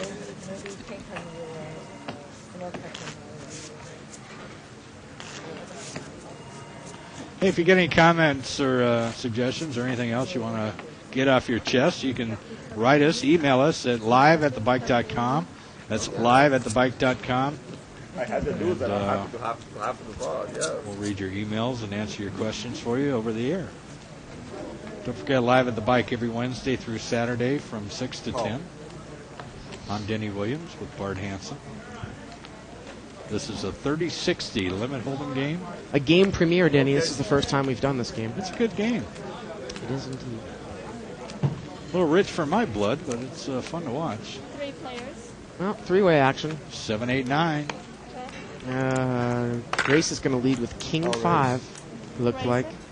And seat 9 is going to raise with ace deuce. And Grace calls. Grace has got a gut shot. Oh, and she picks up top pair.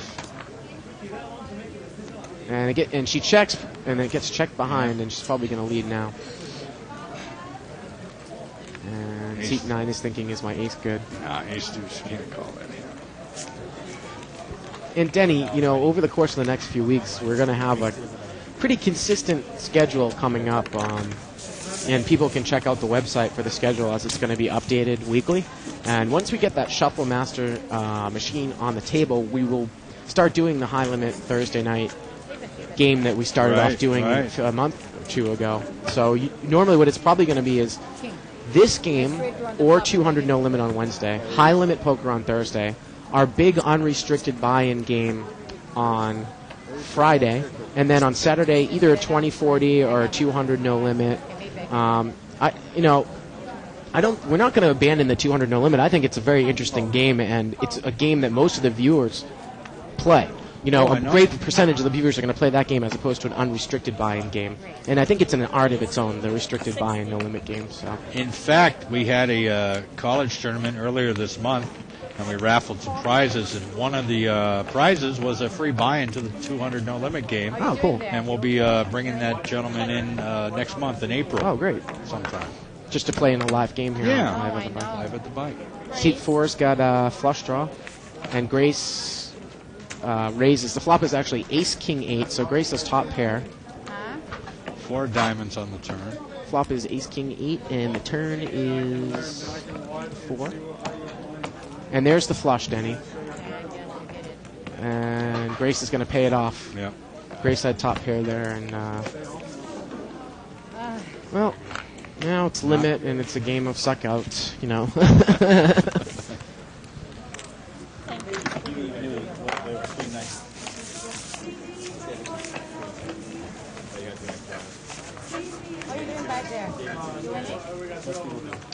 And, I have learned so much about restricted buying games just doing live at the bike here. I really come to the conclusion that restricted buying games are an art of their own compared to unrestricted buying games. They're almost two separate games. Not quite the difference between limit and no limit hold'em, but they are two separate games. I agree with you. They really, and they're played differently, and you might have a player that's good at one and not necessarily good at the other. Or you might have a player like me who's not good at either one, but has fun playing. Right. And most of the viewers out there are probably going to play in restricted buy-in games. And like I said, there really are correct moves and correct calls and correct raises. You really got to be mathematically aware. And it's funny watching these games how they pump you up, they make you want to play, and it makes it look so easy, but it really isn't that easy.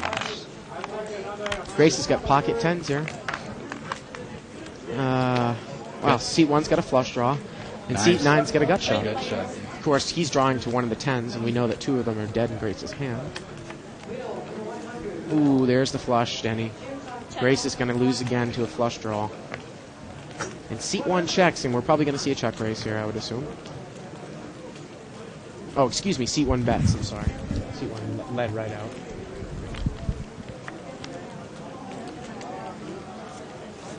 And Grace is going to pay off. Loses to another flush. Clubs, clubs, clubs, she says. The dealer, don't you have to leave? Players blame the dealer. I don't know why.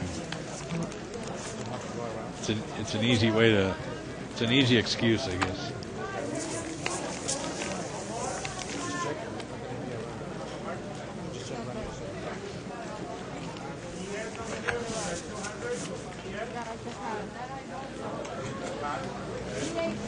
Somebody asked for a deck change, and the rule is the deck must go around the table one time before you can request another deck change. So seat 1 just objected. Seat 1 objected. That's great. Well, he wants the same deck in that he won. Of course. Because each hand isn't independent of each other, right? Of course, changing the deck is going to change the different combinations. Yeah, it's all about saying that superstitions. satirically.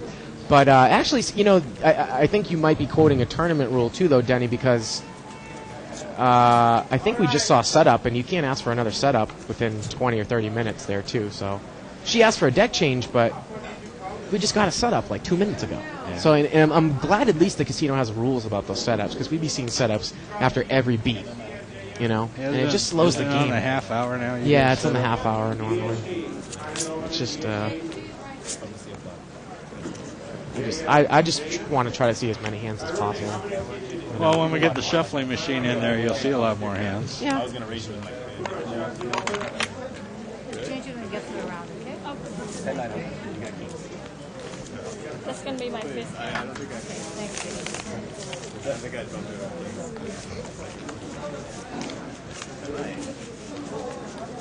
It was playing like it was when I was. Looks like we got about 15 more minutes left, Denny. So what time do you think the tournament's going to go till we get down to the final table? I think, well, last time we did this last week with the 300 buy-in, it took them till 5 in the morning to get there. The levels were 45 minutes too, or 40-minute rounds and less chips. Yeah, so this is going to be It's probably... going to be 6 in the morning anyway. And then what time do they come back, at 7 at night? No, 3 o'clock in the afternoon. What? Yeah. So what do they do?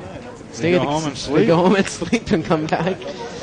Yeah, 8 hours later? Actually, it was scheduled for 2 o'clock, and I pushed it forward an hour just so they maybe could they just go rest. across the street and maybe sleep in the hotel.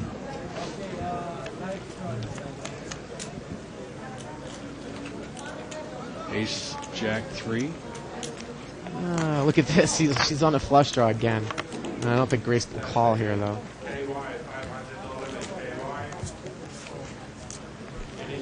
What's on the rabbit cam? It's a heart. 4 of hearts. Of course, he did have another card, too.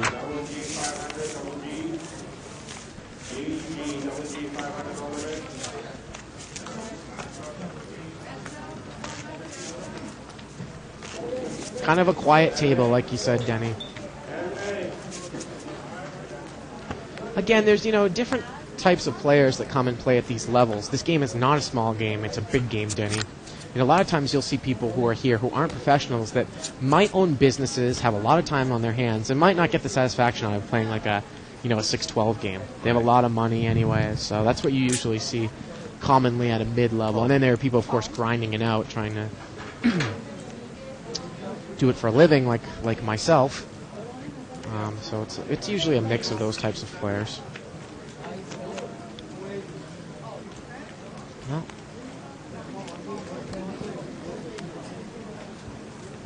Steven in seat 3 is going to lead with second pair. And look at this. Seat 9 calls Queen 5 of spades. Or actually, you know what? Seat 9 must have led there. I'm sorry. Seat 9 led. Now he's got a flush draw. Oh, he checks behind. Let's see if Steven leads here. And he's going to lead.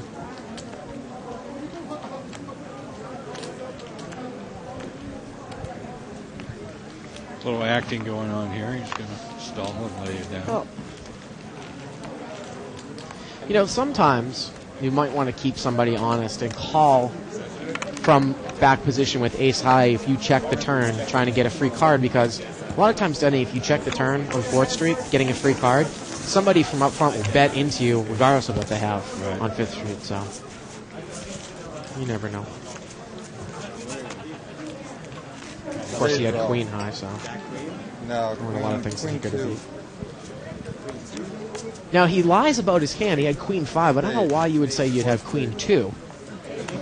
Usually you probably want to make you think that you had a better hand, like queen 10 maybe. Well, there were 2 out there.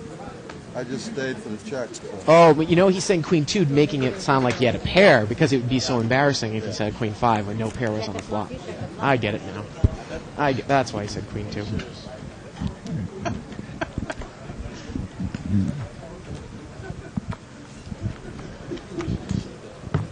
Four players.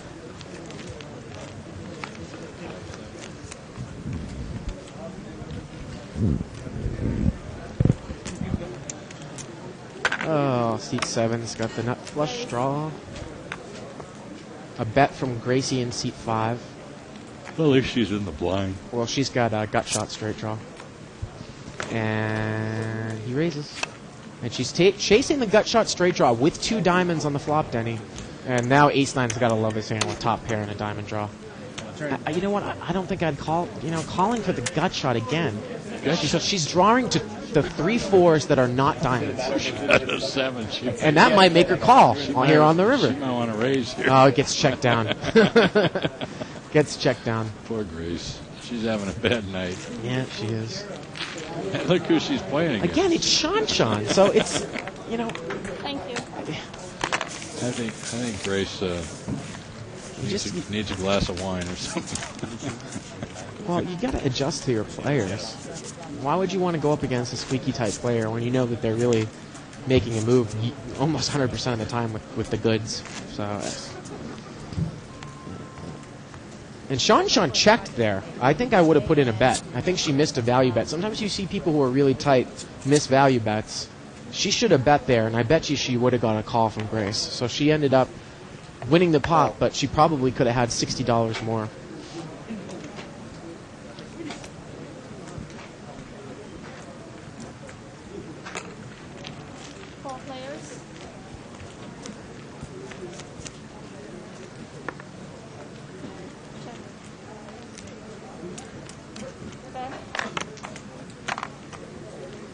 Lots of red cards out there, Denny, huh? Yeah. Ace Jack. I might go play some live action tonight. I'm 30-60? No. Probably a 4-8 or a 6-12. You got an ace, a 4, or You ever play the 10-20 game here? No. No. 10-20 game here actually right now is got the largest jackpot, if I'm not mistaken, in the whole casino. If it hasn't been hit in my 2 days off, it's like $53,000. Yeah. That's also the 15-30 jackpot. Yeah, it's the 15-30. We don't spread that game that often here, though. It's funny how statistical variance and patterns go. We had 3 months, Denny, where we had a no-limit jackpot hit, and now in the last 3 weeks, it's been hit 3 times. Right. Yeah, 10-20 is at 54,000. The no limit is at 14,000. The 6 and 8 are at 30,000, but of course during the $100,000 periods. I want to play the 3-6 Crazy Pineapple. Wow, 57,000. 57,000. I wish I could tell all you out there what exactly Crazy Pineapple is. I don't really know the game that well. Do you know it off the top of your head? It's kind of like Omaha, except it's you have to discard you're dealt 3 cards. And then you bet, and then the flop comes, and now you got to discard one of your cards. And then it's high-low split from there out. Maury's got a flush draw here on a 7, and Seat 9's got top pair.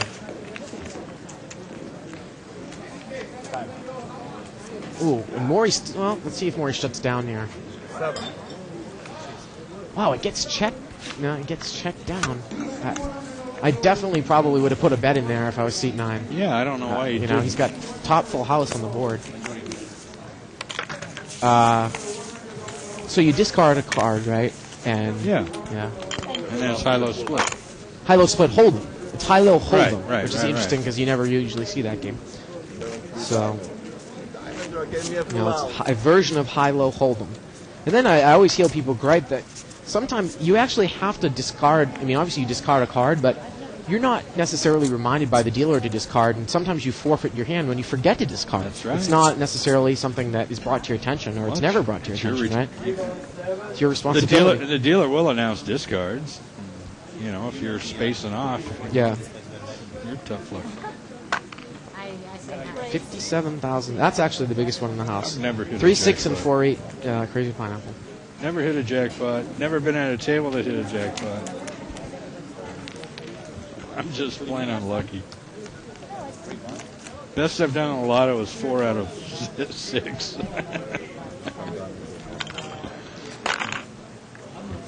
We've had 8 jackpots hit, Denny. I'm looking at in the last week. One of them was $100,000. I've never hit a jackpot on a slot machine. Oh wait, yes I have. I hit a royal flush once on a video poker. Sorry. How much did that pay out? I don't know, like $1,200 or something. Oh, not bad. For like a quarter? Yeah. And I ended up blowing all that money. I was gonna say they didn't give you $1,200 in quarters out of the machine, did they? There'll be a lot of quarters. Unrolled. Yeah. Who's 1,000 behind? Yeah. Can you count those again one more time? And actually, the 1, 2, and 2, 4 stud is 54,000 too. Huh? If that's correct. Wow. That's got to be a typo. Yeah, because if someone hit it at 72. 1, 2, 2, 4 stud, $54,000 jackpot. I got to check that out. We'll check that out. We'll have that for you on Friday. Whoa! 3 of diamonds exposed. Sean's going to bring it in with a raise. What you got? Suited connector from the button. That's a good raise. I like 8, 9. that. The only problem is the guy in the big blind will never lay his hand down. Obviously, if he's going to call with 10 deuce off suit, he's never going to lay his hand down to a race in the big blind. Well, he might on the turn. Well, He's got a pair now. You know. No, he doesn't have. Well, she's got. She's got the pair. Yeah. Okay, he let it go. Because we had been talking about situations where you might want to limp in when you're first in on the button, and I think that there is a unique situation when you have somebody in the blinds that will never lay down their hand, but your hand is too good to fold, but not necessarily good enough to raise. If you think the guy will never lay down the hand, and maybe like a king 9 offsuit, 8-9 suited, falls into that type of category. Ace 4 offsuit. You don't necessarily want to muck it heads up because you have the best hand. But you don't raise because there's no chance that that added value that he's going to muck his hand is no longer there. He's always going to play. So an Ace 4 offsuit is not going to necessarily be a huge favorite over any 2 cards. No, I'm still here, guys. He's right here. 3 players. 3-way action here.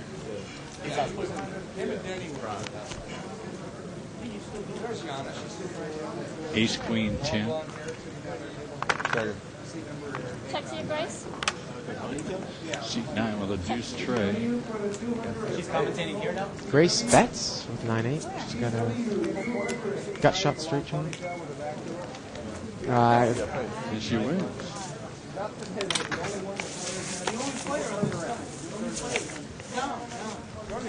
Blonde hair. Have her stand up, please. Just so you know. Grace is trying to figure out who Yana is, because Yana's relatively new here to the wonderful world of bicycle casino employment. I've so only she seen doesn't her know. once. I've seen her. I haven't really met her.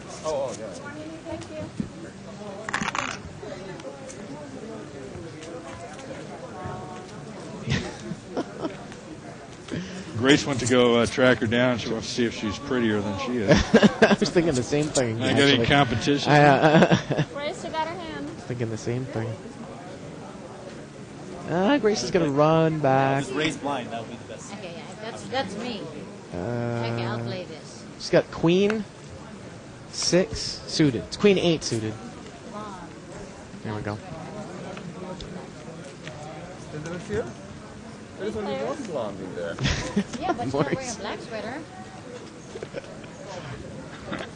King Jack 5. Nobody has anything. And Grace makes a position bet and takes the pot down. Come here. I'm blind.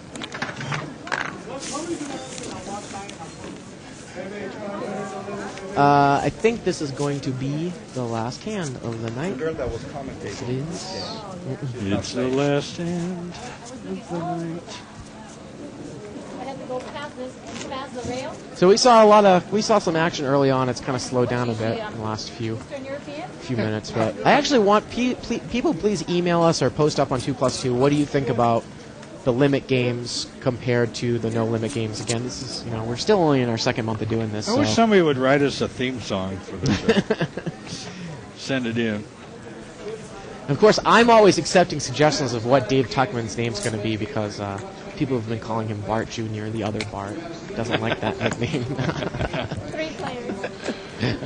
At least they don't call him Nate, right? Yeah. I still don't know why I did that. I don't think we're going to see a lot of action in our last hand here. Seat 3 is going to lead with Ace Jack. And somebody called. Seat 8 with Ace 10.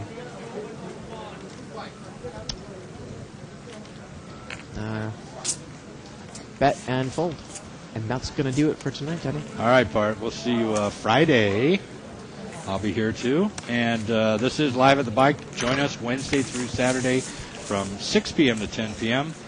And be sure to check the schedule for all the upcoming events coming up this week. Good night, everybody. See you Friday. Good night.